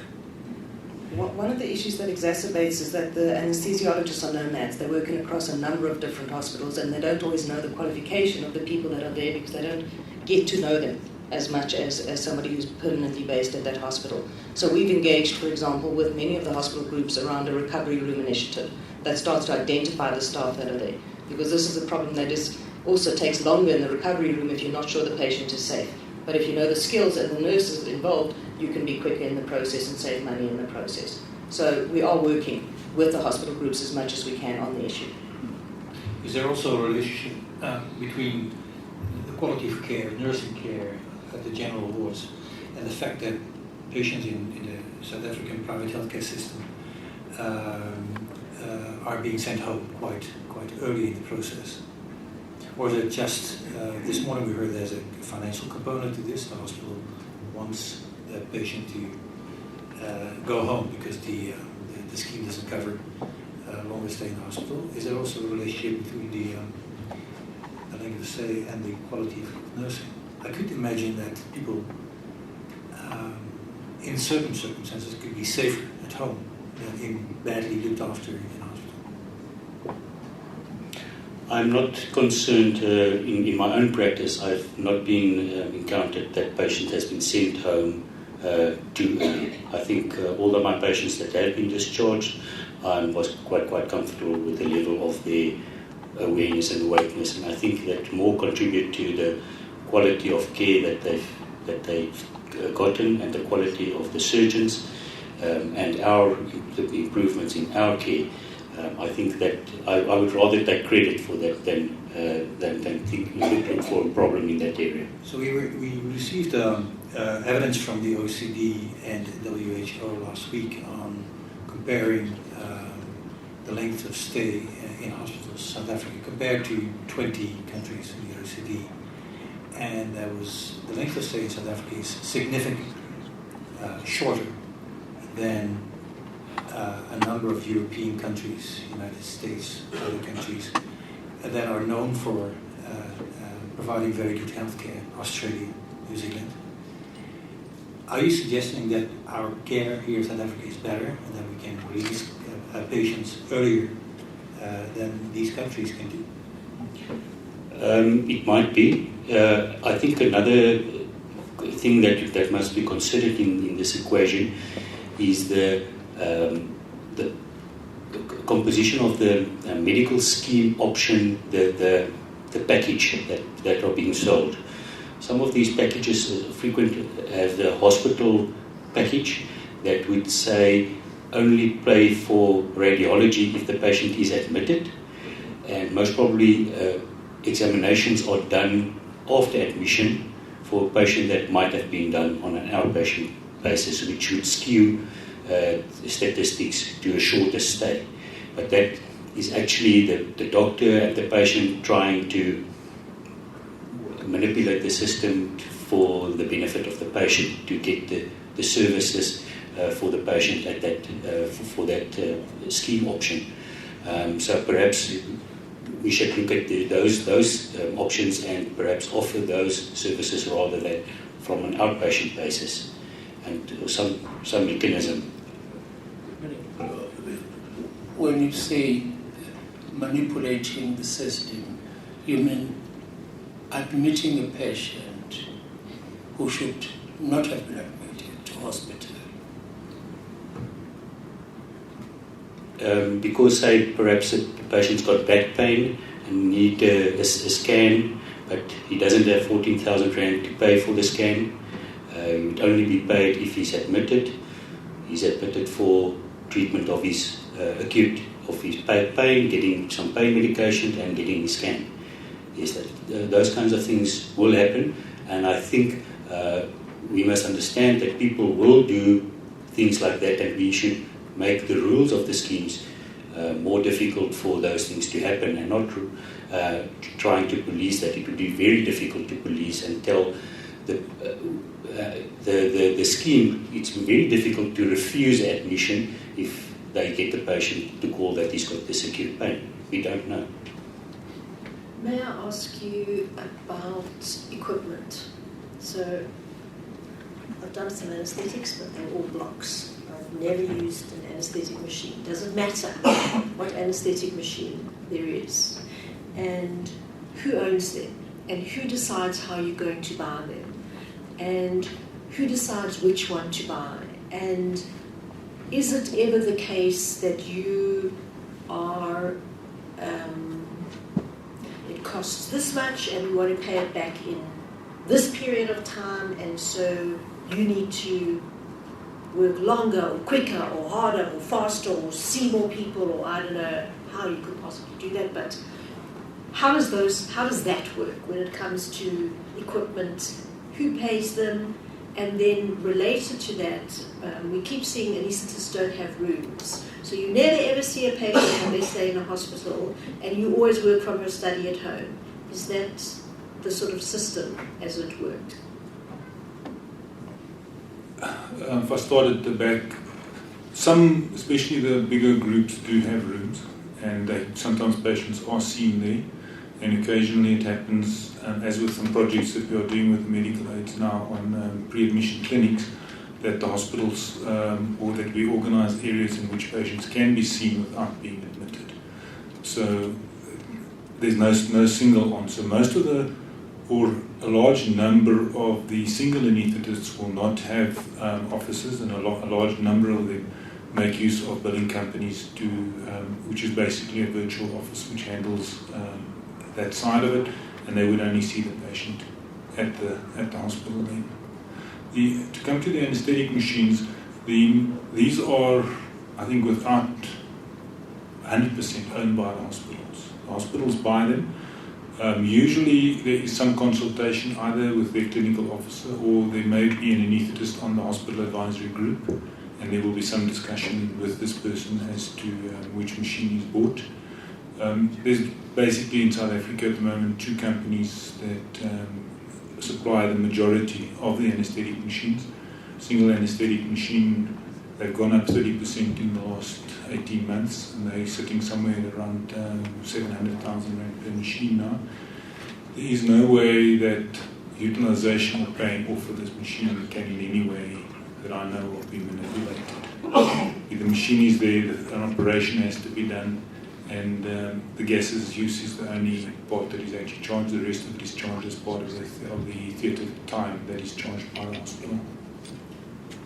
To add, SARS is engaging with all the hospital groups, including the public sector, to offer assistance on the specification and then review of the service possibility on the choice. Obviously, we don't impact directly on the choice that the hospital group makes, but we can help them identify the kind of machines that are required. There are other machines like ultrasounds and pumps that the guys use, nerve stimulators. Our preference as a society is that the hospital provides those. However, not every hospital provides all the equipment or enough equipment so they've got one nerve stimulator for 10 theatres. Then an anesthesiologist is inevitably got to provide their own.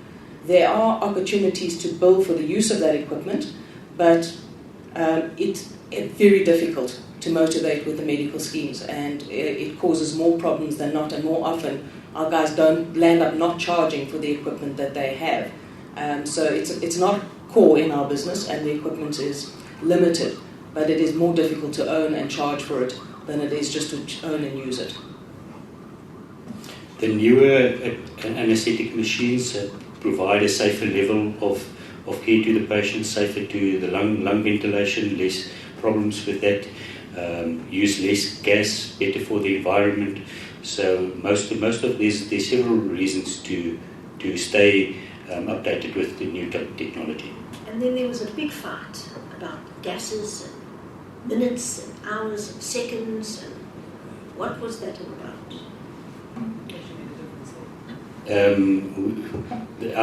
We as an organisation must take credit for bringing that to the attention of the market. In the past, before our letters to the Department of Health and medical schemes about the issue, gases were charged at a fixed rate of 4 litres per minute, and frequently our members will use only for the induction and the last part of the anaesthetic about 8 litres to 10 litres per minute, but during the bulk of the anaesthetic would use gas flows below 2 litres per minute, and even going to 500 millilitres per minute, which reduces the gas, the vapour in the anaesthetic mix, which is the costly item. So the hospitals before could have charged at 4 litres a fixed rate, although we used substantially less of the drug. Currently, the drugs are charged per milliliter used, but which come at a cost, a higher cost of the machine, which must be able to monitor this the usage of the drug. So SARS has also issued a position statement which encourages low flow usage. There's no benefit financially to the anesthesiologist, necessarily to the patient, but it is more cost effective for the healthcare system as a whole, and it is therefore a policy of the society, the same as the ERAS, Enhanced Recovery After Surgery. Thank you very much. Just very quick short on first. What percentage of your members are in solo practice and in group practice, roughly? Do you know? We've got about we've got some major practices. Sakai is in the biggest practice in South Africa with about 35 members, 32. And then about 280 in group practices, another 200 to 300 in associations, and then the bulk in solo. Then there's about another 300 or so to 400 guys delivering services, either part-time or they fully employed in the government sector on their day off. Also, they provide services, so they're also submitting accounts. So in total, there's about 1,100 submitting accounts. This differs remarkably geographically. So in Johannesburg, it's almost exclusively sole practitioners. In Cape Town, it's almost exclusively associates. In Pretoria, it's almost exclusively partnerships. Okay. No, thank you. I'll come back to that because I want us to, at some point, get to the issue of practice costs. So that comes in there. But for now, Dr. Ndemera touched on what I regard as the ideal situation regarding quality and safety in terms of anesthetics. But can we just get closer to what really happens on the ground? Now, let me just ask, Doc, on an average day, how many anesthetics do you sort of give average?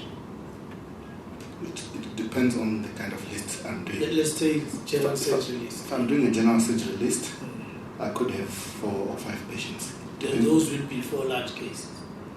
No. Usually maybe 1 large case and 3 small ones. Because each case takes about an hour and a half. Covering, okay. Yeah, okay. And you need time in between. And there are emergencies in between. Sometimes there are emergencies in between, but the average, it depends on the surgeon you're working with. Some surgeons are quick, others are slow. Yeah. So if you've got a surgeon who's quick, he can put in more cases on his list because our day is split into 2. You come in early in the morning at 6:30 to see your patients for the morning list, which usually finishes around 1 o'clock, 1:30. Then the afternoon list starts around 1 o'clock, 1:30, and ends at about 5:30. Yeah. Okay. What I want to get to is that are there funding rules that sort of make it difficult for you to give quality healthcare as you believe you should? And I'm specifically focusing on the issue of the pre-op examination. That's an argument that will never end. Previously, patients used to be admitted the night before, and then the anesthetist would come and see them then, which probably gave better patient satisfaction. Or alternatively, you can see patients either in your rooms or in a clinic in the hospital. Part of the problem with like a practice like mine, you don't know who's going to do your anesthetic on the day you come, because if you come in 2 weeks before, things change, someone is on call, someone has gone away, so things might change. In someone in solo practice, they might be able to know that they work with this surgeon all the time, so they could see you maybe 2 weeks before. The reality of the situation is that we see our patients on the morning of surgery. If you're lucky, a few of them have managed to come to be seen. A few others are not there, and they come in later on, or the surgeon staggers the admissions because he doesn't want the patient to be sitting and waiting and waiting and waiting. So at the end of the day, you've got a limited period of time to see your patient, talk to them, examine them, and which is why I'm saying it was a pretty safe picture you painted, but this is not what we're talking about. We're talking about when you are in training, you are able to do pre-op the night before, but in private practice you basically can't. Yeah, but that's what we say. Yes. Now, still on the safety issue, it sounds to me it's also not correct that you can do a pre-op on every patient that you take under anesthetic. Yeah. It's impossible. You can't. How do you give an anesthetic without knowing the patient? No, I'm just saying, purely from the issue of time. I mean, that's why we say, how long is it? Are you saying to me, 100%, every patient that you put under anesthetic, you'll have had as much time as you need for a pre-op assessment? Yes, it depends on the patient.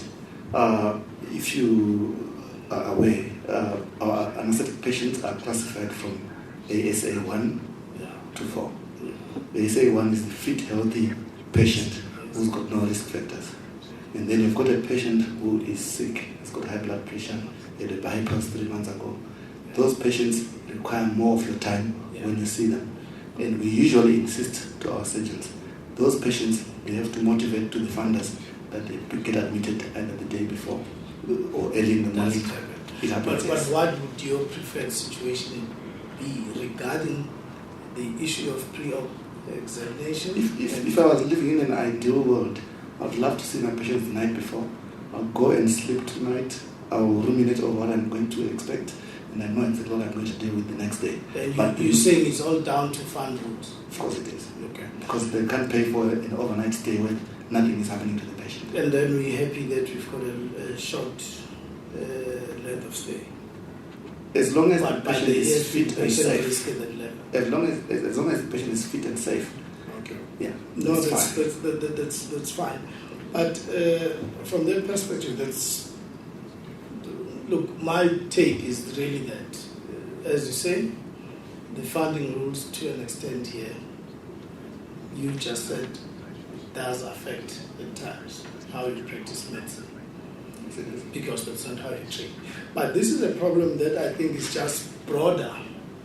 We all believe we pay more in the private sector, so surely the private sector must be better than the public sector on all counts. I'm just excluding the hotel side now of a hospital stay. Now, this is one of the things that concern me. When I'm in a Steve Biko or King Edward, when I'm in the ward, I've got an intern, I've got a medical officer, I've got a junior registrar, a senior registrar, a junior consultant, a senior consultant attached to me, looking after me. In private practice, who's looking after me from a practitioner perspective? In terms of what? Just the doctor. The doctor? It's only the doctor who admitted me, right? Yes. Now what happens, the reason I'm listing this long list, I haven't started with the list on the nursing side. Yeah. But the reason why I'm taking the time here is because if I complicate in the ward, I've got sufficient cover on the doctor's side. The point I'm making is that there isn't that cover on the practitioner side in private practice, which is a problem if my doctor is in theatre with you and I complicate. What happens? How do doctors cover for each other, or am I exposed? Most private hospitals have got a casualty department, especially the big ones. So there's a medical officer who can be called in acutely to come and fix a problem if the surgeon or anesthetist cannot come to see the patient. We are a bit different, we are a bit more privileged, we're a big group. We've got someone who covers intensive care, who is called in and can come and attend to you if you are in the ward and there's a problem. They almost always, in Durban it's a bit different from here, they always call the anesthetist if there's a problem, even in the wards, where someone might need resuscitation or acute intervention. So the weakness there would be that you probably call it someone who hasn't seen me at all, if yes. that happens. Yes. Okay. But if you want to use the same argument, the hospital or someone could employ somebody who can look after the patients in the ward. That will increase the cost. Who can look after the ward. No, I'm deliberately staying away from cost because I'm trying to focus quality and safety. Right. Now, this becomes more complicated even when you go into the situation of the ICU, because then the patients are sicker. But again, if my doctor is busy, is this in your mind motivation or not for having very special contracting arrangements in ICU to cover for that situation? Is that happening? Is it something that should be happening? Our experience in Durban has been that none of our intensivists, most of our intensivists don't do private practice at all. The ideal for me would have been if intensive care was left to the intensivists. But the problem is you've got one patient at St. Augustine's who has had a bypass. You've got one patient at Intervening who's had a hip replacement. You've got a patient at Parklands who's had a lung operation. The patients are not sitting in one place. Whereas in government practice, of course, you've got one big hospital where there's a whole system and a whole line of doctors. Not always safe if you're attended by the most junior member of the team on the day. But the presence of the doctor is an issue in terms of the intensive case. It's an issue. Yeah. But the next question, is that a case for having an intensivist in private practice looking after, providing cover, being on the floor for all of the patients who are in ICU at the same time? Evidently, I mean, there will be the primary doc who's responsible for the patient, but whether there is a secondary arrangement that at least I'm on the floor in ICU, I'm covering all of those who might complicate. Dr. it seems like you want to say something. Several of the private hospitals do have such a closed arrangement, and they are some of the best ICU hospital care in the country, better than even the public sector. What's the payment arrangement? no payment arrangement. It's just between the doctors themselves. They charge the patient just the normal. They just charge the patient medical or the medical scheme of that patient for that day. There's no contracting, as far as my information, of between the doctors and the hospitals. But what we're determining is that it's not every private hospital. It's some where some players do have that arrangement and try and close that gap. But in the hospitals that I do work, that do not have such an arrangement, usually a patient who needs care would get that care fairly quickly between the doctors working in that hospital. We generally have a good working relation between each other and understand that today it's my patient, in next week it's your patient, so we do look after each other's patient if there's an emergency. And the same with the physicians or the surgeons or whatever. So somebody will come to that patient's assistant while they're waiting for you to arrive. Okay, still on the question of structurally just how safe the private sector is relative to your trading sectors. Now, precisely because doctors operate as independent practitioners at private hospital level, when doctors go for training, a lot of care, training, prevention of issues, sharing of problems are dealt with at the level of morbidity, mortality meetings, journal clubs. What is the equivalent of that in the private sector? So our Johannesburg branch has, for example, a monthly meeting where most of the private practitioners attend. So we do it as CPD activity, and the volunteer and participation rate is very, very high, and it's run exactly like an M&M meeting that they would see in the public sector. But is that contractually, are practitioners contractually obligated to attend those meetings and participate, or it's still voluntary? And I'm mindful, Mr. Zimmerman, you made a point for Johannesburg.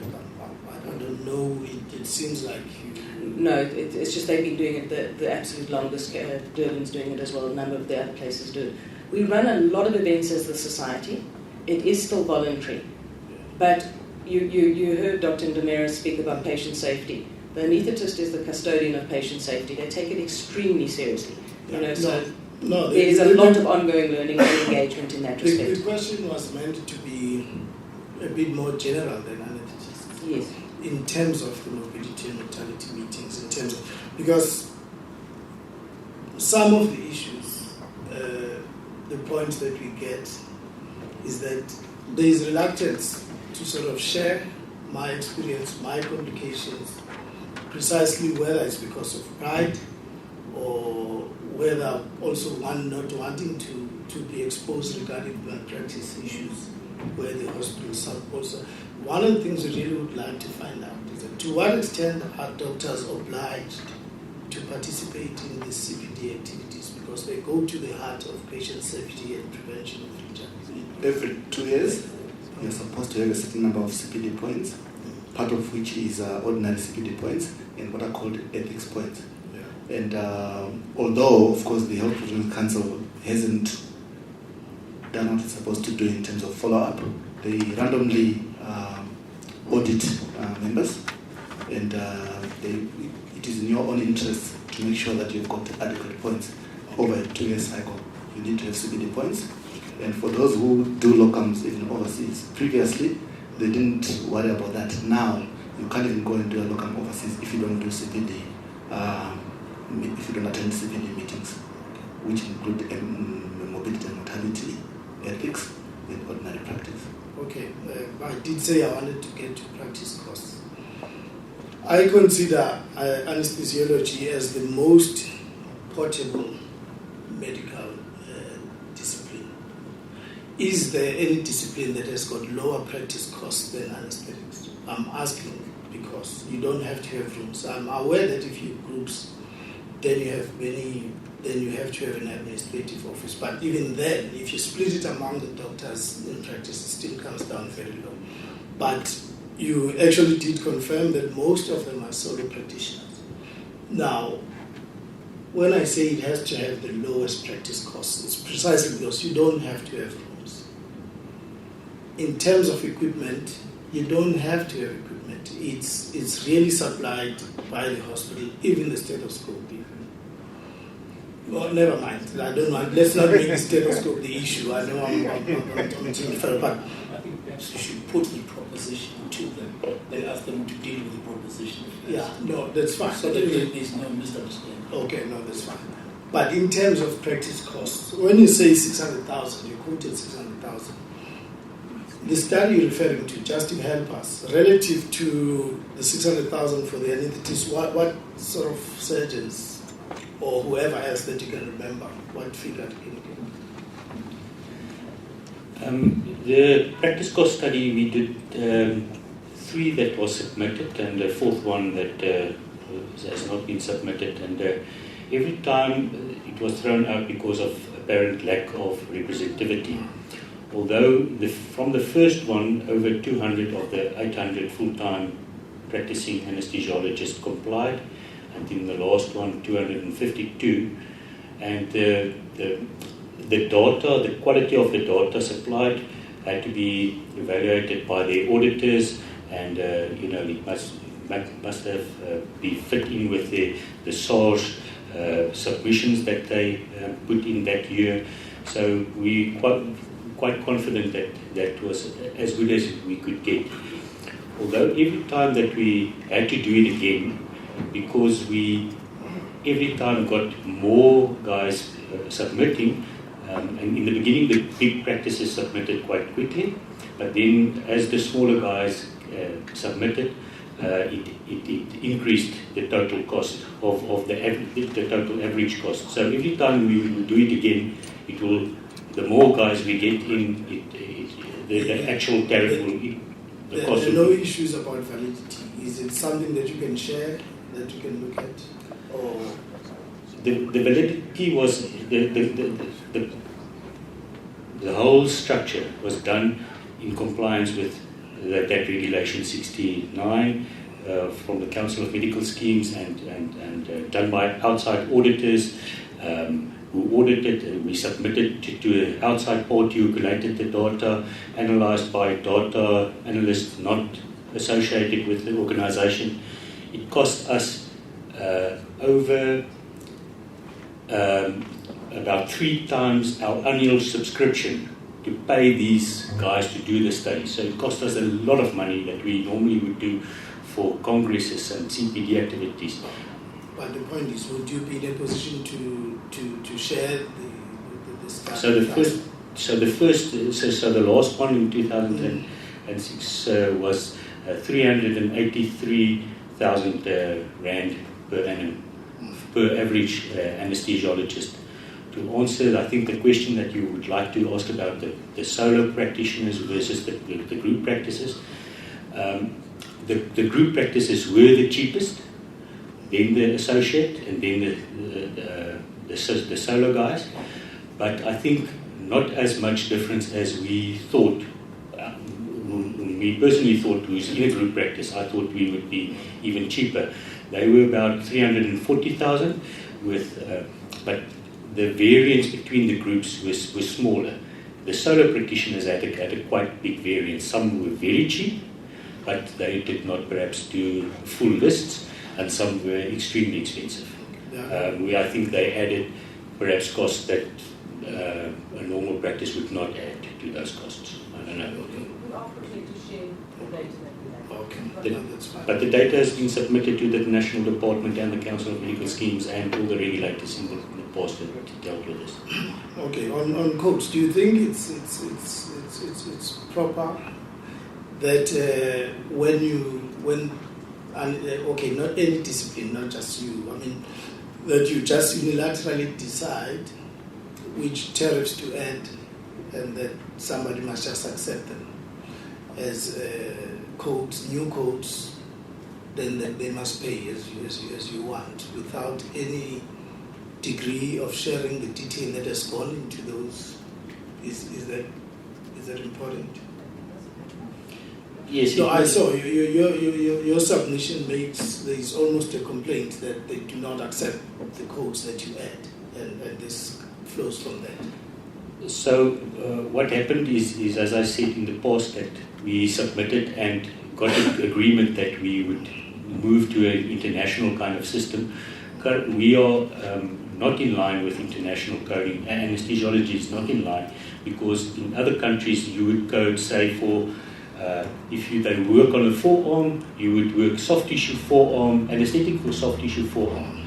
For us, we must identify the surgeon's code. So if he excises a ganglion, it's a different code that you use from carpal tunnel, it's a different code from, and it doesn't make sense. For us, it's the same anesthetic that we are providing. So we would like to have a specific anesthetic code.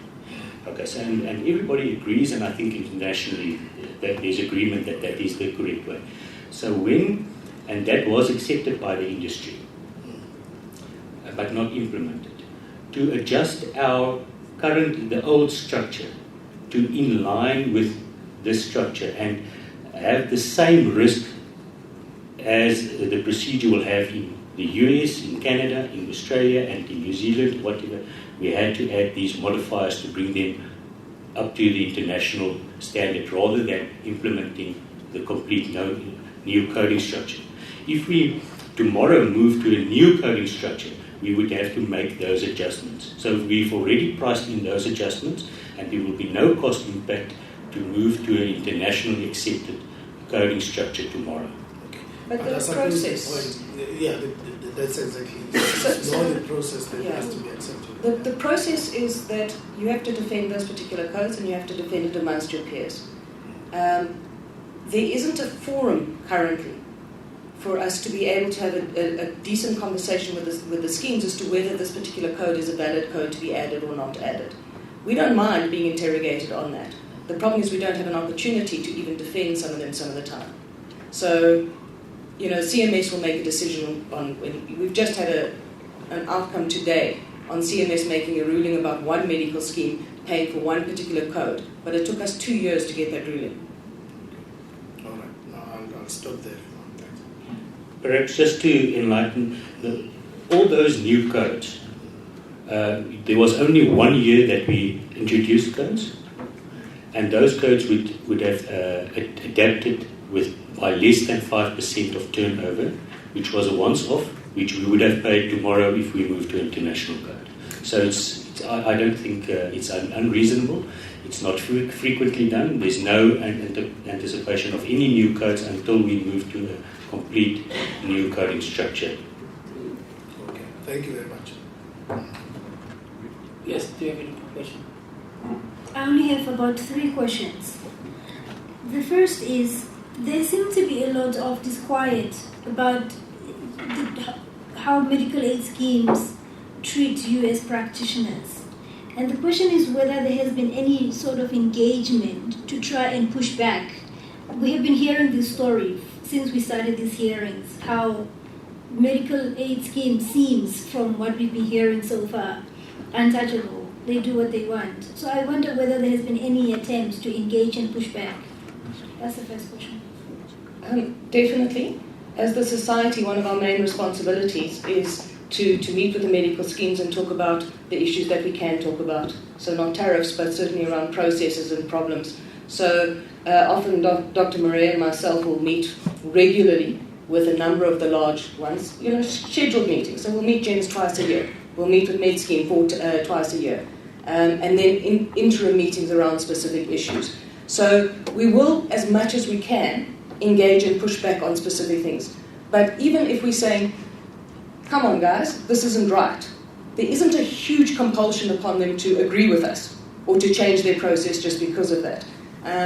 So we've been working together with a particular medical scheme on a particular code and trying to find a solution, and after 2 years they're just going to carry on the way they wanted to.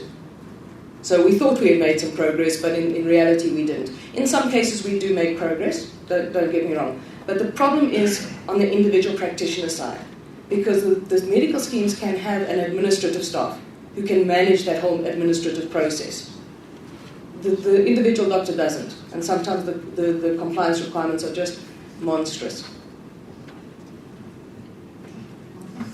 I think as an association we do have a very good, relatively a very good association with schemes, and we are valued and our input are valued. We try to give that timelessly and with due respect to all parties, and I think we are perceived as that adding value. So I think we have made significant impacts, although we obviously would have liked to do more. The second question I have pertains to, there's been a lot of reference to nurses leaving, yourselves practicing overseas, and one gets the sense that the conditions under which you operate in South Africa could be improved. I wonder what other countries that you do practice in do things differently that would A, retain people here, and B, improve your conditions here. I think from the Commission's side, I think a fair remuneration that create a sustainable environment for all parties would dramatically help. Reducing the administrative burden, making it easier to get that fair tariff. The workload is currently excessive, and over 80% of our members have stated in the survey that they either work too much or don't have any capacity to do any additional work, so we don't have real extra capacity. And the impact that and some negative influences might have on our members leaving would increase the burden by the ones left. So that is why we are very concerned and serious that we do need a solution in this. During the previous submission, there was a question about some information about doctors leaving. We had a study that's not published from 2008 to 2011 that we lost 22% of either new graduates or practitioners at that time over that period, although it has stabilized substantially since then. Anything currently added to the mix might again cause somebody to reassess their situation. We need resolution of the HPCSA as well. We want a strong regulator that can effectively guide the profession. The structure and dysfunctionality at the HPCSA is currently quite burdensome instead of supportive of the profession. We also need the medical protection and the litigation sorted out urgently. I worked in Australia when the medical protection went bankrupt there, and it is a complete chaotic system that happens, and their government stepped in and rescued the situation. I don't know how it would happen here, but this is a train smash coming on if we don't do something urgently.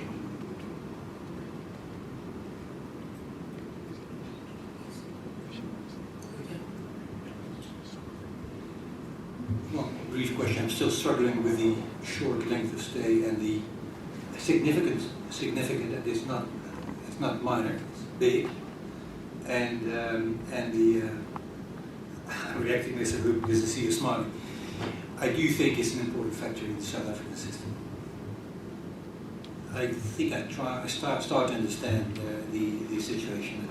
My question is this: this morning we heard that it might be the case that there's a patient in a hospital, stays there, and the hospital actually finds out the scheme doesn't cover a longer length of stay in the hospital, and the patient maybe not able to pay himself, or there might be a lot of hassle to get that payment from the patient. My question is who's ultimately responsible for releasing the patient? Is that you? Is that because you positioned yourself as crucial for patient safety?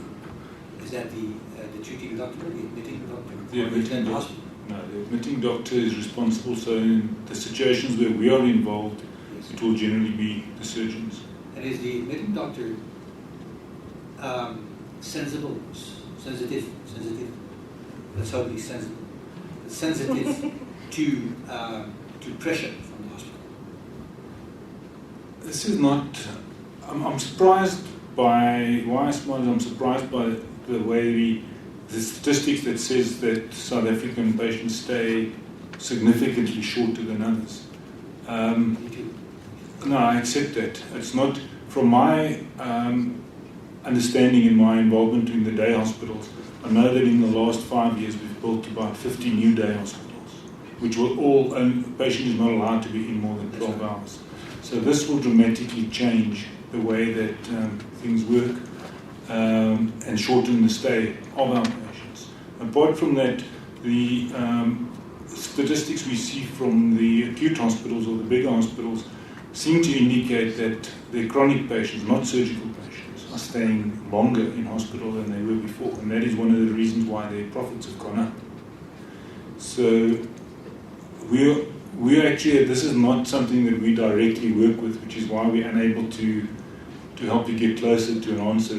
That's right. To our view, we are using, in the private system, we are using cutting-edge first-world technology. I mean, we are able to, in some of our day hospitals, we are doing cholecystectomies and procedures like that, and the patient is going home on the same day in safety.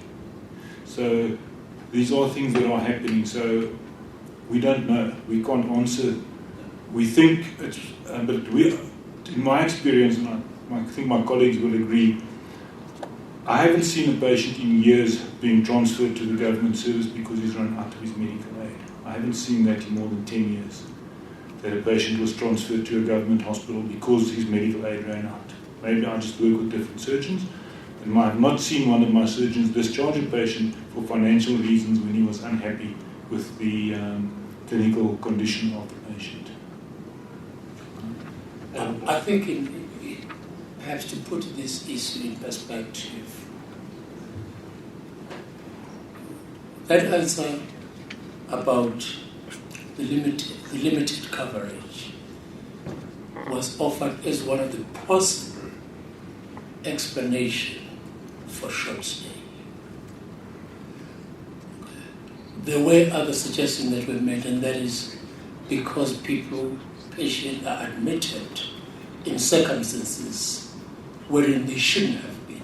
So it's just not that it's because of the limited coverage. There were other explanations, but again, it was no more than a speculation. I wanted to explore with you one of the cost-saving measures that could potentially make a difference to healthcare costs and access to care in the public or the private sector. And that is the notion of, in your instance, anaesthetic assistance. So the idea of a senior experienced anaesthetist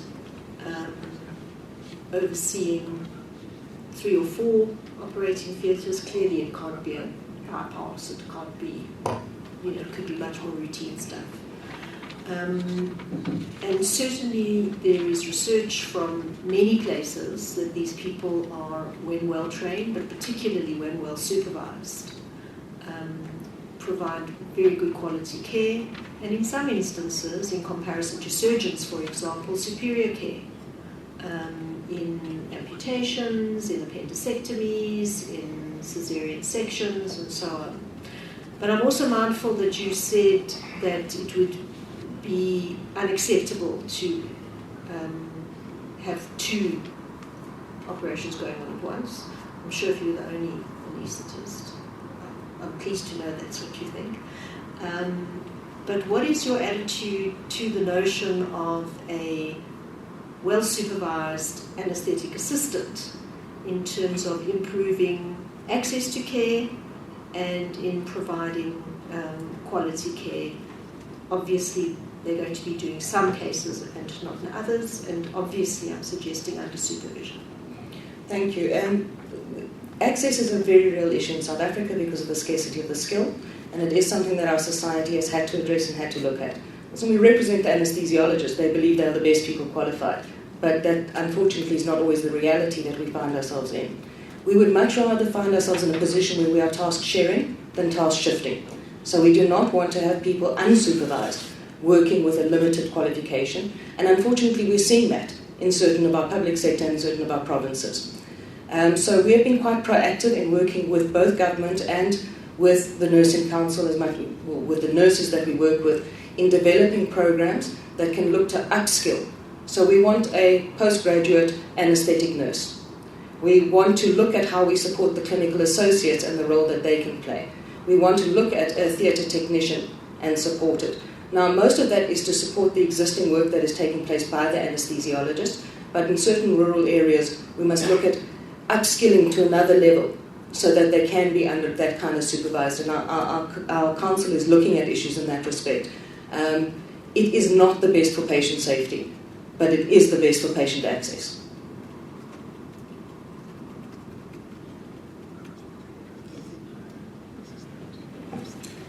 Thank you for that presentation.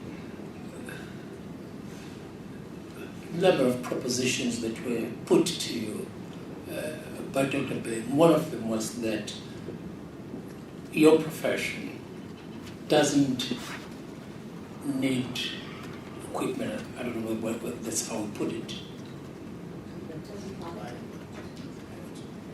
You don't have to buy. In other words, you have very, very low costs.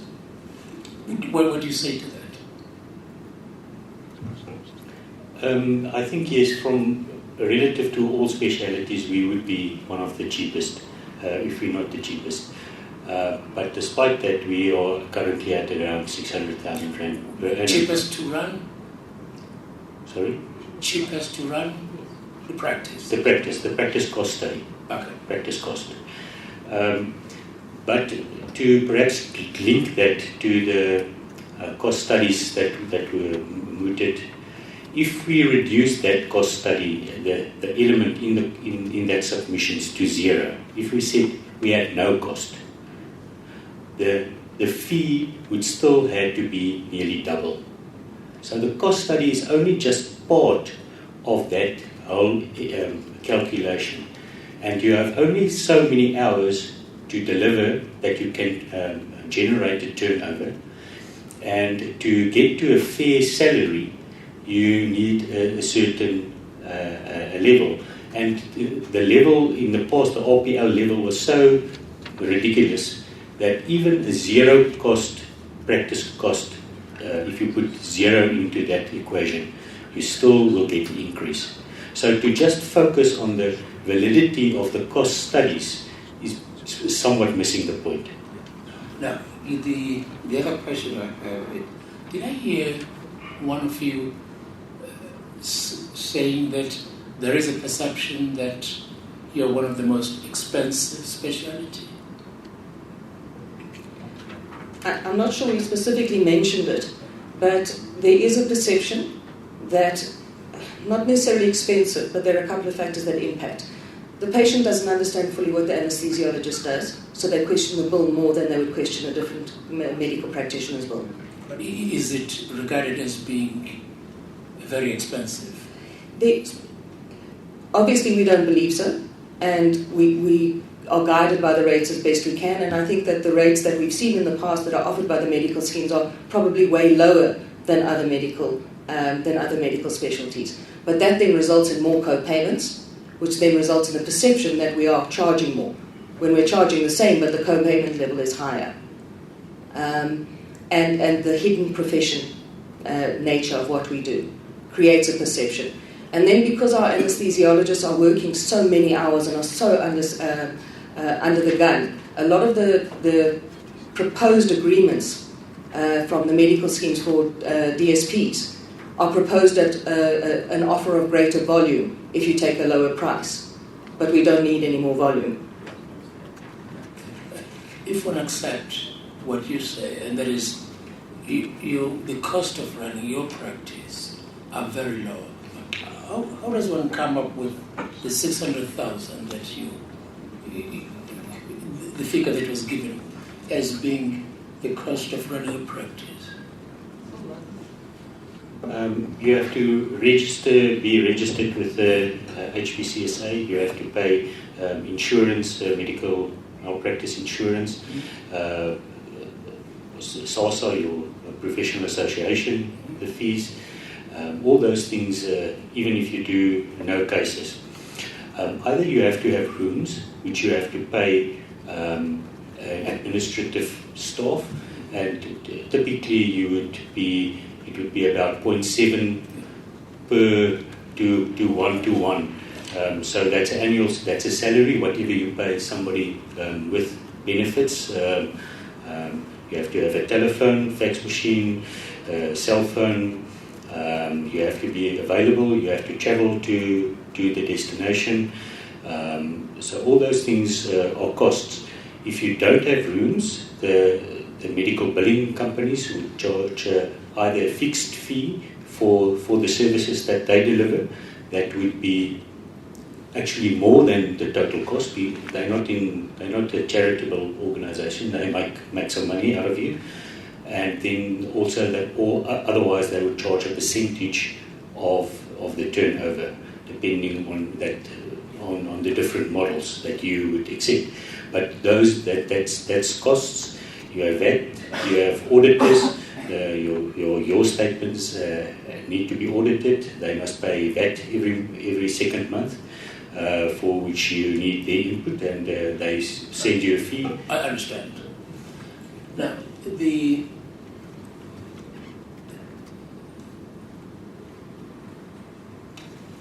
those of you who practice in groups, do you practice from specific hospital, one hospital, or a number of hospitals? Several hospitals. I understand you practice from Durban. Yes, several hospitals. Okay, so you practice as a group, and how many of you are in the group? About 32. About 32. Yes. Now you practice from different hospitals. Yes. And I take it you have rooms at these different hospitals. We've got a main office, which is administrative rooms. At the hospital? No, away from the hospital. Oh, away from the hospital. We've got the rooms there in Musgrave Park. Then we've got small rooms at Umklanga Hospital, Gateway Hospital, and Westwood Hospital. Yes. Where if patients can come and pay, they can come for their pre-anesthetic visits. Yeah, so we do run several offices. Yeah. If a person who doesn't belong to your group would want to have admission rights at any one of these facilities from which you practice, do you get consulted? For anesthetists, it makes no difference. It may make no difference, but do you get consulted? Not really, because I go to work where the work is. I'm part of the practice. The practice has got relationship with certain surgeons who work with us. They give us work. Some surgeons use more than one group, depending on your availability, because it's all to do with scheduling and availability. So if a surgeon feels you're not available on a Thursday afternoon when our practice is busy, they use someone else. So that's how it works.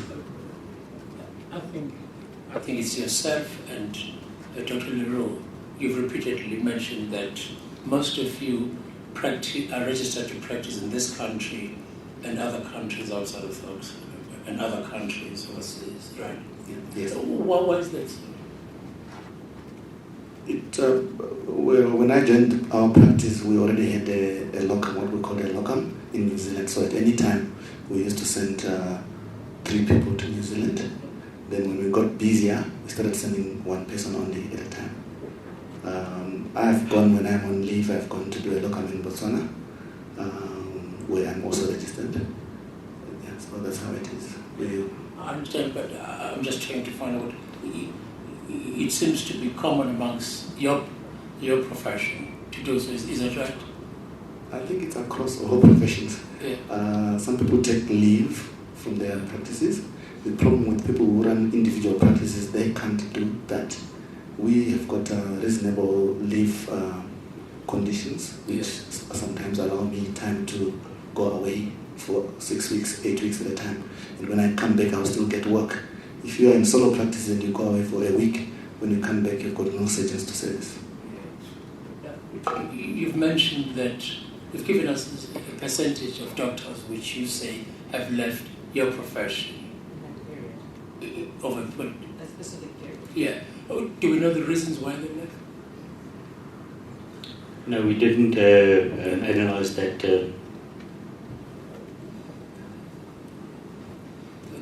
Now, most of your members, probably if not all of them, are members of SAMA, are they not? A significant portion, yes. Yes, okay. Now, in 2008, SAMA commissioned a study with a view to making a submission to the department for the purposes of determining the National Health Reference Price List. And this company, on behalf of SAMA, prepared a document which was part of the submission that has been sent to us, which is survey to determine the cost of specialists and general practice services on behalf of medical practitioners. It was in 2009. Now, that study apparently was to assist two practice committees of SAMA. The one is the Specialist Private Practice Committee, and the other one was the General Private Practice Committee. If I go through the list of the associations that provided a mandate to this group to conduct the study, your association is not there. Is that right? That study, I think, was submitted by Healthman. Our submission was done by Fifth Quadrant, but submitted directly. So you were not part of this study? In the first one, I think we submitted with them, and I think in the second one we submitted on our own. So did you submit a separate one? Yes. Okay. Is it possible to have access to that? I'll arrange to send it to you. Yes. Was it made in 2008? 2009, I think. We submitted every year that we could, even while the court case, which we were not part of. We still engaged with the department trying to resolve the issue. Right, and it does detail, does it not, the cost associated with your practice. Yeah. Can we have an updated version of that study? We can give you the study as it was, done by the Fifth Quadrant. We can then also share with you survey results, which is not a scientific study, but survey results, which we're performing at the moment. So we should have the results in about a month. And then, if I really understand the essence of your submission, your concern is that you're not receiving a fair remuneration for your services. Is it more or less because of the intervention because of the medical schemes? I wouldn't say we're not receiving a fair remuneration. We're not refunded fairly by the medical scheme plans that are in existence at the moment. And the lack of benchmark is impacting badly. The essence of your complaint is that you are not reimbursed fairly. Is that more correct? By some of the industry, not by the whole industry. Okay. Some part of the industry do. Well, why don't you put it in your own words? What is the essence of your complaint?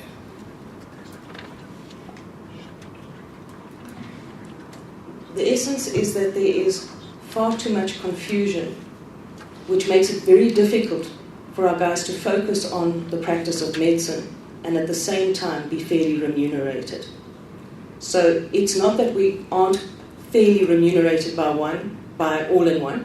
It's that we don't know how to negotiate through the process to make that simple so we can focus on business but still be sustainable.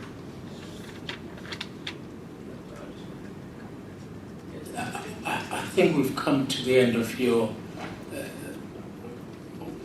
presentation. Is there anything that you want to add to what you've told us? The issue of the HPCSA you asked earlier, and some other people, what would we like you to tell the HPCSA?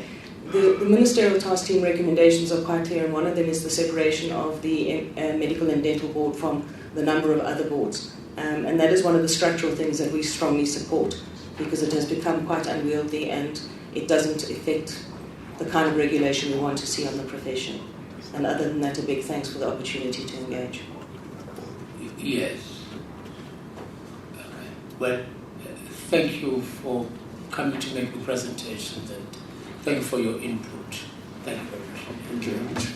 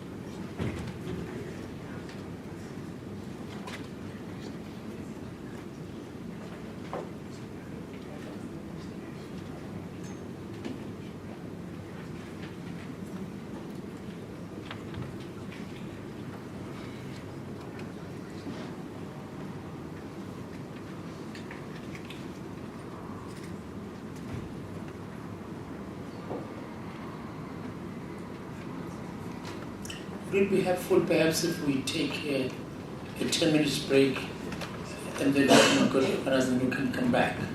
Would that be helpful? Yes. Yes, very well. Terrible. So we are running late, unfortunately. Yes. And I hope we can still get the Isoles Optics Limited.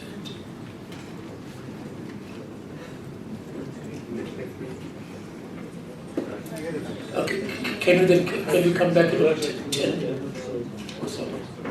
Can we come back at about 10 to 4?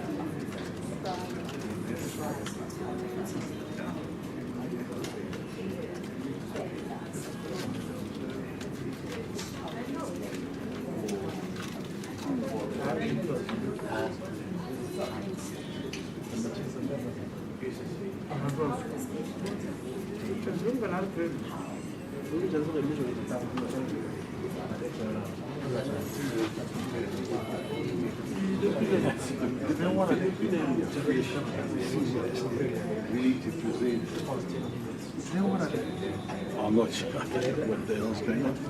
Let me grab my papers.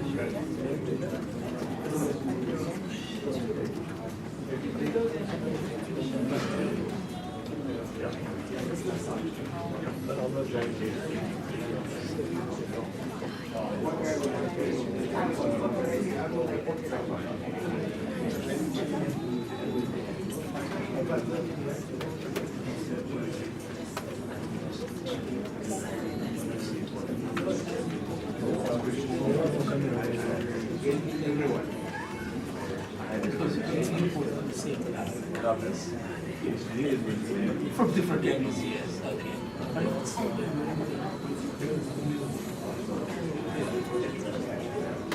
Sure.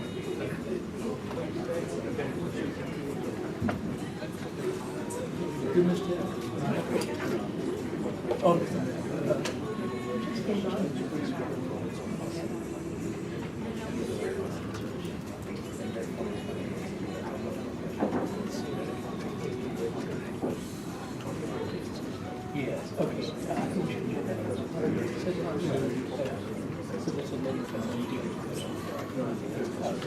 I think we should do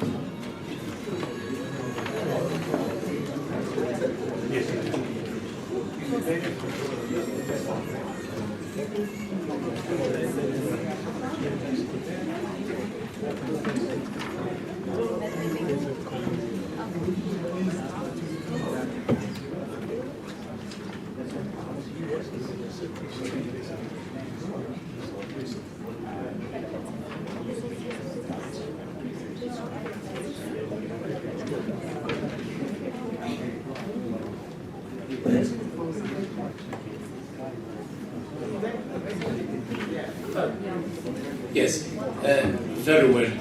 I think we can then start.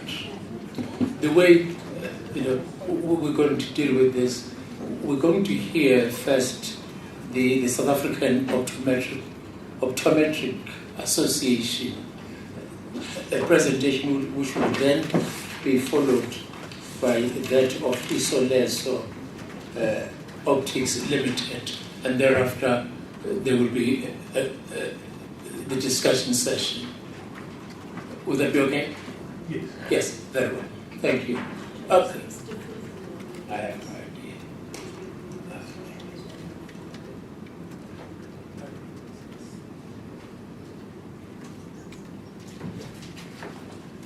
Very well. Yes, good afternoon, Chair. Thank you to yourself and the esteemed members of the panel. We appreciate this opportunity very much. I think it's fair to say, if it hasn't been noted before, that time itself is a cruel competitor and somewhat unfair. So we accept your proposals gladly.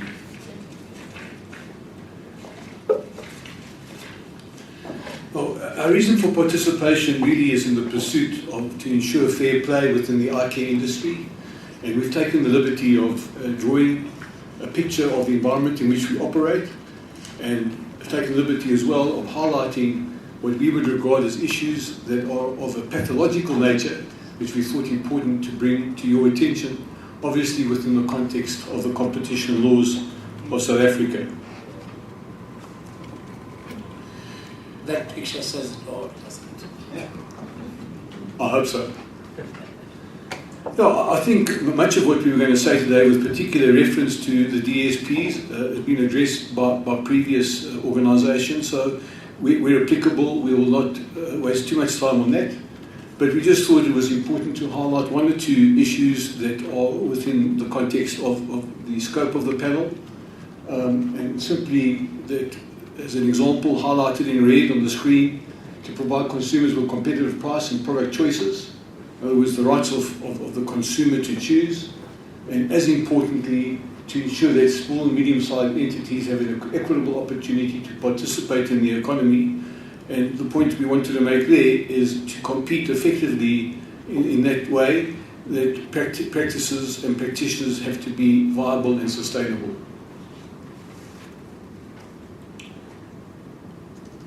With regard to prohibited practices, again, just to place some emphasis on one or two of the principles that are incorporated within the legislation, is that there should not be activities that lessen competition or have a substantial negative effect on competition. For the purposes of our oral submission, we've highlighted 5 areas. The first is probably inappropriate label, prevention of extended scope. It really pertains to interdisciplinary relationships, which in our experience, in our view, has in certain instances had a very strong negative impact, which does prevent competition. And you'll see a little bit later that we use very specific examples in a cold and clinical manner for your consideration. We do address the concept of designated service providers, closely married with the powers and interventions of medical schemes in South Africa. And then lastly, there are 3 pieces of legislation that we would just allude to share our positions with you and justify those positions from a competitive perspective. Well, I'm looking at the slide that you have on the board and looking at the one that I have. The one that I have has about 4 points.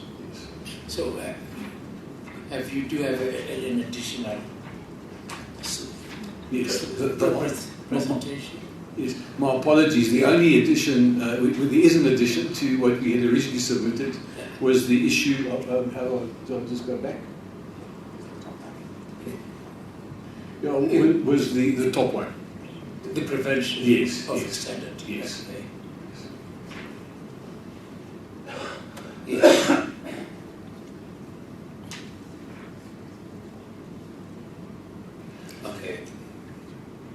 Okay. Otherwise, is what you have in front of you and from which you've been presenting from the same as what we have previously? Other than the prevention, yes. Okay. Yes. I think it's fair to say, it has been stated many times from different stakeholders in different ways, that perhaps there are special considerations that pertain to healthcare. The treatment of healthcare providers do differ from other industries. As an example, referred to the legal profession example, it's simply a fee-for-service type arrangement at exorbitant costs from time to time. Healthcare, which we'll illustrate a little bit later on, is a little bit more complicated with other role players, which impact significantly on the cost-driving process, so to speak. Just a brief overview of the eye care industry per se, but with particular reference to the optometry profession. Arguably, sight has been described as the most delightful of our senses. We take a tremendous amount for granted in the way that we appreciate beauty or going to a movie and so forth. But yet there are hundreds and hundreds of thousands of South Africans who are referred to as needlessly blind. For some of us, including the panel, that are wearing spectacles, as an example, I'll speak for myself. Without these spectacles, I would be handicapped significantly, including my job. I must also just state up front that the South African optometry market does lack official audited information. There are no audited market shares and so forth. But there are sources of information throughout the presentation. We borrowed, as an example, the Council for Medical Schemes annual report from specific medical schemes and so forth. But for the purpose of this introduction, or this part of the introduction, we just thought it was just important to highlight some stats to give the panel some idea of the prevalence of vision impairment throughout the world, and obviously it pertains to South Africa as well. Sorry, I need to go back. And simply to say that worldwide, this is 2014 World Health Organization stats, 258 million people worldwide were visually impaired, of which 39 million are blind. But very, very importantly, the last sentence, 78 of those visually impaired represents what they call avoidable blindness. Well, I'm afraid, I think what you are reading for me is very different from what I have here.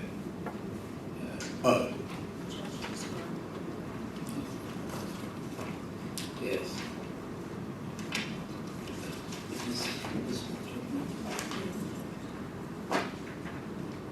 Just my apologies for the confusion. Yeah. We did update that. Yeah. Okay. So what we should then do is to remove what we have here and replace it with the presentation that you're reading from here. Yes. Okay, very well. Okay, all right. All right. Once again, I apologize for the confusion. That's okay. Very well. Yes, you may proceed. Thank you. Just a few comments about the South African Optometric Association. The organisation was formed in 1924. It's in excess of 90 years old, with a very proud history. I think like most organisations, the sails different seas, sometimes calm, sometimes turbulent. But the bottom line, we represent the profession of optometry. We're a non-profit organisation, and we represent all forms of optometry. And what I mean by that, private sector, public sector, and academia.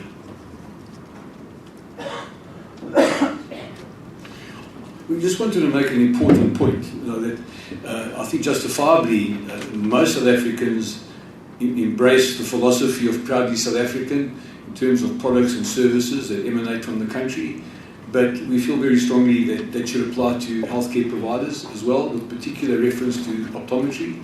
We boast some of the finest practitioners in the world, and we don't think that they always are treated accordingly. So we just wanted to make that point, and I'm going to highlight some examples as I go through my presentation.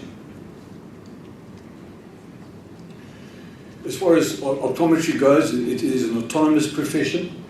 It's educated and it's regulated.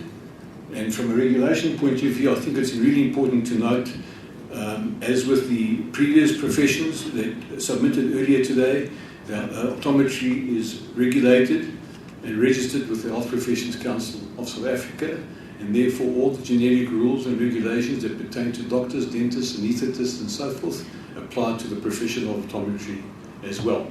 In the past there have been a few peculiarities, but I don't think we have the time to go through those now. The bottom line, HPCSA is the regulator of the profession of optometry. I think very importantly, if you take cognizance of the needs of the South African population, primary eye care, I know is a term that's used a lot by government and other key role players, and optometry is well poised and well qualified and well skilled to occupy the position of the primary eye care profession. Without going into too much detail, simply in terms of its scope of practice, it provides comprehensive eye and vision care, and I'm not going to go through all the different components, but it's really important to know that there's a very strong clinical component to optometry. And I'll come a little bit later on to the dichotomy that exists within the profession. But they are well-trained and highly qualified clinicians. And then, very importantly, if you just take a very simplistic view of the scope of practice, what you see on the screen is everything from the comprehensive examination that I showed earlier on, the various forms of materials, spectacles, contact lenses, sunglasses. But very importantly, in addition to that, that optometrists were competent. In other words, who have gone the required training and education, are entitled to make use of pharmaceutical substances for diagnostic purposes. As an example, dilate the pupil so that they have a better view of what needs to be rectified or not. And also, if I may repeat, very importantly, the advent of what is referred to as therapeutics. In other words, optometrists for the first time will be allowed to undergo specific training and education, which entitles those practitioners to diagnose specific conditions and treat accordingly.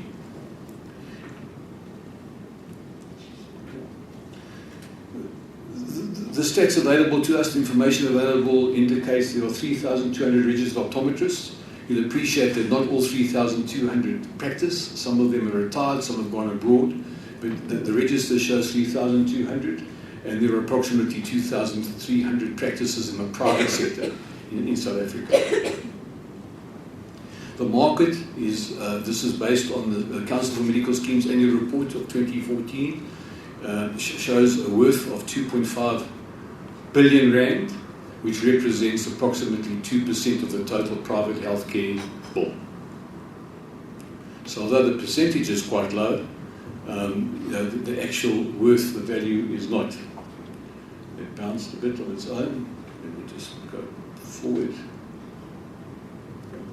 I think it's also, from a marketing perspective, from a business perspective, I used the word dichotomy a little bit earlier on, and there is a dichotomy in that there's a very strong clinical component, professional component, and as I think some of you, based on previous discussions, know, there's also a commercial component, and that does make the profession slightly different from most other healthcare professions.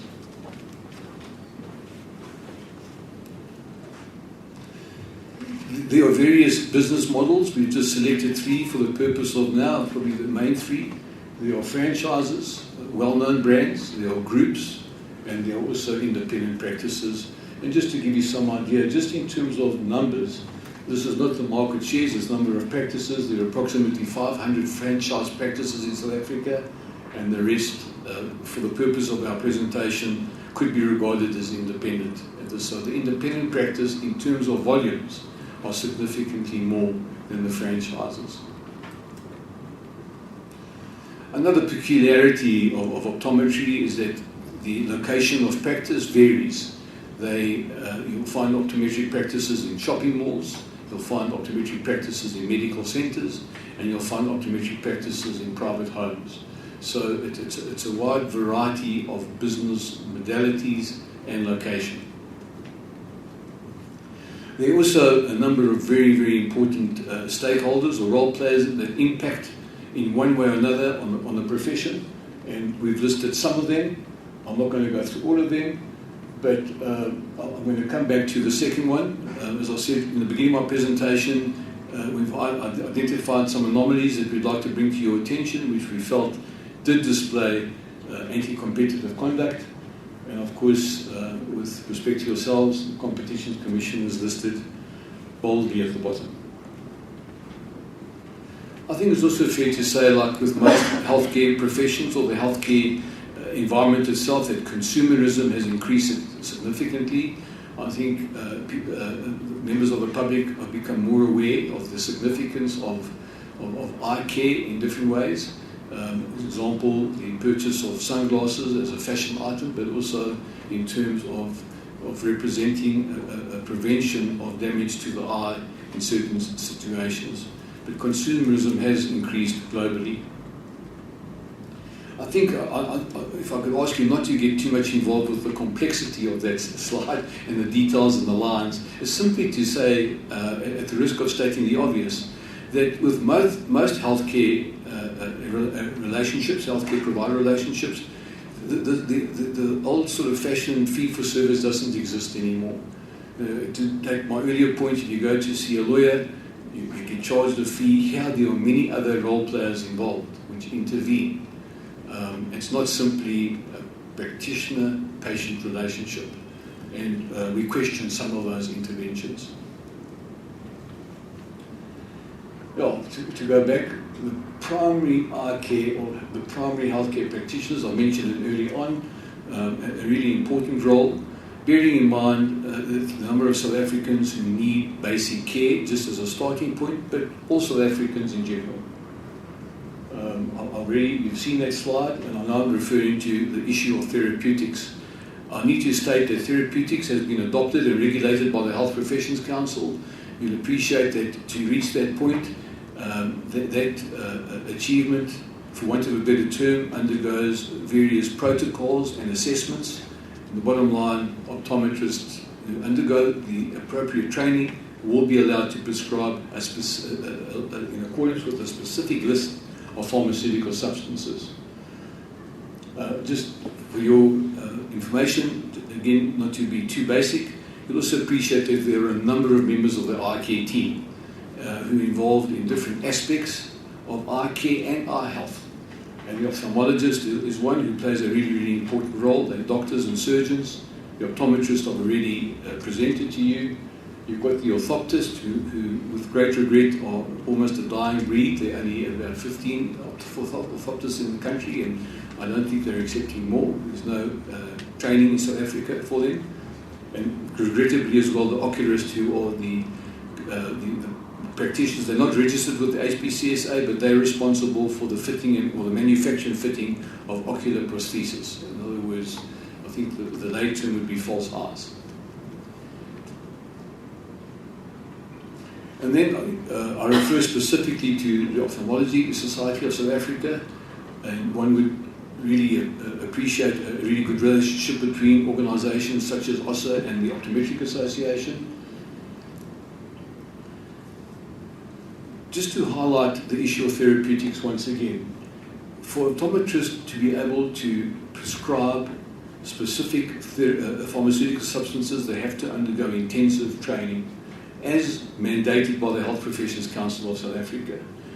To qualify and to practice in that model, they also have to undergo 600 hours of practicals, supervised by an ophthalmologist, and the ophthalmologist needs to sign off.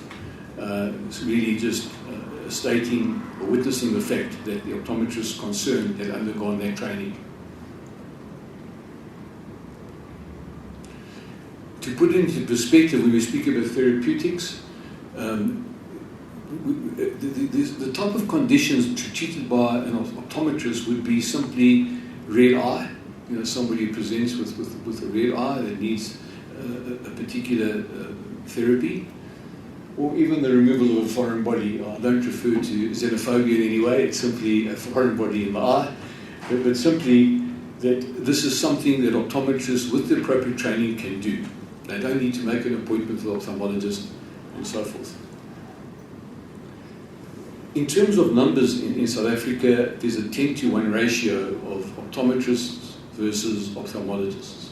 I mentioned 3,200 registered optometrists, there's about 300 registered ophthalmologists.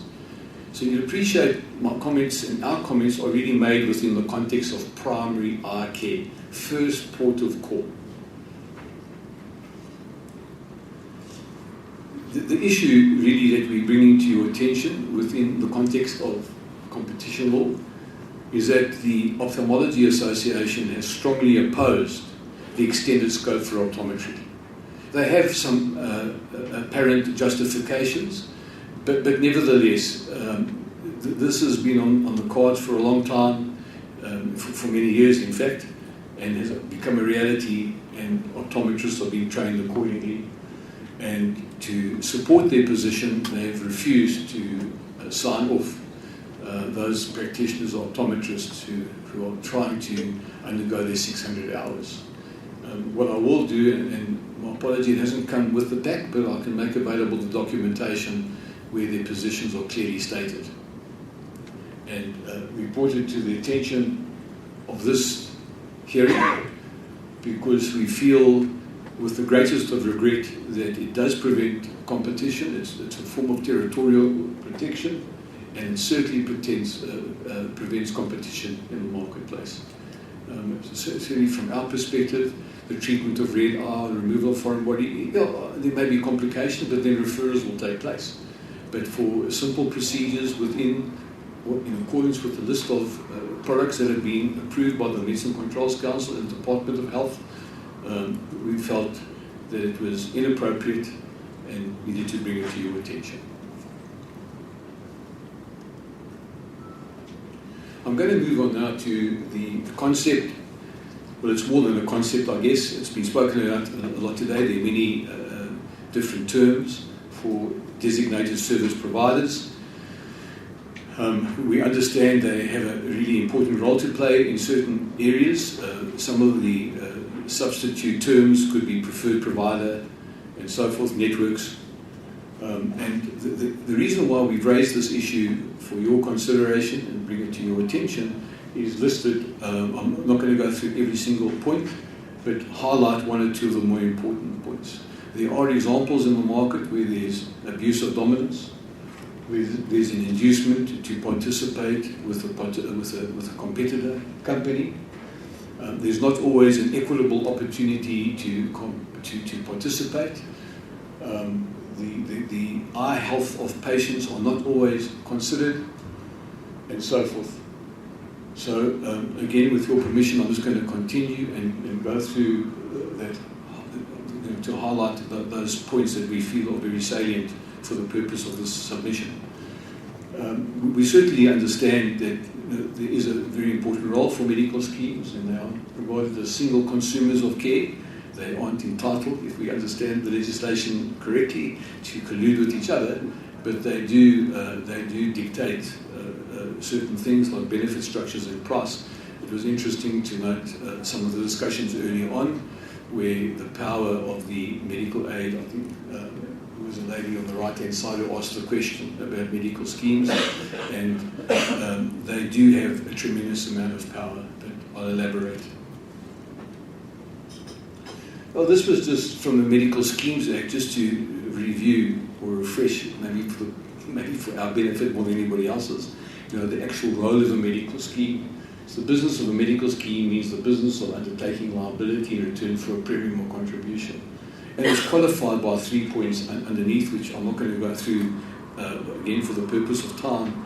And from the Optometric Association's point of view, we feel that the role of the medical scheme, as was initially intended, has gone way beyond that intention, which does introduce some impact on the profession as a whole, and not necessarily of a positive nature. In fact, on the contrary, sometimes derogatory to the members concerned.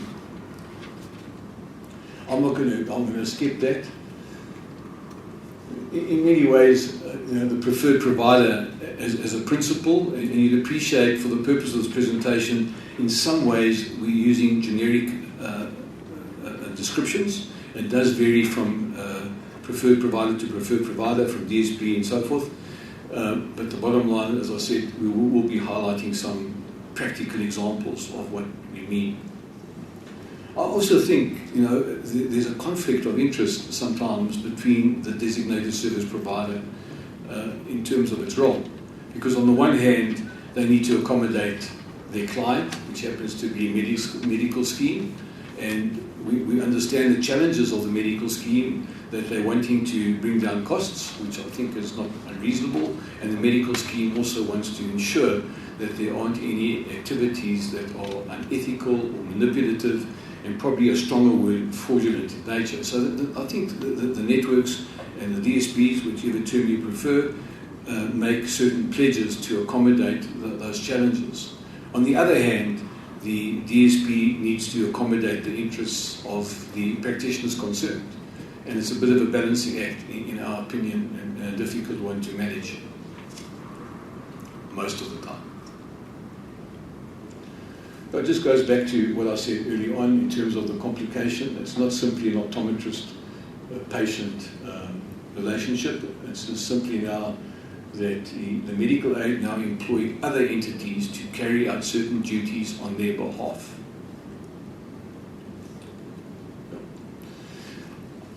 We also acknowledge the fact that the Health Professions Council, the regulatory body, has endorsed the concept of preferred providers, but they do specify certain criteria in their policies.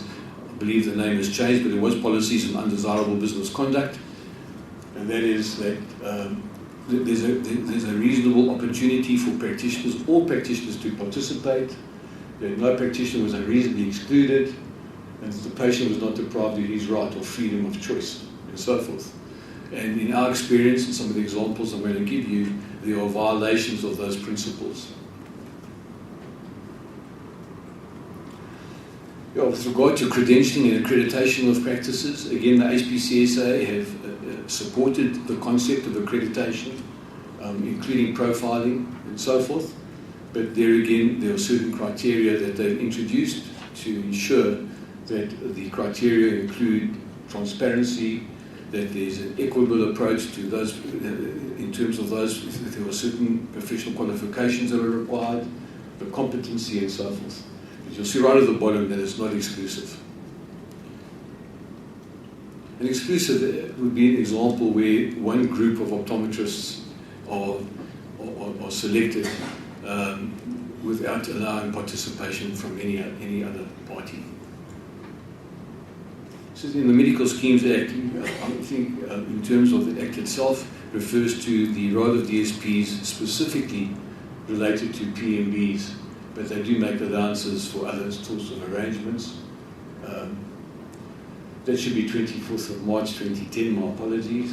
But it's interesting, the HPCSA sent out a media release and it was highlighted by the title, Concerns over the Exploitation of Healthcare Practitioners by Medical Schemes and Networks, where medical schemes and networks were almost forcing practitioners to join their organisations. It was discussed a little bit early on.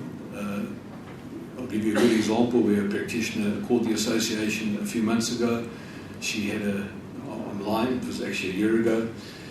She was very upset. She has a practice in this place in a city surrounded by certain businesses, and those businesses were all members, the employees of those businesses were all members of a particular medical aid, and she had to make a choice. If she did not sign up with the network who had a contract with the medical aid, if she didn't sign up, she could lose her patient base, and if she did sign up, she didn't see how she would be able to not thrive, to survive.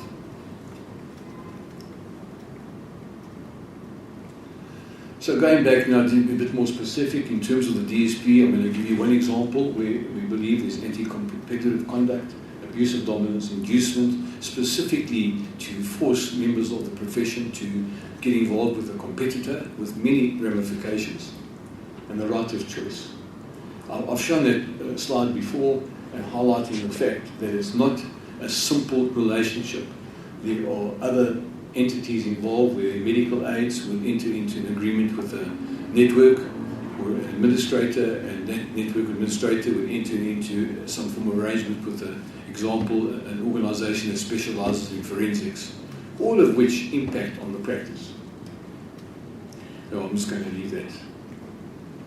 Just from a dominance point of view, from the Competition Act, I'm just going to go, a dominant firm has a market share of at least 45% and so forth. And the reason why I raise that is just in terms of the definition of market power. So when we speak about abuse of dominance and inducement, we've taken note of this definition. The ability of a firm to control prices or act independently with customers and so forth.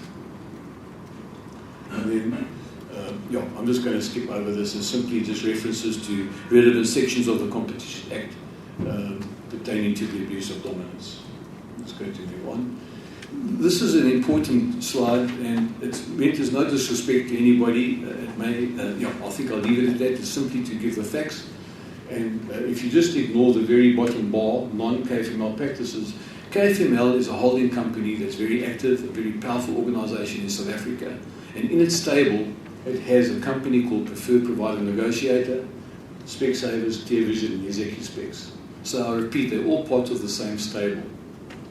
And you'd appreciate, being a holding company, the profits that are generated from those entities go into the holding company and redistributed where applicable. Because of PPN's dominance, which I'm going to show you now, if one has to define what is sometimes referred to as the managed care market, it has in excess of an 80% market share. And therefore, you'll appreciate it has the lion's share, at the risk of stating the obvious, and therefore practitioners are forced to join PPN, PPN is actually the DSP. So Preferred Provider Network is the DSP, part of that stable. So if I can refer you now back to the bottom bar, non-KFML practices, that means all practitioners, the independents and other groups who are not part of that stable are literally forced to become members of PPN, which is part of the same stable as their competitors, Specsavers, ClearVision, and Executive Specs. So from a competition point of view, all their information when they claim for medical aid goes to PPN, which in principle is accessible to KFML, and you'll find that there are people on the KFML board who have their own practices in Specsavers as an example. So it's a bit of a pudding, to be quite honest, but it's just to highlight the fact that there's an abuse of dominance in that PPN can flex its muscles in many ways. It imposes different mechanisms such as tagging systems and so forth at a small fee, but the bottom line is the practices have to join, because if they don't join, then in some cases they can lose their patient base. So if I can just use a simple model, maybe Peter is very well qualified in these methods, but I'm just going to use this to illustrate the point. Let's just take as example the banking industry, where the employees of the banking industry belong to a medical aid called BankMed.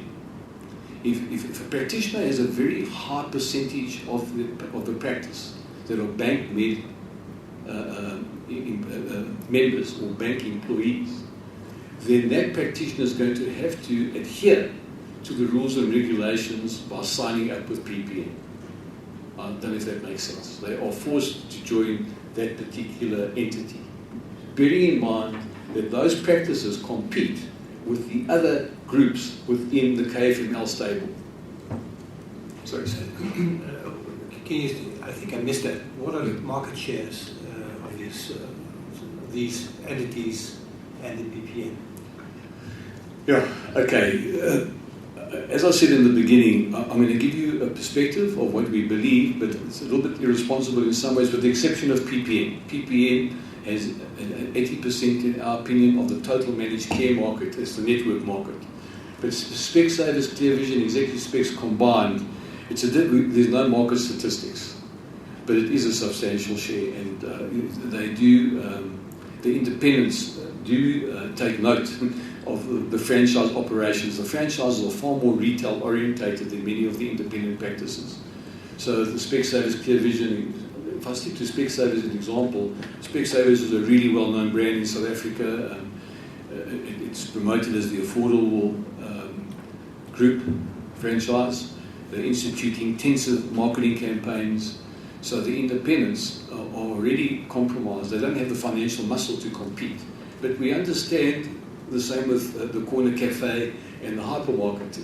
But what makes us different is they are forced to enter the stable of their competitors to highlight what dominant firms can do and what dominant firms can't do. So I'm going to skip on that and simply say that we are really concerned as an example of what is taking place within the eye care industry, and we've used that as a model to illustrate our point. I'd like to move on to another model, with your permission, Judge. Thank you. And this is the Platinum Health model, which is situated in Rustenburg. Again, it's just to illustrate a point. I know that the panel is probably very much aware of a recent appeal to the tribunal and then to the court by Buchanan. This is not necessarily a gossip session, it's simply based on fact, where Buchanan had requested the tribunal in court to consider the anti-competitive nature of the Health Professions Council rules pertaining to ownership of practices and employment of practitioners. And I think you know well that the tribunal and the court rejected the application by Buchanan. Why do I mention that? Because Platinum Health is a medical aid. You know, I think there's an expression in English: if it looks like a duck, walks like a duck, and quacks like a duck, it's a duck. The bottom line is a medical scheme. And they were granted concession by the Health Professions Council. And if I may be very candid, I think the HPCSA, well, let me be polite about it and say messed up a bit. They granted the medical aid concession to employ practitioners. I think in fairness to the HPCSA, I think that concession was granted on the basis that there was a perception, which was not an incorrect one in principle, that the Platinum Health model was affiliated to the mining industry. And there are certain sites which have been granted concession because of their location, which is isolated. But there was no intention for Platinum Health to set up their own optometric practice in the middle of Rustenburg. So what's happened now actually is that they employ their own practitioners. And you'd appreciate Rustenburg is the centre of, well, my knowledge is not outstanding, but I don't think I'm being unreasonable when I say it is in the centre of the platinum mining industry, surrounded by platinum mines. And by implication, a large proportion of the population that lives in Rustenburg and surrounds are employees of platinum mines. They may not consult or visit practitioners other than the Platinum Health model. So there are two things. There's a non-registered practice. I think it's Tabo and Becky Road, there's a Shell garage, and you'll see a big sign that says Platinum Health Optometrist. So one could, and by the way, they see private patients as well, but the bottom line is that they operate as a private practice, and they prohibit the employees of platinum mines from visiting and consulting with other private practitioners in the city.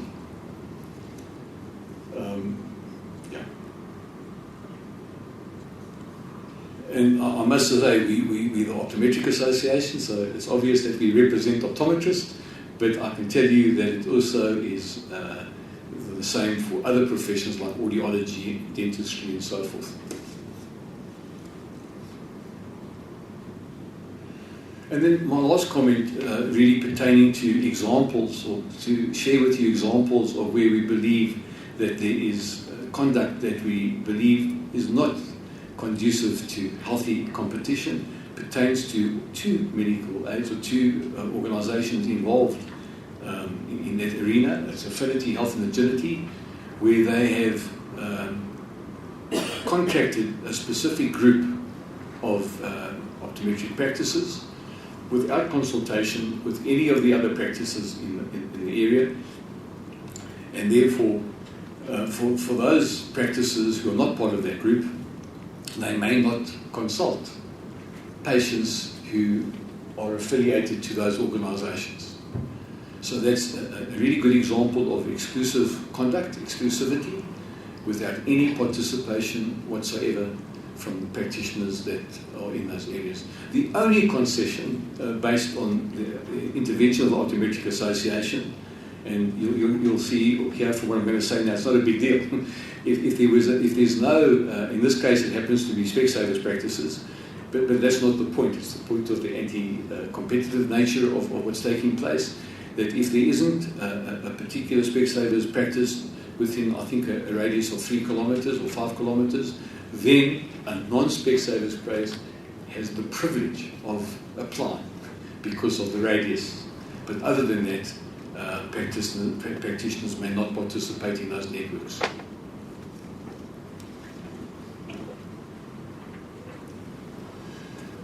Oh, and I think, in fact, I apologise, I didn't tell the truth when I said it was my last comment, so I have one more.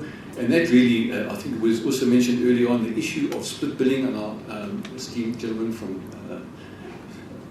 overseas was saying that in your country co-payment is not allowed, and I understand that.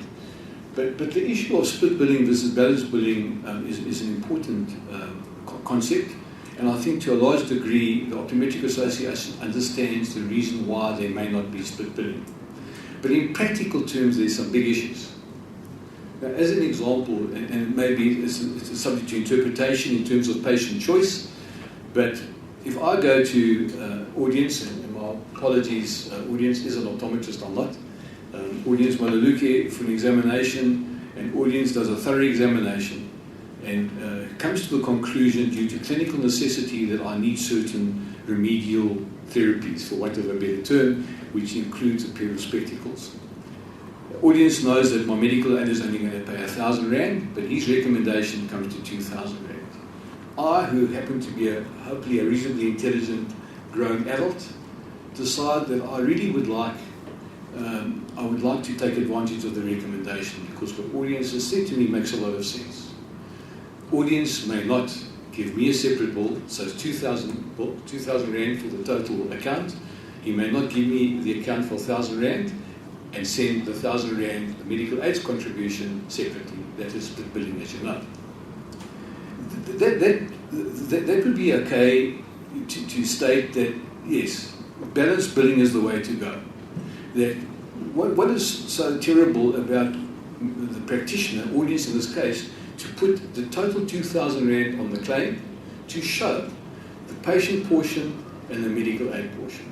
The problem is this: there is punitive consequences.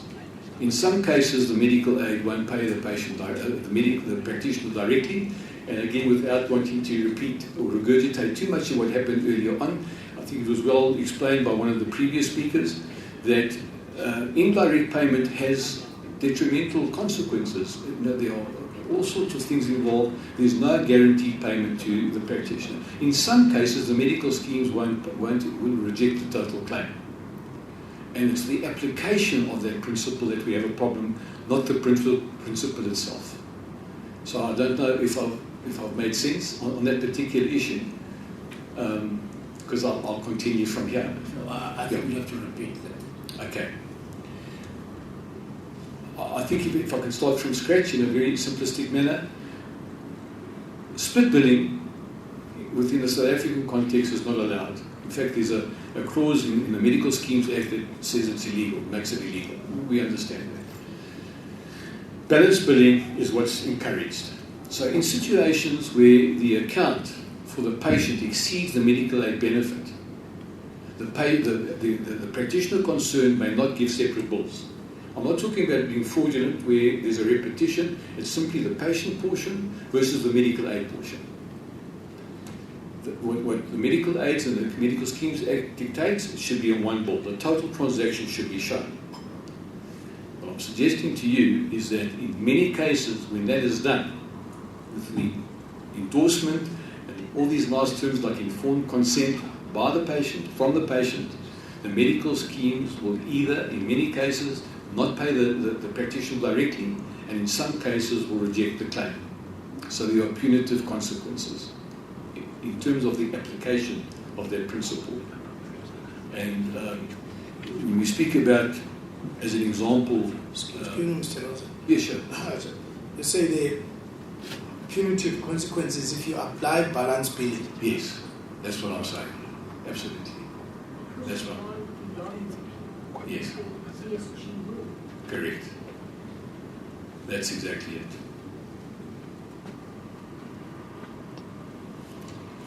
So I repeat, it's the application, not the principle.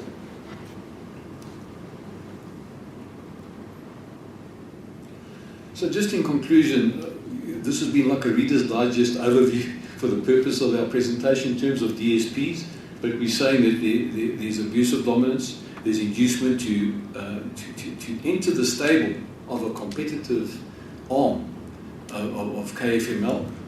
There's exclusivity. I've given you some examples of two entities. Sometimes there's denied choice. I'll give you that. When I say denied choice, I'll give you another example, if I may. I feel like a little naughty boy pointing fingers all over, but it's simply to highlight some of the dynamics in the marketplace, and that pertains to Discovery Health.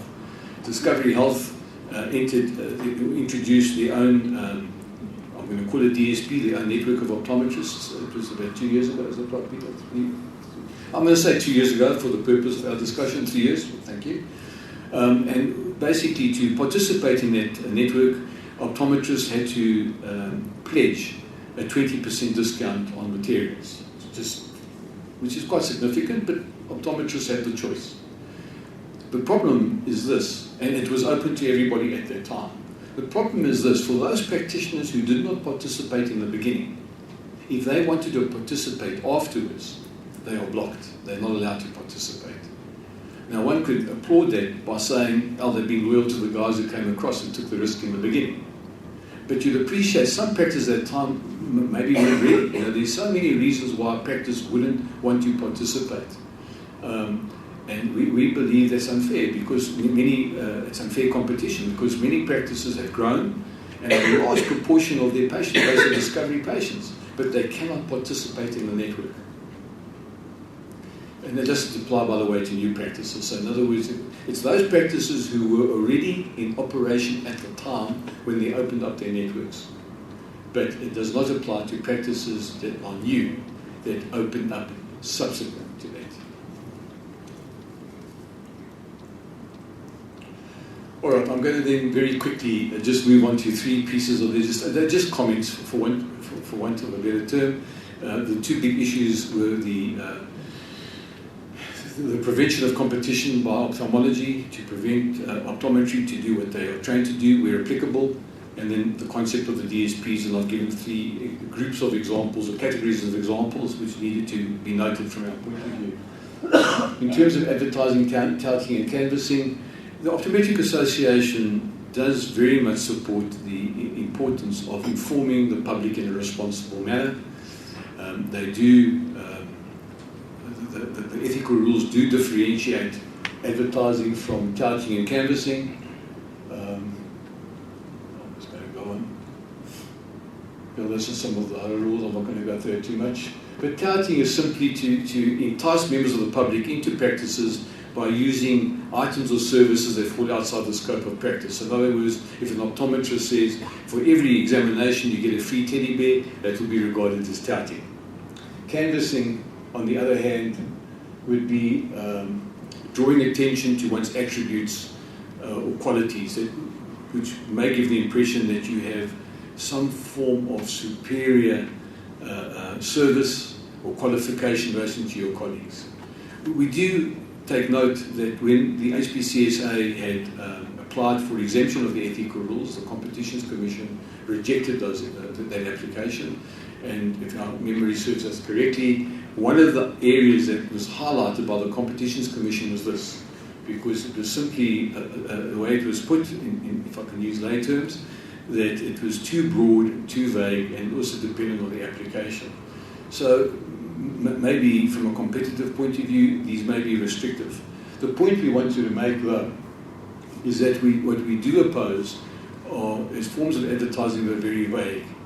In other words, even if touting and canvassing were allowed, the vagueness does have a detrimental impact on the community as such. As an example, where a practice says 20% discount, you'd appreciate this is in the context of the total South Africa, all South Africans, within the context of healthcare accordingly. So you speak about a 20% discount to average South Africans across the board, 20% of what? Well, prices ranging from 20 Rand to a million Rand. It's very, very vague, or terms and conditions apply. So we just wanted to bring to your attention that we understand importance of good advertising, but we would appeal to the Competitions Commission if they are going to make changes or recommend changes to curtail the vagueness of the advertising. Mobile practices, we don't have enough time today because I would say this is probably one of the most contentious issues in optometry today from so many points of view.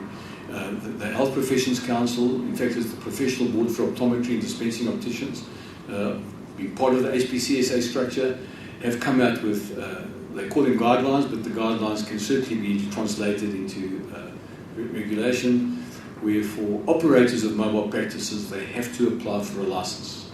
And that license is granted on a number of, in accordance with a number of criteria. But the most important one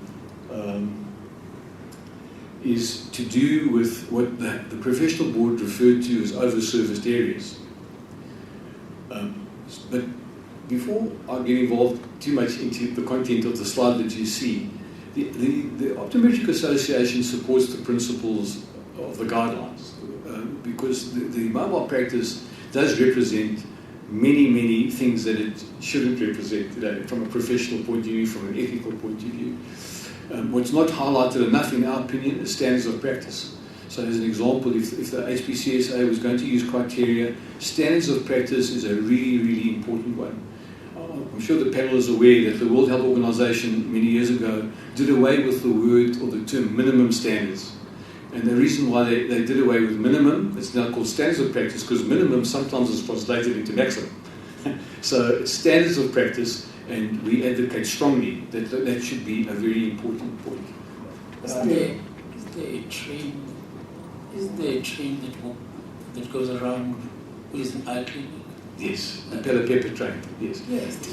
Your question is a really good one, if I may say so, just because technically speaking, that's a form of mobile practice. Yeah. I'm not sure if they have a license or not.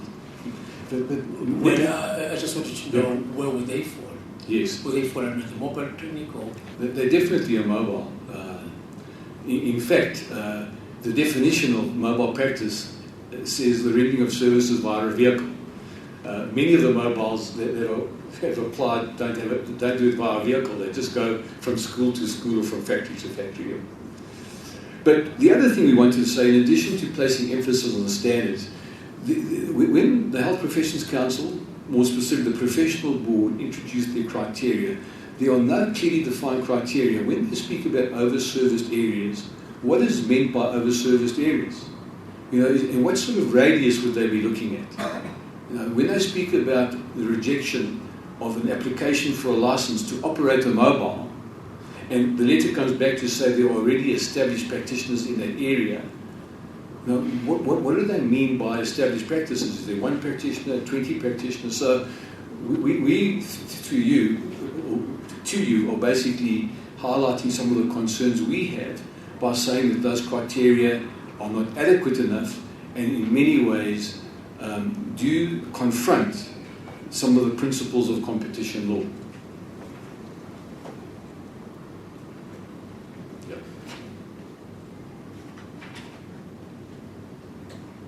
And lastly but not leastly, the issue of deregulation of ownership of practices and the employment of practitioners have come up. I understand from some of the submissions there have been references to that concept. We just wanted you to know from the Optometric Association, we strongly oppose deregulation of ownership of practices. We strongly oppose the employment of optometrists by non-registered parties, and the major reason for that, we are concerned about the commercial influence over professional discretion.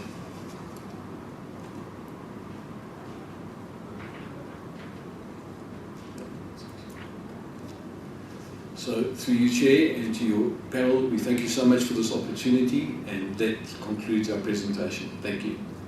Yes, thank you very much indeed. Yes, shall we get to you, Mr. Miller? Yes, thanks, Justice. Little one. We have just follows from this. You've got a point. Yeah.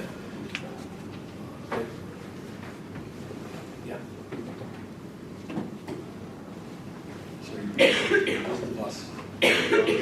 don't think my PowerPoint's loaded. Thank you very much for the opportunity. Firstly, to invite us to this following our written submission of about a year ago. I appreciate the opportunity. Somewhat of what I'm going to say is going to be similar to what the SOA have tabled, and I hope some of it is going to be different, and on some points we might agree to disagree. What I'm going to submit is probably a micro view of managed care in a market where managed care perhaps has gone wrong. I'll be as brief as possible.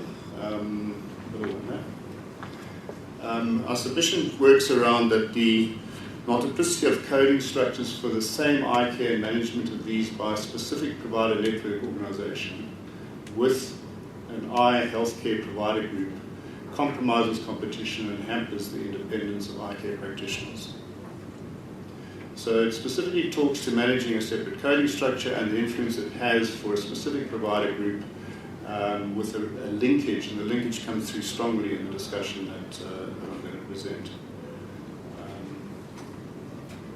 Just a little bit of history about Isilesu, and maybe just introduce myself. My name is Peter Muller. I'm a private practitioner from Cape Town. I've been involved in network operations for some 20 years. I'm a director of Isilesu, which is a provider network organisation. Our aim has always been to be solution-driven, seeking to deliver appropriate eye care models to match a variety of needs. There's the medical aid need, there's the patient need, the administrator need, and also the provider need. And one of those various needs we often deem the triad of confusion. There's a lot of pulls and pushes which don't always match each other's needs, and perhaps in the middle is the patient or the medical aid member that often is most confused. Isilesu is an open practitioner network organisation. It's available for any healthcare provider to contract on a per fund, per provider basis. We are unable, in terms of the 2004 legislation, to collectively negotiate and collectively contract, but we provide a mechanism for funds to contract with a wide group of practitioners. Importantly in our organisation, and very importantly, is that there's no dominant shareholder. We have 1,000 shareholder members as such. We have 2,000 network members. So just to differentiate, we have 2,000 contracted network providers who sign individual network delivery contracts. And then we have a subscription base of 1,000 of those 2,000 who we deem to be shareholders or committed members. Coding we talk about at some length, but I have sat at the top level on coding structures in the industry, and the efficiencies of the coding structure in optometry need to be applauded, but the multiplicity that has arisen of different coding structures, I think, creates a problem. We need a singular coding structure for efficiency, and we can argue and debate the actual structure of that coding mechanism, but when you get multiplicity of coding structures, there are some issues that flow from that. Just a few of the numbers. Optometry is 2% of the total medical aid spend. The average cost in 2014 was $2,344 per beneficiary per month. That average per month cost is often skewed by cycles, by 24-month benefit cycles. Optometry falls into a space where you can measure 12 months, but effectively you should be measuring 24, because most of our benefit structures are 24-month benefit designs. Interestingly is that the split between that spend is 50-50 risk versus savings, and that's of interest, because it depends how the fund probably apportions the benefit design. Do they put that benefit design purely in savings, or our Discovery, which have a very savings-driven model, or some of them have a more risk-driven model where the spend is more apportioned to risk? I think an important comment is that in eye care there's very limited P&B interaction. I think in optometry there's a singular, not in eye care as such, but in optometry there's a singular P&B which details with post-cataract spectacle provision. But and probably eye health and visual efficiency, as well as product quality, are member satisfaction drivers. In other words, the patient that we see, the member of the medical aid, that are driven perhaps in different contexts by product quality and product enhancements, firstly, and secondly in terms of visual efficiency and eye health. And we don't deny the fact, and I'll talk about this a little bit further, that fashion and eye fashion is a very confusing and conflicting zone when we come to costs and cost containment. Just to give you a little bit of a breakdown of what goes where, professional fees of the total bill is approximately 10%. Base lens cost. Our base lens cost is the minimum lens that would be needed to provide visual efficiency. It's not a thin lens, it's not a multi-coated luxury lens, it's a base lens cost in a variety of forms, bifocal, single vision, or varifocal. That makes up about 15% of the spend. The frame component, which is a requirement of product delivery and optical appliance delivery, makes up 35%. Where that 35% is a requirement, of course, is a moot point. A lot of that spend is going on brand and fashion and such things. Lens add-ons is the luxury stuff I talked about earlier, which talks to multi-coatings and thin lens designs and enhanced lens designs, and there's a variety of costs in that area. And then contact lens material make up between 8 and 10% of spend. So our position is that only a portion of total optometry spend needs to be recognized as essential. And I think here lies, when we talk about cost containment in this market, there's a lot of spend which is not essential. It's essential to my colleagues, healthcare providers, I admit. But in terms of essential to the patient and the patient's eye health and well-being, it may not be deemed essential. What we probably would like to suggest and investigate is better eye health investigation, and there's more emphasis on the professional fee, on the health aspect, and better payment in that area and less payment on product, and maybe a more frequent examination rather than 2, 3, 4 year cycles sometimes, to see patients more regularly. Optometry, as Harry Rosen has alluded to, is definitely a primary healthcare entry point. A lot of patients come in through routine eye exam and get diagnosed with hypertension, diabetes, and that's something particularly in the South African market where they don't have access often to GP health and that. And we need to recognise that more regular, and particularly the diabetic and retinal conditions, regular annual investigations would be preferable than spending money on fashion product. Just a quick look at what the consumer sees. I think our feeling amongst consumers, and it varies across a band of consumers, but there's very little emphasis on eye health. There's a large focus from the consumer in their minds on product and eye fashion. There's a huge misinterpretation of what the fund pays, what the fund should pay, and what the providers can and should recover. That triad confusion I spoke about. In the patient's eyes, and this is where part of your brief in terms of issues raised, communication needs to be vastly improved, because a lot of the patients, medical aid members, believe that fashion and product enhancement should be part of their medical aid benefit. There's huge demand. I operate in the front end of this industry at practice level. There's a huge demand on why doesn't my medical aid pay for the luxuries, etc., etc. One of the issues that do flow from our presentation is that the choice of the consumer can be manipulated by retail dominance. I'll talk about this retail dominance in a moment. There's a lack of transparency driven by this linkage, which is a specific linked provider group that directs custom to its linked retail arm, and that's the KFML, PP and Specsavers relationship that was shown on that graph. We haven't shared slides at all, but this is Isulesu's position, that we represent largely the independent practitioner market, and we've seen quite a bit of dominance occurring to the detriment of the independent practitioner. So in the consumer's eyes, a lot of the current DSP arrangements, which become dominant, have seen the ability to choose providers separately.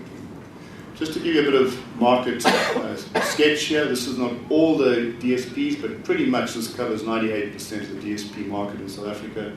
Preferred provider negotiators have a single shareholder with direct retail provider linkage between Specsavers and KFL. Isulesu differs specifically that we are a provider network with broad-based shareholding and open to all. We have no dominant shareholder, and our capitation arrangements that we have run over the last 10 years have the underlying principle that profits in the capitation go back to the providers. That's our premise and what we live by.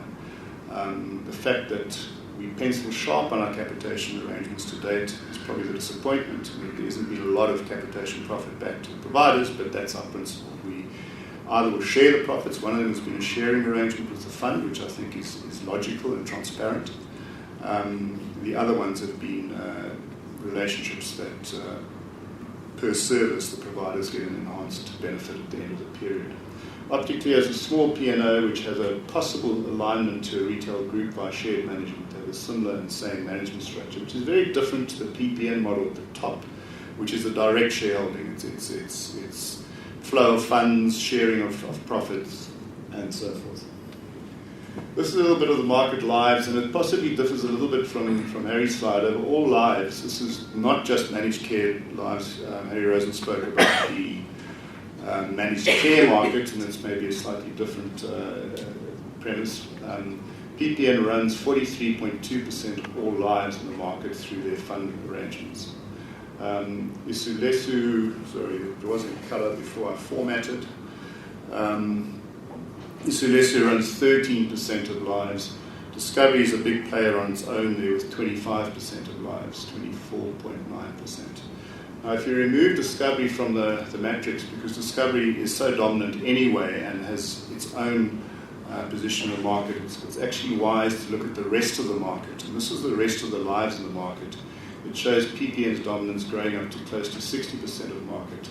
And Isulesu operates in that at 17.4%. That's an up-to-date slide using 2014 lives and fund apportionments as at 2016. Right, what is the effect of this linkage? Now, this linkage is a major issue amongst healthcare providers in the country. It's driven by this managing of proprietary codes, and the proprietary code management benefits the linked relationship. There's a directing of patients specifically away from independents who are members of PPN because they're forced to be, as explained, and non-linked HCPs to a related retail group, a la Specsavers. They share the same office, they share the same call centre, they share the same balance sheet, and etc. So there's a specific directing of patients away from independents. It's rather bizarre in this market that my claims as an independent practitioner have to be claimed, my medical aid claims have to be cleared and paid by my biggest retail competitor.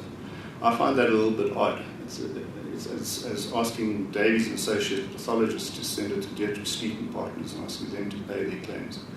It's uncomfortable. It's uncomfortable that my claiming, my pricing structure, etc., has to go to my biggest competitor to get paid. I find that very, very uncomfortable as a provider in the market. There's access to confidential information through that, what suppliers I'm dealing with, what my exit retail pricing structure is.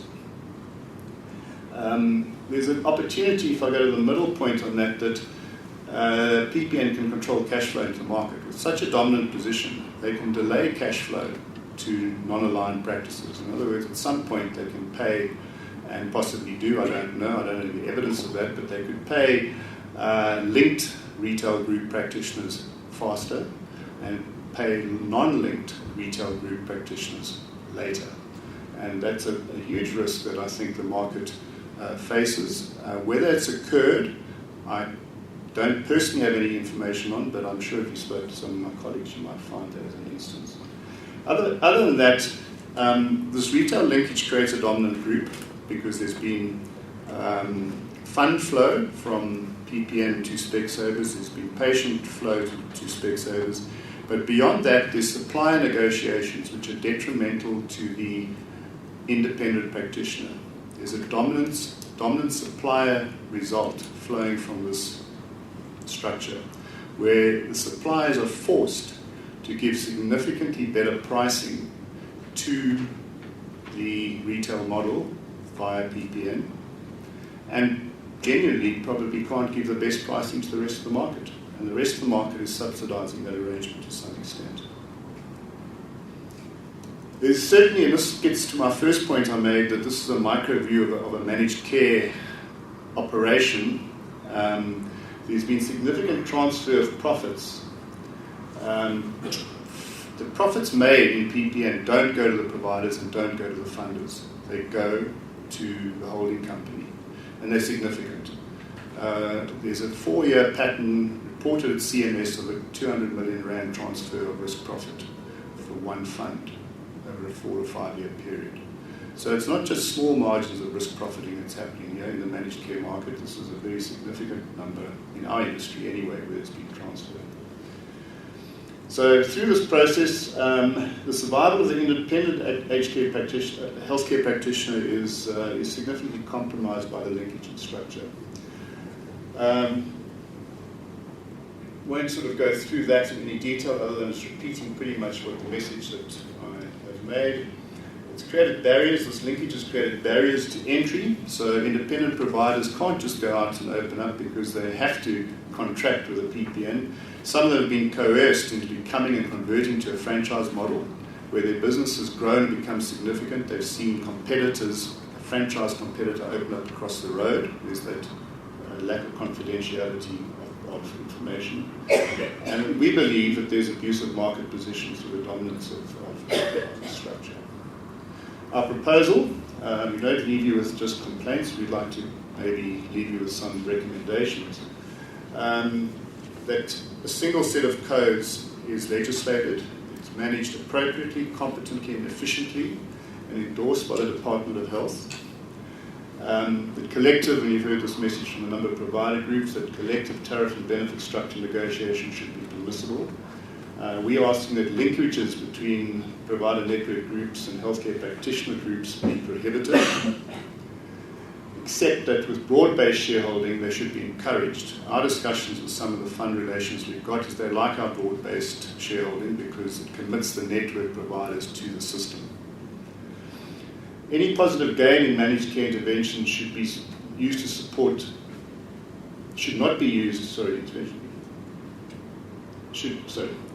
the positive risk-based profits should go to the funders and or to the providers. It shouldn't be seen as a profit centre. This kind of pipe of money that flows through managed care business just gets opened sometimes for the benefit of a small minority. The benefit of managed care should flow to better profitability for funds and maybe better margin for providers. There is definitely a need for ethical guidelines to be established to govern behaviour where these linkages occur. There are linkages occurring in the optometry sector. I'm not sure in any other discipline that they do occur, but ethical guidelines should be in place to govern this sort of relationship that we're seeing. This is just some ancillary comment which I apologise is not in your pack. Just thought I'd add this low-cost benefit option in the withdrawal of Circular 51 is quite pertaining to optometry.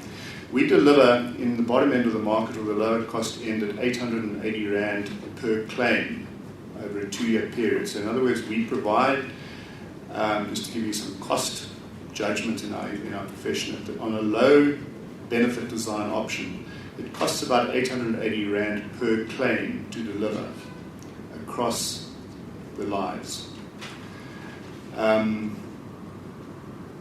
We did applaud and embrace the Circular 51 low-cost benefit option. We put a model in place, which was a circumscribed model with supplier connectivity, IT base, various number. I won't go through the model with you in detail, but we were able to reduce that by approximately 20% in terms of costing. So we were very disappointed as a network, and I think as a profession, when we saw the low-cost benefit option withdrawn, because it would actually have broadened access to eye care for those extra 5 million lives that were kind of anticipated on that option. And I'll just throw that in as a comment that I think has some validity in this forum. Harry Rosen has spoken to the interdisciplinary coordination as a cost driver, and I didn't throw this in after I'd heard from him. It was a thought I had on the plane this morning. The relationship between ophthalmology and optometry on the ground is often very good. The individual personal relationships are good. At a legislative and control level, it has been anti-competitive for years and remains anti-competitive. It's a cost driver. I think there's a lot of cost savings to be generated through a combined respect and delivery model that embraces eye care delivery, both that we work together in certain areas rather than block. And that's all I've got in my presentation, which at this late hour I'm sure you're very pleased about.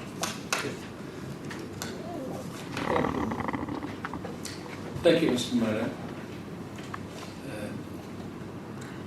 I think you're ready for questions now, right? Yes. Okay. Well, I don't know where to begin.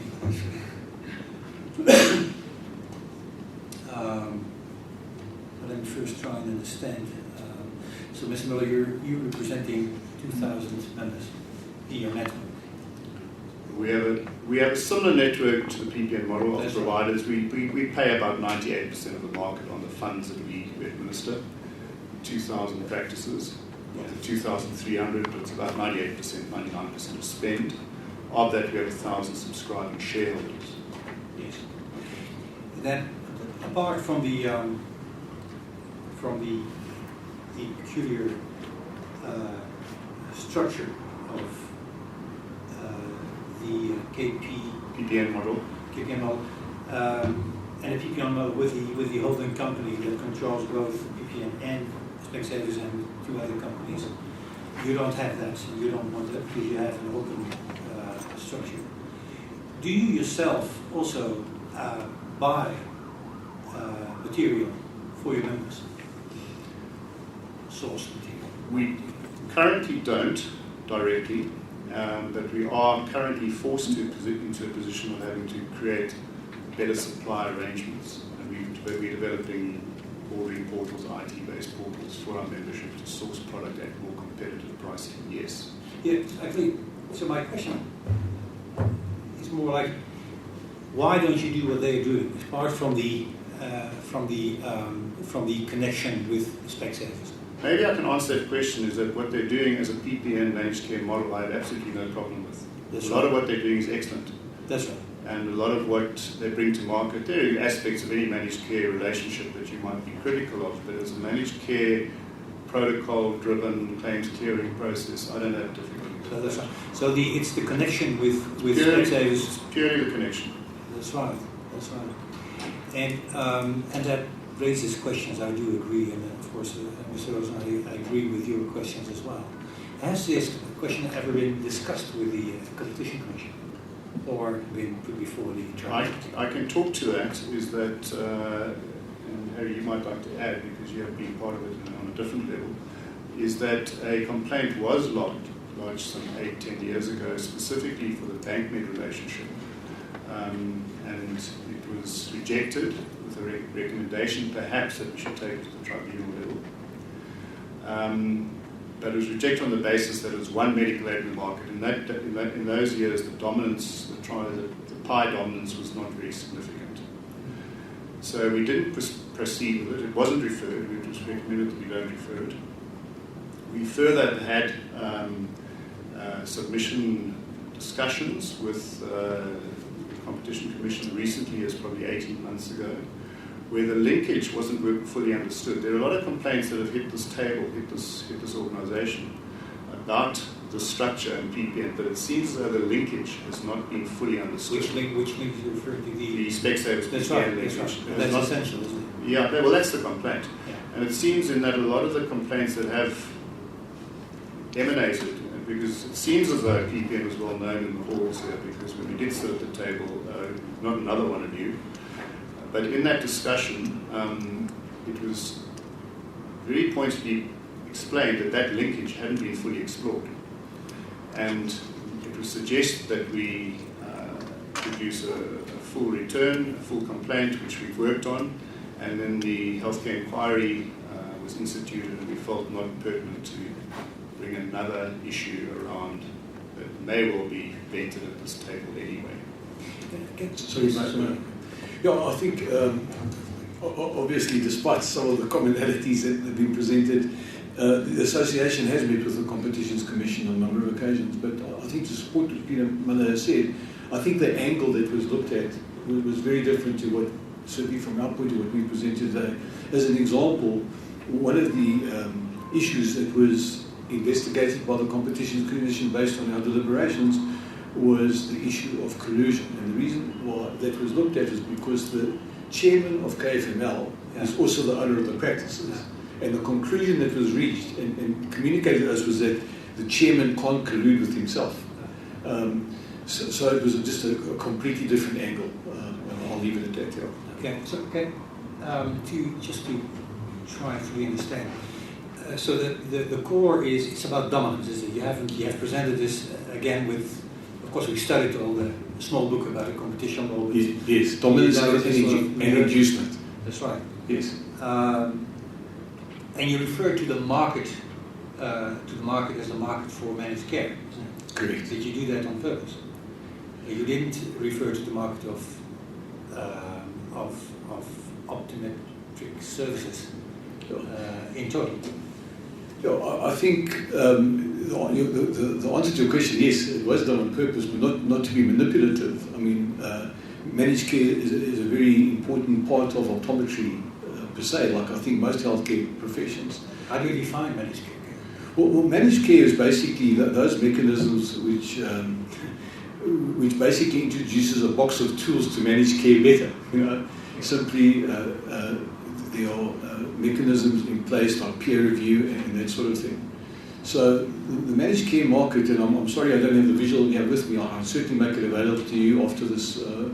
We analyse that market very carefully. So, but even if we didn't, because my understanding from the Competition Act is 43% or more, that's a parameter that gives rise to a market power or to have some form of dominance. I think the one graph, the pie chart that Mr. Miller spoke about was 57%. So irrespective, we're saying it's a dominant force. It wasn't meant to manipulate, it was simply to say... No. Yeah. It was simply to say this is a very, very dominant and very important entity within the optometric world, and that there are certain consequences that we feel are not really being fair to the practitioners concerned. In fact, on the contrary, in some cases being quite derogatory. And then you refer to KPN? Yes, KFML. The KFML and then the network, yes. Which commands, you said, 80% of the managed care. Of the managed care. Yes. Of this market, the managed care the managed market. Care, yes. And the managed care market, is that the DSP market? Yes. Well, it's DSP because the managed care is far more restricted. It's got what Peter Miller had shown was the total DSP market, but I think I stand for correction. You had 43%. Is that correct? I showed total lives. Total lives. Yes. Not total value. That's right. Total lives on. Yes. My pie charts talks to total lives. Yes. That's right. It was market share. And you command how many?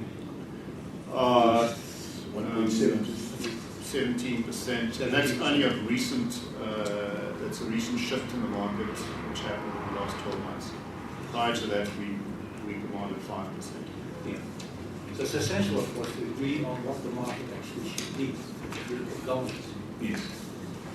To my mind, the connection between the network, the closed network, and the retail outlets. That's right, is the core of the problem. It is the problem. It is the problem. It's a very incestuous relationship, if I might refer to it like that, with major concerns. I think Peter Miller had very articulately described some of them, potentially and actually. Is there evidence, sorry, I won't keep you too long, is there evidence of the group taking care of this, and particularly then the network taking advantage, or Specsavers is taking advantage of the information that it is? There's allusions to that's a busy practice doing a lot of bank net business, and Specsavers opens up across the road. Harry Rosen might have more specific detail on that. Those are concepts that we've heard about, complaints that we've heard in the market. That's right. There's certainly sharing of information, of competitive information. And it's not easy for you to get that information, of course. It's something that should be done by investigation of yeah. That's right. I'll leave it for now. Just one other point there, if I don't mind interrupting there, is there's also evidence of anti-fraud involvement against independence by the PPM model, which might be very valid. Make no mistake, we're not defending the independence, saying that there wasn't a fraud process. but they do then have the power as a fraud investigator to put the fear of God, so to speak, into the independent, and that is evidence of that happening. If I may, sorry, from that point of view, I think we've got to be careful. The intention from the Optometric Association wasn't to come out and assassinate and so forth. It was just to highlight certain dynamics, that are taking place within the environment. But I need to, if I may, just elaborate a bit on what's been said. That there's a forensic unit. I think it's a very reasonable unit to have, like most medical schemes. But the problem, of course, is that the practitioner's concerned of where there have been contraventions, or let's just call them ethical principles. If you want me to elaborate, I'm happy to do that. The practitioner's concerned are very, very fearful of coming forward. In other words, I would get calls. I've sat in and I've listened to, in fact, on 2 occasions for sure. One was a recording on a cell phone. The other, I don't have the technical knowledge to understand how it was like a huge big movie camera or something, but they recorded the conversation. It was like listening to a radio show, on the radio, I was going to say. But the bottom line is that the practitioners concerned are fearful coming forward because their fear is based on the fact, on the perception that we kicked off the network. In other words, the bread and butter will be cut off. We just had a case now as an example where there was split billing, and the practitioner had paid 100,000 rand as a gesture of goodwill to the company that was appointed by PPN to investigate the forensic nature of the relationship. And then a week later, PPN said, despite your arrangement, thank you for your money, that we regard you as being fraudulent and we're going to kick you out of our network. And that's now going through it's not a competition issue, it's simply just to elaborate based on fact. So there are issues there that are really concerning.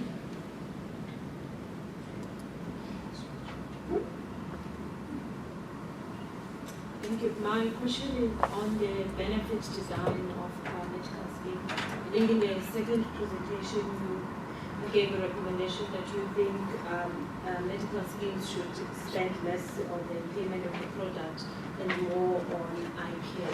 And on you didn't touch it in your presentation, but on your written submission, you do make a similar point and an assertion that medical scheme members are sometimes required to pay more than what they're able to pay. Can I just read? I think it's on page 220. Okay. So you say the result of this disconnect is that the patients will have to pay an additional amount from their pockets for an important diagnostic procedure and or treatment over and above what medical schemes paid for, which did not necessarily benefit them. I just wanted to get clarity from you if what you think medical schemes will not benefit is the same as what is asserted by Isolentu. Then the second question is that don't medical schemes already have a cap, for instance, on frames, on certain benefits? Okay, if I understood your question, your first one was really pertaining to the split between the materials and the professional fee, and what Mr. Miller had presented was a realignment to at the moment, based on his slide, it was 10% for professional fee and the rest was all materials, and that's what you had, Peter. So 10%. And if you ask him whether the association supports as a starting point a realignment, the answer is absolutely. There's no two ways about it. I mean, our deliberations with government, with the BHF and others recently, there's certainly a mechanism that's going to be instituted in not the too distant future. I know even in the court case in, I think it was 2008, when Specsavers had challenged the HPCSA at the High Court and won that, the judgment really frowned upon, because one of the issues was sharing of fees. He's saying the 10% fees, what are you frowning about? So one has to, optometry, as we both said, is a profession, and a respected profession. In fact, the World Health Organization in March 2007 recognized optometry as an equal partner in relation to all other professions. So that percentage needs to be shifted. And maybe to do that, there would be a professional fee for dispensing, as an example. So the professional fee would increase, and the materials would come down.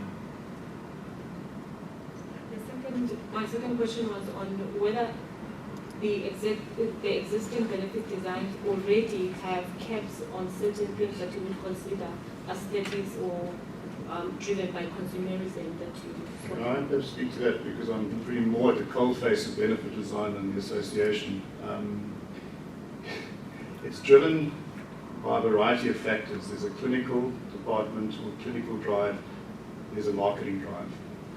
And marketing folk in a medical scheme want best, most sexy eyewear, eye care that they can get because it looks better for the members. So it's a bit of a push-pull there on that issue. Some funds have very limited benefit design, and I'll use Discovery Key Care as one. It's a packaged product, it's very cost-effective, it's got limited frame choice, etc., etc. The other end of the spectrum is you have large family limits, which you can just shop up to. It's a shopping target, to be quite frank, and I'm perhaps talking against my profession in many respects, but because of that benefit design, it becomes a shopping target not only for the healthcare provider, but for the patient, for the member who comes in. I've got 4,000 rand to spend. One of the anomalies of that, which Sylvester tries to explain and avoid in our benefit discussions, is the first family member that comes in spends 4,000 rand, the next family member doesn't have benefit. So there's some inappropriate benefit designs and models in the market. Our belief, and again back to what I presented, is that a limited choice of codes which provide good professional care, appropriate professional care, visual efficiency and lens design, and a basic frame is what should drive the medical aid spend, not 4,000 rand global fee spend. Yeah, if I may, I think the simple answer to your question is yes. There are medical schemes that cap it, and that goes back to the comment that I made about split billing. Because if the patient wants to select a frame that goes above that, there's an issue, but yeah, the answer is yes. No?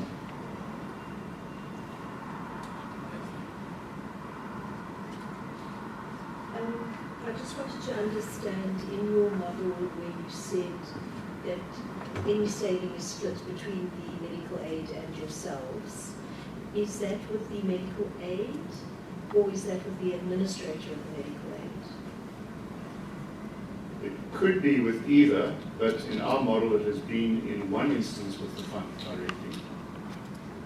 And do you know what mechanism they have to return this to their members? It's not your job to know. No, in fairness, the quantum has been very insignificant because in our cap contracts, there's been limited profitability, so the quantum is very small, relatively small. The mechanism could be in structure, would be, we would negotiate with the fund. We have a contract with the fund as a provider group, and we could either cap completely or cap with profit share. And I believe that a profit share cap is probably the more appropriate model. It just creates more transparency. And that's what I'm interested in is the transparency. To your knowledge, if someone from that fund comes to you, is there a chance that a member would know that by using you, they're potentially increasing the savings that comes to them? Or not at all. There's no understanding amongst the members. In fact, the concept amongst patients about DSPs is conflicting. If you try and explain it, then that the DSP provides more appropriate spend of your funding. It's a bit like the family limit issue. It's an appropriate one. They don't understand. There's great confusion amongst medical aid members. And optometry is a really good example because it's a healthy benefit. People like spending optometry benefit because they're healthy and they can get something back from their funds. It's one of their most favourite things. I want to get something back from my fund before December runs out. There's very little understanding from the next point. And then just pursuing the information issue, which is something we're particularly interested in. On Appendix A of your submission, you talk about the financing of health services, paragraph 2. Administrators... poor design. Administrators and medical scheme design benefits and negotiated tariffs. However, little is known about the references used or the type of research conducted in the process of designing these benefits. And from our point of view, that's interesting. And we want to know the degree to which this is problematic, who it's problematic to, and the consequences of this lack of transparency. Okay. I think Peter may want to comment as well. I'll give you some examples, and if you don't mind, just give me a little bit of latitude. There was a really good discussion early on coding, and the question was asked from a panel, is it right for an association to unilaterally decide on codes? And I'd like to answer that if I may. I would say yes, it is the responsibility of an association like ourselves to determine codes, because the practitioners who are involved in that process, I'm not talking about tariffs, I'm just talking about the codes, they understand exactly what's entailed, and they understand the time it takes, the complexity and so forth. So by having a list of procedural codes as an example, really is to ensure that the scope of practice of that particular profession is accommodated from A to Z. It's the prerogative of the medical scheme to accept some of those codes or not. But to take your point, as with all professions, there are technological advances on a reasonably regular basis, where procedures, I'll give you an example, and here I'm on dangerous ground. I've got two optometrists on my right, so they can just be gentle with me. But for the test of glaucoma, it's that little puff test that they do, called tonometry. But the research has shown that it's not necessarily just that pressure that's responsible or can indicate glaucoma. It's the thickness of the nerve fibre and so forth. So there are procedures which are of extreme benefit to patients, such as, and please excuse the technical jargon, again, as I say, the gentleman on my right will kick me if I get it wrong, but retinal nerve fibre analysis is a procedure that's done to detect thickness of the nerve fibre. The proposals are put forward, and there are deliberations, there are good relationships with medical schemes, but to take the point that you've raised, we simply get a response from the medical scheme to say, no, we will not accept those codes, and it's usually based on actuarial calculations. So we would meet with the relevant parties, the provider relationship managers, as an example, put forward what we believe should be accepted. We don't get involved in negotiation of benefits, that's for the networks. And then the response we would get is what I gave you. So when you speak about transparency, I can only speak from personal experience.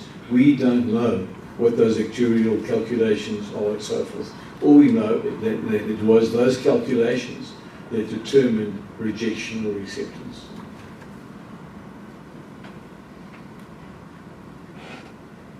One last question which relates to the notion, and it probably applies to optometrists as much as it does to ophthalmologists. How much general knowledge is available either to yourselves or to patients about if something really works? So you tell me you have to measure the thickness of the nerve, and puffing in my eye and getting a response isn't good enough. Is that true? Someone tells me I must have a toric lens and not an other lens, or that when they measure for something, I must have it measured with this instrument because it's much more sensitive. But is there any knowledge out there that in fact that 0.00 millimeter difference actually makes a difference to whether my cataract surgery is going to work or whether my glasses are going to be better? Is there a need for some kind of health technology assessment system that is available to everybody? If I may comment first, I think there were two questions. The first one, and if I may take your question literally, you used the term general knowledge. I would suggest to you that there's a lack of general knowledge regarding the technical advances and the technicalities and so forth. Even to a degree, as an example, I'm sorry to speak about personal experience, but it's the most accurate I can give you, where there was a group of ladies who were, not being sexist, it just happened to be ladies who, all of them had met for a cup of tea one day, and they were prescribed multifocal lenses. And all of them had not pursued or persisted with their multifocals. They'd gone and got ready-made readers. And they weren't quite sure what was meant when they were told by their practitioner to persist. So it's just something as simple as that, where there's a really big need for effective communication, educational communication generally, in our opinion, from the association's point of view. So general knowledge, I would say to you, no. I'm not sure if I understood the second part. You were speaking about a technological advance, some type of technology. For what purpose, if you don't mind me asking? What I'm trying to understand is that it's quite possible that you as a provider could buy a piece of equipment. Okay. And this equipment, instead of measuring it to 0.1 of the thing, it measures it to 0.0001 of accuracy. And so you say to me, you must have this test, not that test. But how do any of us know that that's a better piece of equipment, that the outcome in terms of my visual acuity or anyone's visual acuity will in fact be improved by a very expensive machine, whereas the less expensive machine actually does it good enough, and I'm going to be as unhappy or happy with the outcome. And is there a need for some objective decision around this? I would say, like most health... Okay, I think let me just, I'll comment and I'll head over to you. The only point I was going to make, I think like most healthcare professions, there's advancement of equipment. It's not necessarily just making it more accurate. You could take a photograph of the cornea, or so the type of equipment in optometric practice, it does vary from practice to practice. But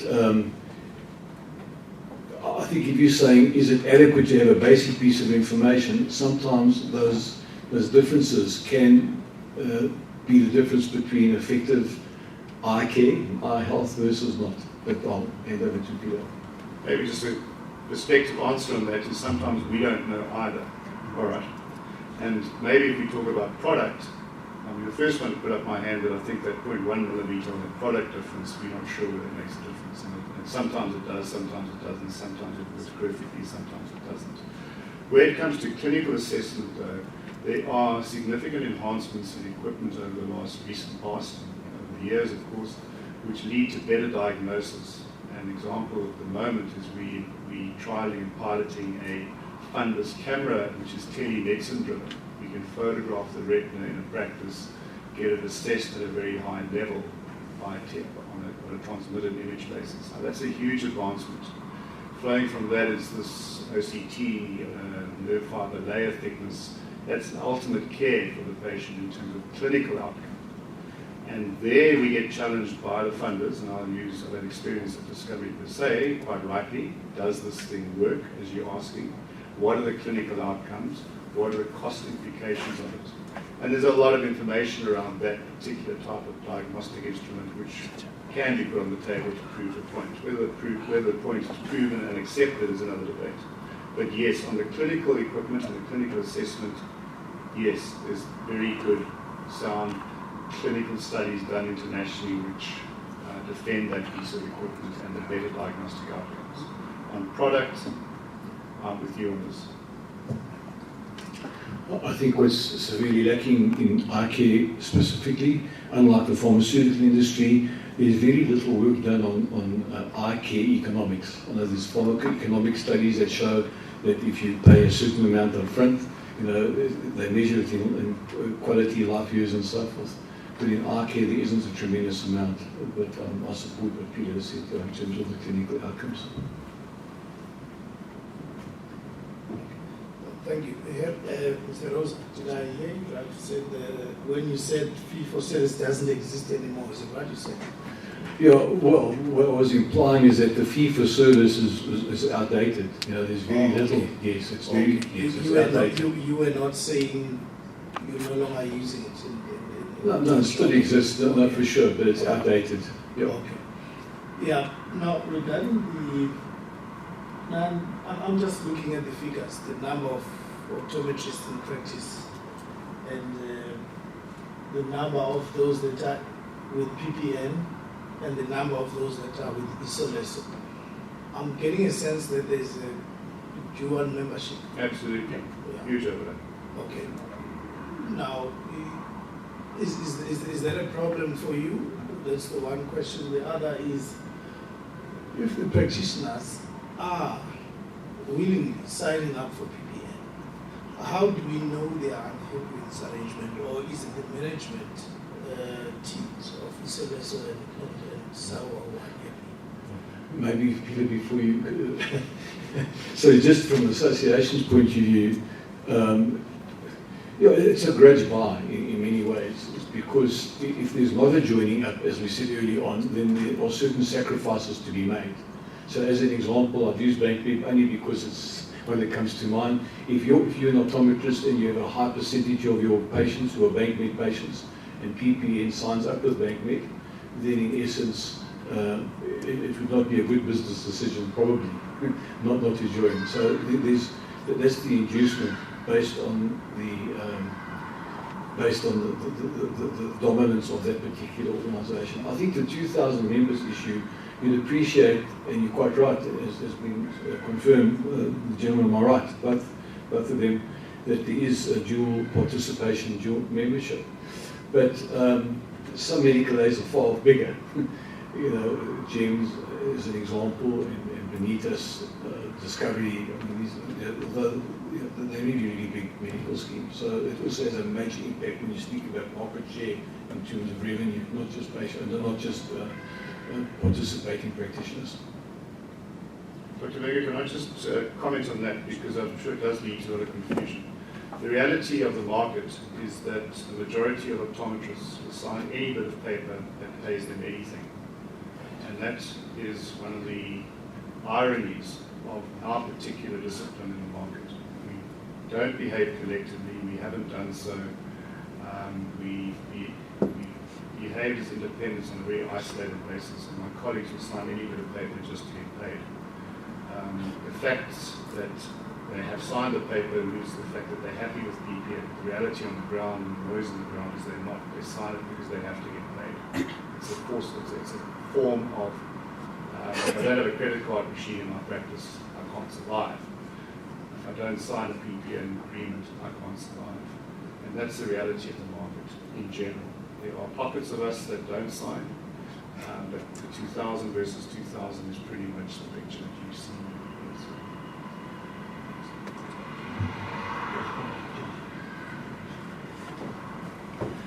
Yes, I have one or two loaded questions about the mobile practices.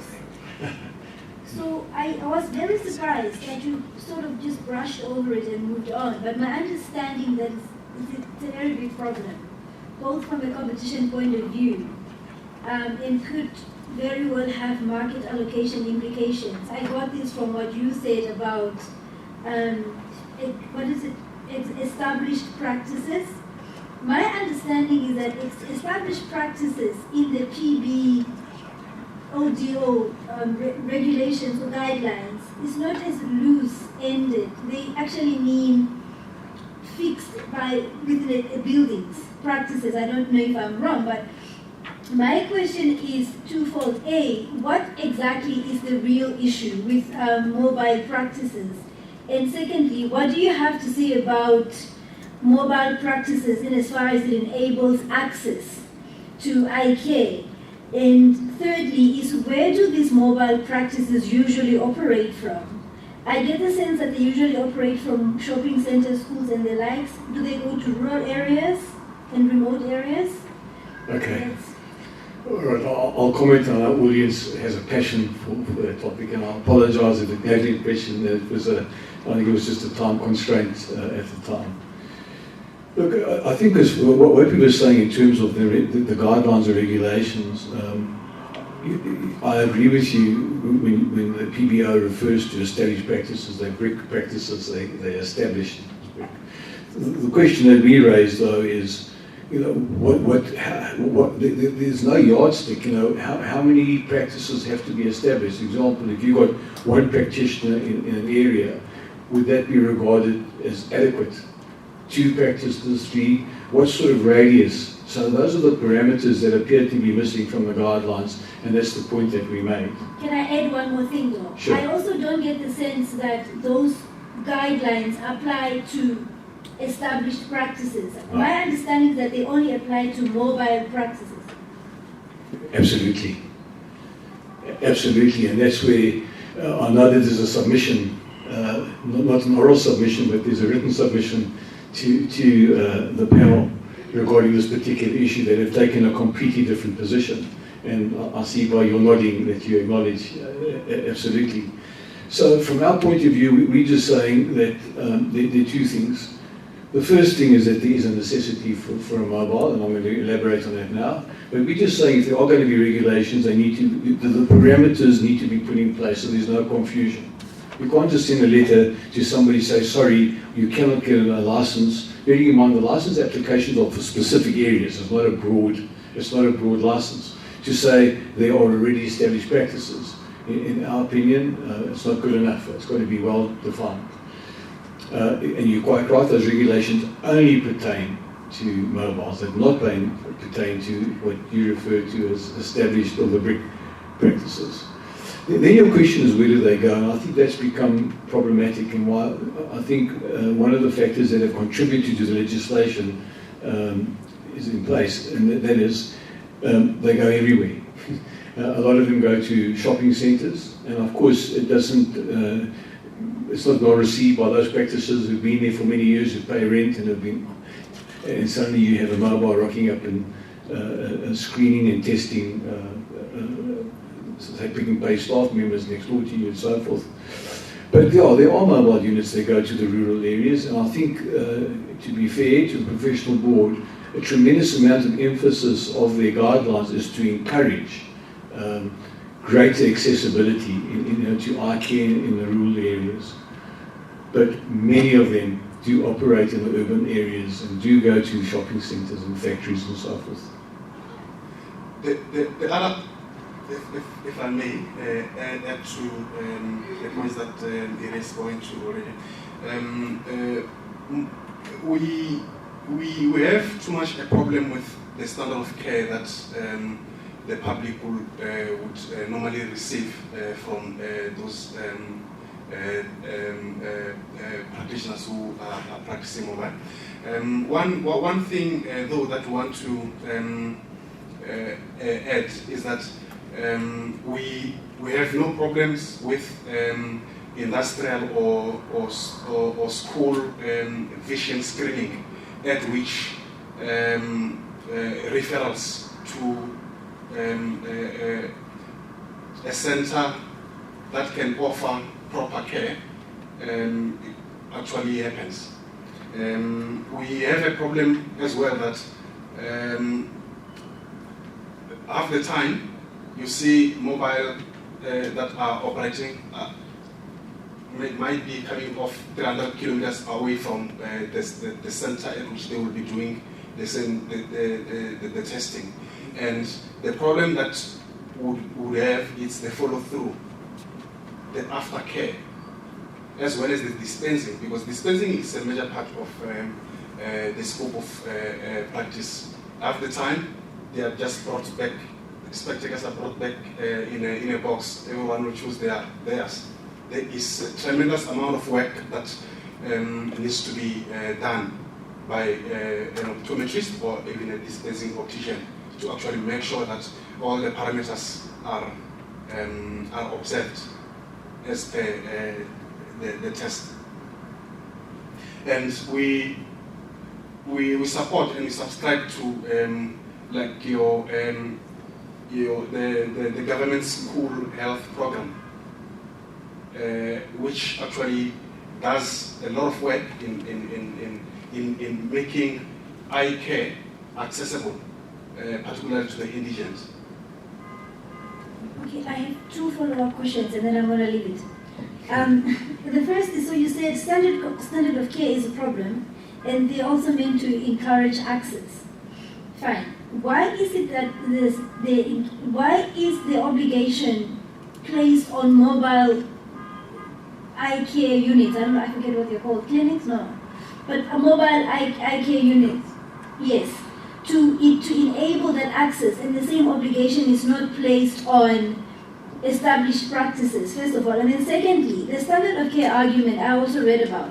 Now, that standard of care argument seems to me to be self-contradictory, because it's okay and my standard of care is fine for as long as I go away 500 kilometers from established practices. But the minute I try to set up shop next door to you who's got an established practice, then my standard of care is questionable. That's what I'm going to say on this topic. Okay, if I can comment. No, for sure. I think the best people to answer that question is the professional within HPCSA. You'll appreciate these aren't our rules. And we do concede and understand that those where competition-related issues have arisen, big time, we understand that. But the position we've taken is because of what audience has spoken about, and that's why in my presentation we would just want to place much more emphasis on standards. It should apply across the board. It's just that with mobiles, and I can tell you also with mobiles, there are quite a few which are owned by lay people, non-registered people. So there are a number of peculiarities, I think, which resulted in those guidelines. But your point is well taken. I also needed to add that in terms of the standard, the PPOD does have the guideline as to what it is that we ought to do. Earlier, he spoke to the minimum standards which have been done away with according by the World Health Organization. There are standards of practice in place. It's available for everyone to actually have a look at, and those of us that are practicing to actually adhere to those standards to the letter. So just a quick comment on mobiles from a network perspective. Mobiles are a huge over-servicing driver. In our network arrangements, we find that mobile visits are huge over-serviced operations. And in fact, in our network arrangements, unless we don't pay mobile clinics for that reason, there's a standards of care issue which we go into at length. The other one is it becomes an over-serviced issue. My guaranteed last question is of the day. You told us there's a lack of transparency is a key issue for the inquiry. And you said there's a lack of transparency in the market, particularly you referred to the connections between private network organizations and possible retail companies. And you said that the choice can be manipulated, can be manipulated by retail donors. Can you explain what I meant? Yeah. Give you examples. With that relationship, there is potential and I think factual routing of patient to the retail player. So the managed care operator, the PPN of the world, will run a call center where medical aid members will phone and say, "Where's my nearest Optom?" And they will be routed to the nearest Specsavers. And that can create lack of good choice for the consumer as to, well, there's 3 others around the corner. So the consumer's choice and availability might be compromised in terms of that linkage. And it's the linkage per se that is the problem. What actually happens after that linkage is a multitude of things. Some does happen, and I agree, some might not be happening, but some could happen. Some of those perverse incentives and processes. I don't know if that answers your question. And I'm tired, so I'm done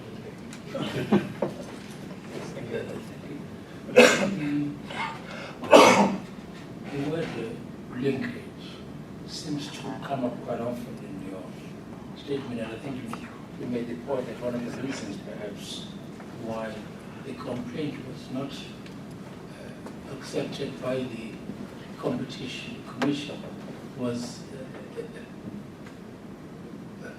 a lack of understanding of the link. Just, I think The timing of the original complaint goes way back to the early days of the Competition Commission, 2004 or 5, and I think everyone was feeling their way in terms of competition law, and I'm not quite sure that the perspectives of the complaint were fully understood, and the linkage wasn't probably fully understood. It was a different market as well, there wasn't the dominance issue. Subsequent to that, we have been led to believe in a consultation with key people in a preliminary, what you call a preliminary hearing in the competition process, that they were quite amazed that the linkage wasn't better understood.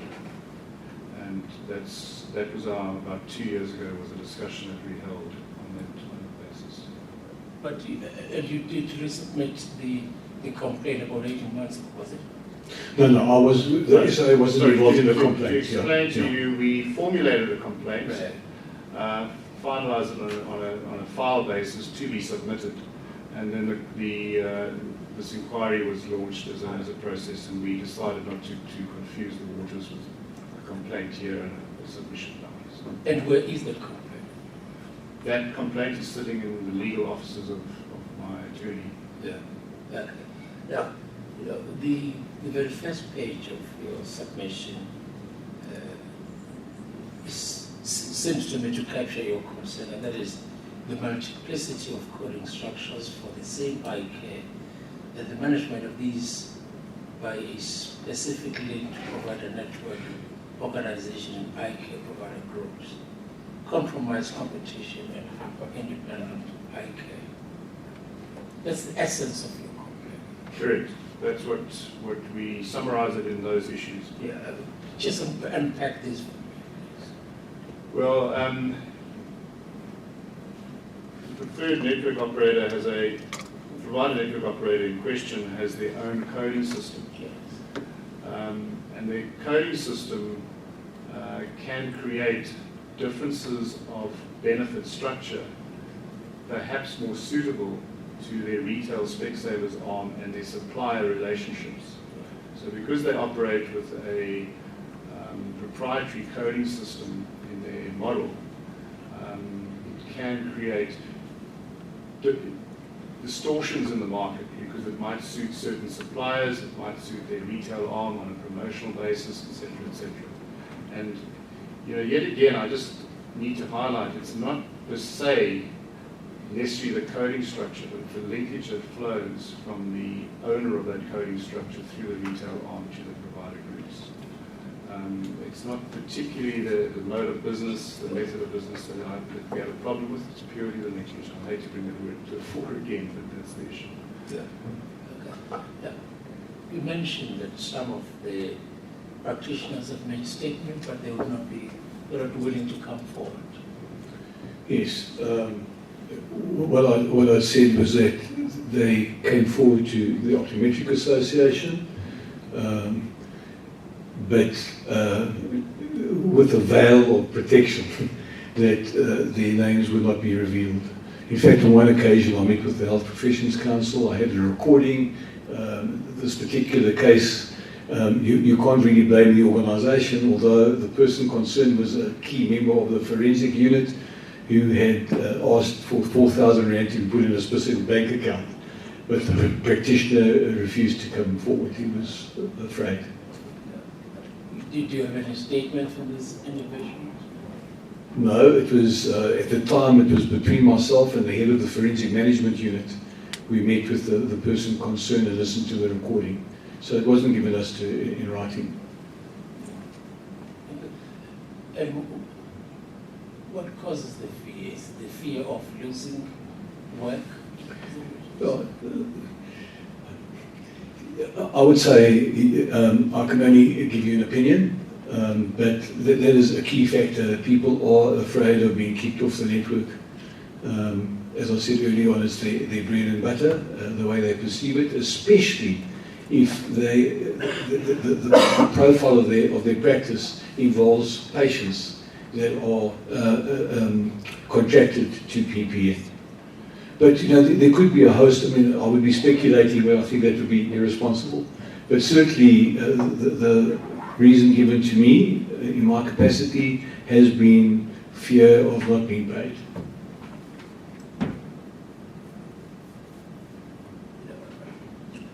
mean, speaking for myself, it does trouble me, though, that the inquiry might be hampered in the course of its work, simply because there are individuals who are not prepared to come forward to provide information that they may have, which is relevant to what we're doing. Do you have any sense of how we can get those individuals? Yeah, it would be a tough call. You'd appreciate, in my capacity, I wouldn't be able to reveal those names or sources without their permission. All I could do is revert back to you, having spoken to them, if they'd be prepared to come forward. But you'd appreciate I wouldn't be able to guarantee anything at this point in time. It does undermine your effort, doesn't it? Big time. And it makes our task quite difficult. I understand. Yes. I mean, if, as Mr. Miller has pointed out, they are prepared to sign any piece of paper as long as they get money. Yeah, that was from Mr. Miller. Yes. It wasn't from us. Yes. Yes. When we come to the end of your presentation, is there anything else that you'd like to add to what you've told us?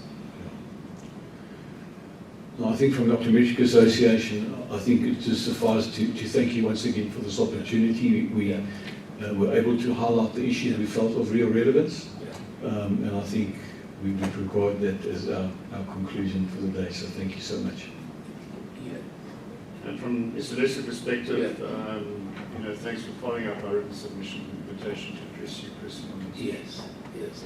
I think I do wish to record the sincere regret that we kept you for this long.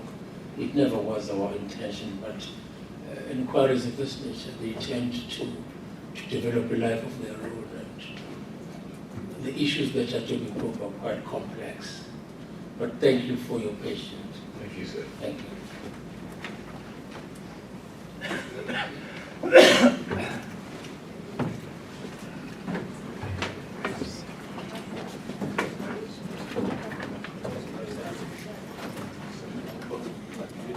Yes. Thank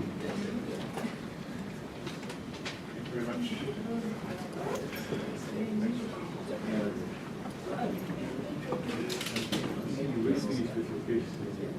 No, it's my thing, but it's alright. I think there's a huge competition about